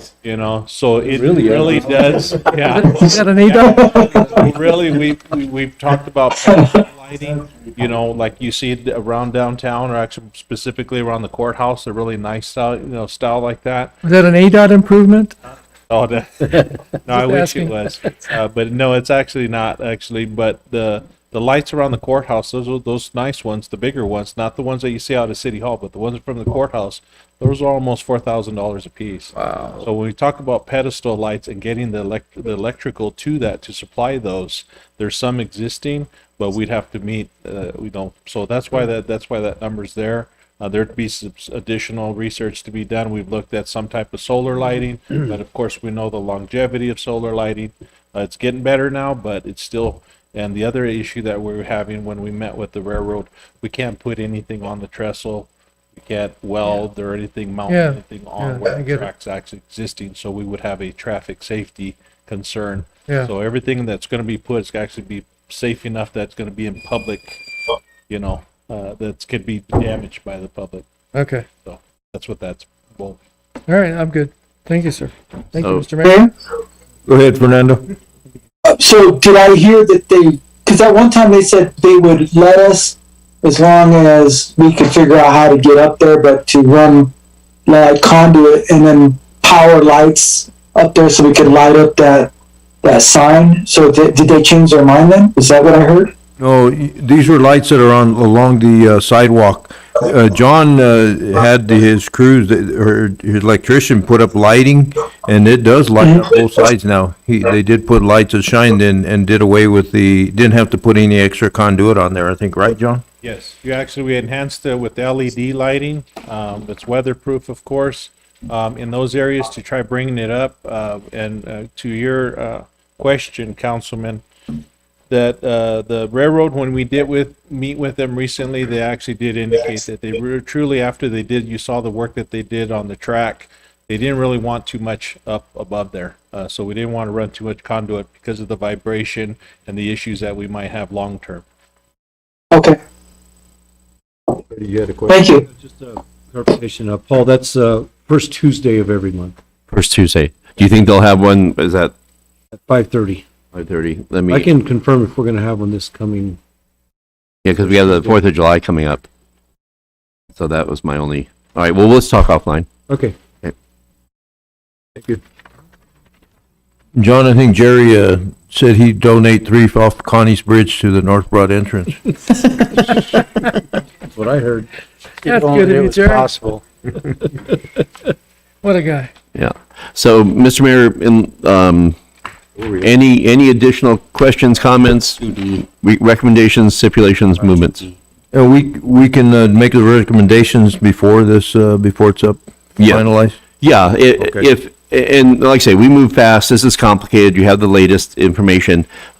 Get a hold of me, or Jeannie, and if there's anything you want to move around, we can, facilitate that for the next meeting. Mayor, can I ask Paul a question real quick? Go ahead.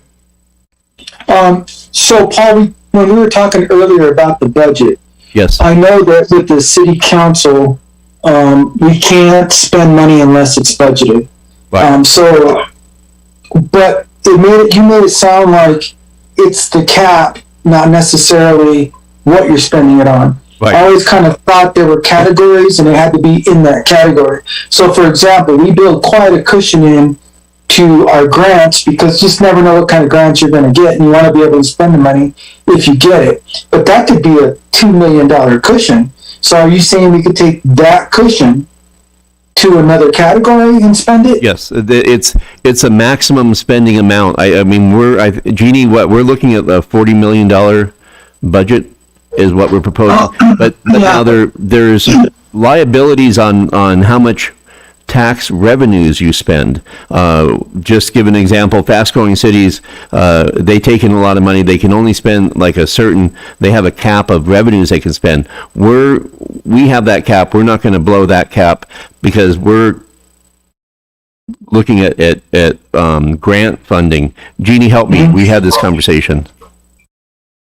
Yes, we can, and we looked at a number of things, but we did have the conversation with the financial consultant also, because my concern was we're going to end up with a $40 million budget, but that's fine, we have to budget those funds in the event they do come in so we can spend them. It would require a interfund transfer from grants to whatever fund we want to put the money into, but it is possible. Councilman Shipley, and we did this before, I can't remember, there was something that we added on at the very end of one of the budgets, and we dipped deeper into the fund balance, and subtracted that out of the grant, contingency that was unfunded, and it didn't change our top legal funding number. Okay, yeah. I always just assumed they had to be in a certain category in order for us to be able to fudge, so I didn't know that it could be in a different category. Yeah, no, Okay. and that's the beauty of that, is just a maximum cap, and that's our legal limit. Move your money around. Okay, thank you. Thank you. But our operating budget's only around 11,000, right? 11 million, I'm sorry, under $11 million, 11. yeah. And when we say operating, yeah. 11 million. Late night. So, no, and then that is the tightest budget we have. The operating budget is the ongoing revenue that we collect in sales tax, property tax, state shared, fees, revenues. That's the golden money that we use to pay majority of our salaries. And because those are ongoing funds for ongoing costs.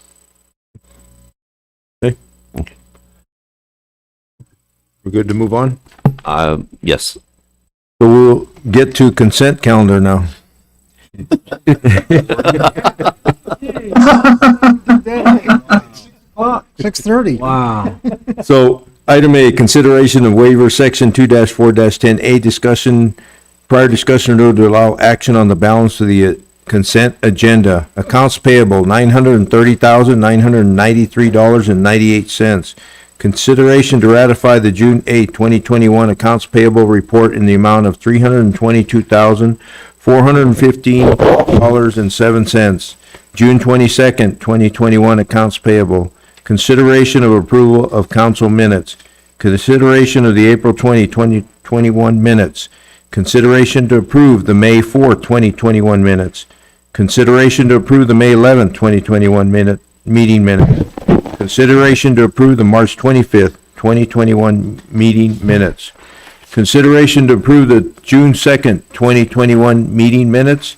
Consideration of the June 8th, 2021 meeting minutes. Consideration of agreements and purchases less than $25,000. Council will consider and possibly approve the fiscal year 2021 first and second quarter distribution of bed tax funds in the amount of $12,997.88 for the first quarter and $9,188.63 for the second quarter to the Globe Miami Regional Chamber of Commerce to be paid out of account number 10-51-51900, General Fund Community Organizations. And finally, acknowledgement of accepting the title to the building formerly known as a Head Start building situated at 160 Murphy Street. The gift of the building is from the Pinal Gila Child Services Incorporated. Anybody from staff, council, or public want to remove any of these as a separate item? Mr. Mayor, if there are no other questions or comments, I motion that we approve the consent agenda as read. Second. Motion a second for approval as consent agenda as read. Any discussion?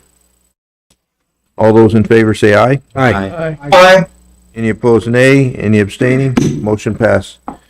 No new business. We took care of new business, so we'll go to action items. Action item 5A, discussion and consideration to ratify the city's emergency proclamation dated June 8, 2021, declaration of the local emergency regarding the Telegraph and Mescal fires, and waive 2-4-10A prior discussion rule. Just real quickly, Mayor, we put this together on the 8th in order to cover back to the 5th, so we have funding options. We didn't throw it on the agenda for that meeting on the 8th, but code requires that it eventually be ratified by the full council.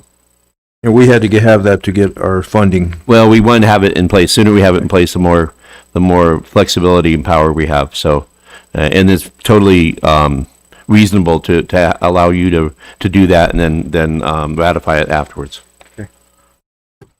Mayor, can I ask a question real quick? Go ahead, Fernando. So when I was mayor, we had a 100-year rain event. It was going to wash everything out. We were worried it might flood downtown. They told me I had to declare an emergency before I had one in order to be eligible for funding. And that just didn't make any sense to me at all.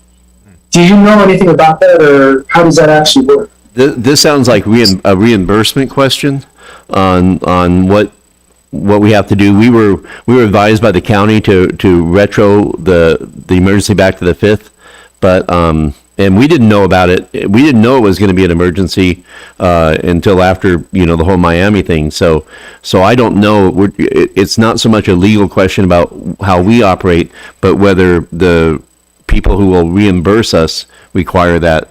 Jerry, do you know anything about what?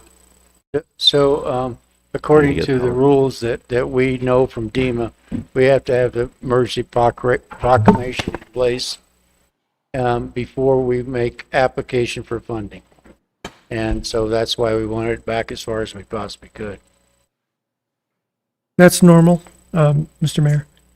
Backdate it and get it in place. Nando, you're not talking about backdating, though. You're asking that you would have to declare an emergency before even knowing the emergency is there.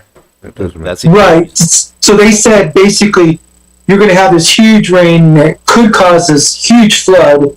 So you have to declare an emergency now before it actually causes a flood in order to be eligible for this special funding to help, with the disaster, the aftermath. And I'm like, okay, but I don't know I have an emergency until it actually floods. So it doesn't make sense you're telling me I have to declare an emergency now when I don't know that I'm going to have one. But they told me I needed to, so we did. And so, that, like I said, it just never made sense to me, and I was just wondering if anybody actually knew if that was true. Well, declaring an emergency before an actual emergency would seem to trigger an emergency. Mr. Mayor? I don't understand why they would do that, but for what we know right now, I think that we've taken the appropriate action. Jerry? So, Mr. Mayor, we actually did declare our emergency before the governor declared it emergency. So maybe that's kind of what Fernando's talking about. So our proclamation's dated the 5th, his is dated the 8th. So we did have a 3-day period in there. You may be right on that, yeah. It sounds like they're trying to weasel out of paying. I don't know, Mr. Mayor, I'm not an attorney, but I've operated under Title 26 all of my career. So the chief elected official of the jurisdiction has the ultimate responsibility for public safety and therefore can declare at any time. So I don't know who gave you that advice, Fernando. I would only say as a mayor, he can declare at any time citing a public emergency. So Makes sense. Okay, thank you. Thank you, Fernando. Do we have a motion for approval? Motion made to ratify and Second. Okay, we have motion and second for ratification of the city's emergency proclamation and waiving of rules. Any further discussion? All those in favor say aye. Aye. Aye. Any opposed, nay? Any abstaining? Motion passed. Item B is consideration to approve resolution number 1837, adoption of the council members vacancy policy. Shelley, can you read resolution 1837, please? Mr. Mayor, resolution number 1837, a resolution of the Mayor and Council of the City of Guadalupe County, Arizona, vacancy policy for council members. Yes. Yes. No changes on what we... No. And this is a carry forward from the second read. We were going to do it 2 weeks ago, but because of the fire, we postponed it. So it seems like a long time ago, but this is just to finalize that. Mr. Mayor, I make a motion to approve resolution number 1837, adopting the council vacancy policy for council members. second. Motion and second for approval of resolution 1837. Any further discussion? All those in favor say aye. Aye. Aye. Any opposed, nay? Any abstaining? Motion passed. Item C, discussion and consideration for ratification of contract agreement form number CA-2021-0019 with the official company for the Maple Waterline Abandonment Project in the amount of $25,254.12 plus an owner's contingency of 10% at $2,525.41. The funds of the $27,779.53 will come from account number 50-80-52200, Water Capital Outlay Construction, with possible reimbursement from WIFA. Jerry. Mr. Mayor, members of the council, so this is the water segment of the 7th and Maple, where we had to reroute the water line in order to improve the intersection. We had an opportunity in this fiscal year to apply to WIFA to have it funded because it qualifies, and we did so and were approved. And so we're bringing it back under the official company's JOC with El Mirage for your approval. Freddie, go ahead. Is this a Trotter property? Yes. Mr. Mayor, I make a Wait, motion. hold on, Mike. Freddie's got. So I just for clarity, because, when I read this, I hear abandonment, we're getting rid of something, but we're actually building something. So we're actually abandoning the line that goes through his property as part of the right-of-way agreement we made with him, and we're bringing water in from the other side. Rerouting, okay. So we're actually capping it on both sides and running a service line to his pool. Mr. Mayor, if I could. So Go ahead. it's part of the intersection was owned by Mr. Trotter. Mhm. And in order to clean up the right-of-way in that area, these are the agreements we made. Okay, so it's more than just a water replacement. It's cleanup of the entire Cleanup of the easement. right-of-way, right-of-way. but for the purposes of this contract, it's a water maintenance issue. Okay. So Jesse, go ahead. thank you. Thank you, Jerry and staff and Paul. This intersection has been a situation for a while now, and it was brought to my attention by a constituent because I don't know if you all are aware of where that intersection is, but people just fly down it and fly around, and with the school district now having that one way up and one way in. Sorry, he's doing visuals up on this. Yeah, Fernando's caught in air, I'm sure there. Yeah. This would actually give us the preliminary work with the passage of the budget with that current item in there for the curb work and the intersection work. We could start on the other intersection improvement as early as the end of July. Awesome. Well, I want to thank you and your staff. So, okay. Trotter will be happy. Okay, and so you got time, Fernando, one more trip. Careful, the teeth.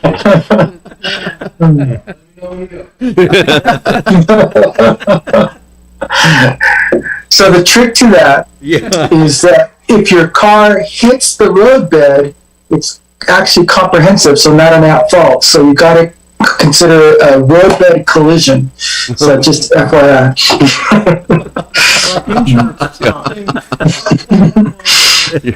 You are live on YouTube. Don't tell State Farm I said that. A motion to approve and ratify the contract. I'll second. Motion and a second for ratification of contract agreement, This is actually a new contract agreement. new contract agreement. Motion to approve. Okay, any further discussion? All those in favor say aye. Aye. Aye. Thank you. Thank you, Jerry. Any opposed, nay? Any abstaining? Motion passed.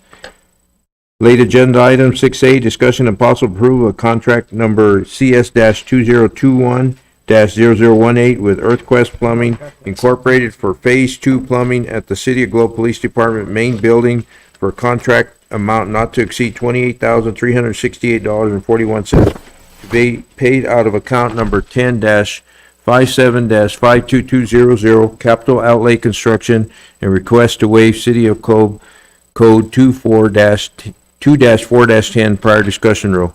Mr. Mayor, members of council, this is something that we're trying to get initiated out of this year's budget. We have 8 days to do that, and that's why when we were able to pull the contract together, we went and asked to put this on as a late item. Is council willing to consider this as a late item? Yes. Okay, so Yes. so yeah, and so this is you had EarthQuest scope some of the improvements. They found many issues with pipes that are not aligned and stuff, and so this takes like 3 problems and fixes it. Just real quick, the 3 chores that are happening in this. So Mayor and Council, when we consulted with Jerry and John, they recommended that we had the piping mapped out in it, and we used the go-to person for the city, EarthQuest, and they came out and mapped it. And when they did that, he also evaluated the rest of the building with some of the remodel things that we wanted to do. Due to the age of the building and the condition of some of the pipes and the repairs that they've done in the past, and some things that he had found out during the course of the scoping of the pipe, we had to expand the scope of what we were going to do, because if we're not paying for it now, we'll be paying for it fairly soon. And so that's what we did. It's kind of been a long process, but we're ready to go now. So this covers the fixing of the ongoing issues there, completing the remodel, and then the trim work for the remodel. And Mr. Mayor, members of council, just a quick note, the 2 systems are there's fire sewer and water and PD sewer and water, but they are interconnected because we've seen some interaction. We have some less expensive work going on in the fire department. We're using EarthQuest there, and that way, if one thing happens on one side of the building and it triggers something in the other half, the same person will be responsible, so it's not going to be finger pointing, we will have this inspected as it goes. While we don't have to have, it's a registered contractor, and we do have a city building inspector who will make sure that EarthQuest follows code and meets all specifications. I know we've had some concerns about just making sure that we're getting, that we stay on top of, just as we make other people get inspected, that we get inspected also. Chief, does this take care of is this the problem they had with the sewer overflow all over? So there's a couple of problems with what's going on at our buildings. The first thing I would tell you is the very first building was built in the 1800s, and we've had, and then an addition to that was sometime around 1910, 1915 for fire. And then sometime in the late 40s, early 50s, the original police department was built. And then in 76, they combined the 2 buildings when they built the addition on. And so you have kind of a hodgepodge of generational fixes in there. And so what we're trying to do is go through and absolutely fix some of this. But as far as the issue concerning FD, yeah, this is part of that fix. And my upstairs facilities are tied in directly with FDs. And so that was part of the issues. Yeah, I went by and looked at it. It was amazing, the damage that's in the fire department. So they're gonna sheetrock and do everything, that they're covering everything up? the remodel? As far as the fire department, maybe Gary needs to speak to that because EarthQuest is doing the plumbing, but I'm not sure who's going to be doing the repair. You give a fireman a crowbar and they can do some damage. Oh my God, I was, you should go by and see everything, all the walls exposed, everything. The drywall down much faster than you get it back up. Mr. Mayor, I wanted to clarify that with Jeannie earlier. And this does not incorporate the fire department in there yet. EarthQuest has yet to come in and evaluate that side of things. This is the work at the PD, but that does, there is obviously some upstairs plumbing that has to be done as a result of not only water but sewer leak that occurred in the fire department. So there's still some evaluation yet to be done on that. And Jeannie, did you have anything you wanted to make sure was pointed out to council, or are we good? Oh, I think we're good. I don't have anything. Okay, Jeannie, thank you. I got a couple questions, Mayor. It's okay? Okay. So one is, I know we have insurance, but I know that we also retain a fairly large deductible. Is this not covered under our insurance? The issues concerning Gary's side of the house, I think, could potentially be, but that's really going to be a further evaluation. I did want to bring up one thing concerning EarthQuest to Paul's point, because of his expertise in this field and with that specific building and being that deep into it. I think that it might have been misstated, but the idea is to have EarthQuest do all of it because he's doing part of it on one side of it, but it's the same problem. It's just a continuation of the ongoing issues. So they just haven't got the bid yet for that. There's always been a problem in that building. And Mr. Mayor, members of council, Gary, do you think the water damage from the flooding is over 5,000? Because that's our deductible. Yes. Yeah. It is over 5,000. So to Councilman Shipley's point, we will submit a claim, probably pay the 5,000 deductible, and then the insurance will take the rest, the risk pool.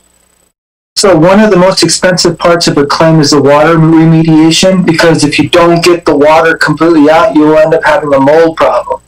And that's not an inexpensive process.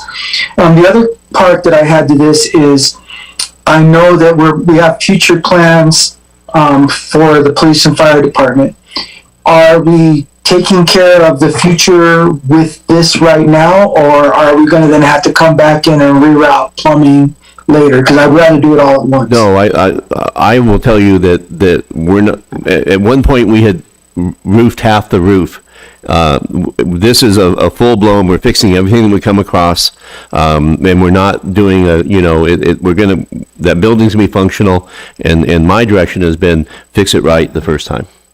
And Gary, that's where we're at with the fire, even though you'll be hopefully soon leaving to a greener pastures, you're asking for a 100% fix on what we got going on. I am, with the understanding that Gail has intentions of utilizing office space and stuff that's there. It needs to be fixed right and ready to continue to occupy. Yeah, there's no sense in space. Yeah, I mean, I think everybody has plans for that building. We want to fix it right and not put Band-Aids on it, but do a quality job. Well, what I'm trying to say though is, like, say for example, you're not going to use the bays as bays, you're going to use them as office space. That means the plumbing's going to have to be different. Is that what we're trying to put in, or are we just trying to fix the plumbing, and then when we want to change the use of the building in the future, we have to redo plumbing? This is repairing it back to performing standards, not remodeling or improving it, bringing it back up to functional in the current design. Okay, but if you're going to put office space, say, down in the base, then run the plumbing out, cap it. It's going to be cheaper now than to do it later. I have not had any conversations about remodeling that other than putting some fire trucks, the historic fire trucks in those bays. But Dale, you may have something. You're doing remodel on the police side. Go ahead, Dale. Yeah, my understanding when it was decided that we wanted to stay in that building, Councilman, was that eventually we've been supporting fire and getting their new facility with the intent of taking over a large footprint of what fire is abandoning. But having said that, there's not going to be a big change into the actual footprint that's there, so we're trying to fix it correctly of what's there. As far as the police department side of it is, we're doing exactly what you're saying, is we're fixing it with the changes that are coming. So we're taking and capping pipes that are no longer going to be utilized, and we're fixing it correctly as we go. But the space that we're dealing with on the fire side, it just needs to be fixed and put back into the condition that it was, because it's going to be used in fairly similar methodologies as it currently. Okay, thank you. That's a good point. It's an insurance issue, I think. Yeah, no, department. again, the fix is cheap, but the damage done and the repairing of the carpeting and the drywall. And did we look at mold issues? Did we have any mold issues? Since we brought it up. So, there may be some, not related to this specific incident. This specific incident, we opened it up. There's another issue in the upstairs portion that's gonna have to be evaluated down the road, but there is as far as this goes, we opened up, Ruben was in, opened up a bunch of the ceiling, opened up a lot of the affected area where we had that. There's still gonna be drywall that has to come down, but we went back as far as where we had moisture and where we located moisture to remove that, to allow it to dry out. In addition, our crews sprayed the affected areas with the Decon 7 product that we have that also deals with biohazards and stuff. Oh, good. Okay. Wow. Yeah, unless there's any other questions, I think we're good. Do we have motion for approval Motion made with a waive? I'm sorry. and waive the rules. Second. A motion second for approval of this item, topic, and waive the rules. Any further discussion? All those in favor say aye. Aye. Any Aye. any opposed, nay? Any abstaining? Motion passed. Any call to the public? Anybody up? We're all in bed. Well, went to bed. We have an evaluation, Paul? No, that's Don't start. yeah, well, yeah. Let's go another 2 hours. The items on the evaluation meeting times. You know, I don't want to be evaluated at 11:30 at night. Not a good time for you to do that. Don't want that. Oh my God. Scheduling the meetings? We do have a meeting a week from tonight on the 29th to do the two items is the budget, the tentative budget, and my evaluation.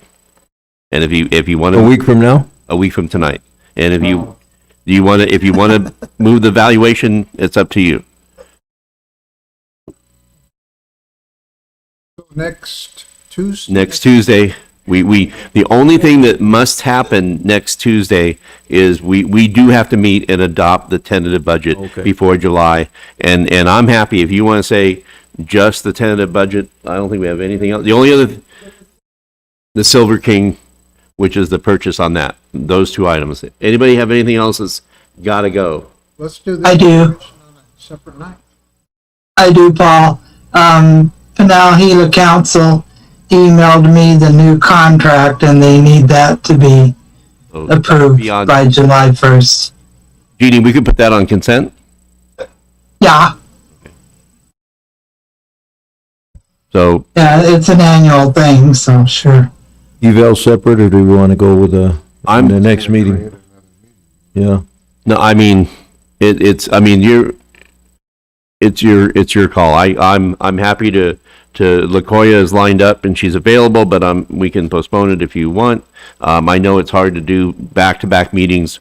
Do you anticipate the tentative budget approval being as long as it was tonight? No, but we are going to talk about department fixes, so there'll be a conversation. Then we need to move your Okay. evaluation. Yeah, okay. Okay, yeah, That sounds good. okay. So Are we overdue, Paul? Weren't we supposed to do that a while ago? we're doing three items. We're going to have the adoption of tentative budget with a department fixed conversation. We're having the Silver King purchase, and then we're having Pinel Gila item that we need to adopt before the end of the year. Okay. Okay. The evaluation. And the evaluation, we'll figure out another Turn time. mine in now if you'd like. Yeah, did everybody get their napkins out? Do we go to the meeting next Tuesday? Just so everybody. Meeting next Tuesday. Yep. 6 o'clock. 6 o'clock? Yep. At the Drift? Yeah. Yeah. That's the evaluation. Mayor, I'm gonna zoom in. I'll be on vacation, but I'll zoom in. Okay. Thank you, Mara. Okay, so future agenda items? The, You have one. okay, go ahead. 5 seconds. Where are we at on the pump station for G Hill? The pump Anita? station. It was on the capital. Okay. Just. $2,000 they put in there. What? 2,000. So, the final parts we needed for the pump station have come in. Alliances is there. It should be done by next week. And we still have to test it and so forth. So probably within 2 to 3 weeks. Okay, good. So, yeah, Good. if everything goes right. And then there was a request to have a conversation about bed tax and have Vern come in and talk about why the historical side was low on that. You want to have that in on that night, or you want to we can bring him on the 13th if you want. Yeah, let's take it to July. Okay, we'll take him the 13th. Question. Sure. What happened with the San Carlos request for the? You know that since the fire kind of blew that up, we were waiting for dates, and we just have not heard back. I'm gonna send just a touch bases with the Attorney General and see where he's at. We have not heard anything back from him, but their fire was active before ours was, so I think that's all been put aside. But we'll be happy to do that. I'll check and see what we can find out. Any other future agenda items? The evaluation. We'll Mayor, I do have one question. I don't know if it needs to be a future agenda item or not, but where are we at with the county partnership to keep the highway clean? Is that moving forward? I thought we approved that, but I haven't heard anything We need since to get then. a update on it, if we can put it on a future. We better Yeah. put it, last I heard, they were having a hard time hiring people. yeah. The Okay. money's there. Surprise. But, yeah, we can put that on a future agenda item, even if I can just find out and give you a email update. But let me see if I can find that out. That would work. Yeah, it doesn't have to be in a meeting. I just haven't heard anything, and it seems like it should have been going by now. True. Anything else? The mayor, would you like to ask 3 members of council to meet with the aquatic center? Do we have 3 people interested in it to do it? I will go. I'll go. So I got 3, Mariano, Fernando, and Jesse. Okay. Okay. All right. Good. Anything else? Motion to adjourn? Motion made. Motion second to adjourn. All those in favor say aye. Aye. Any opposed, nay.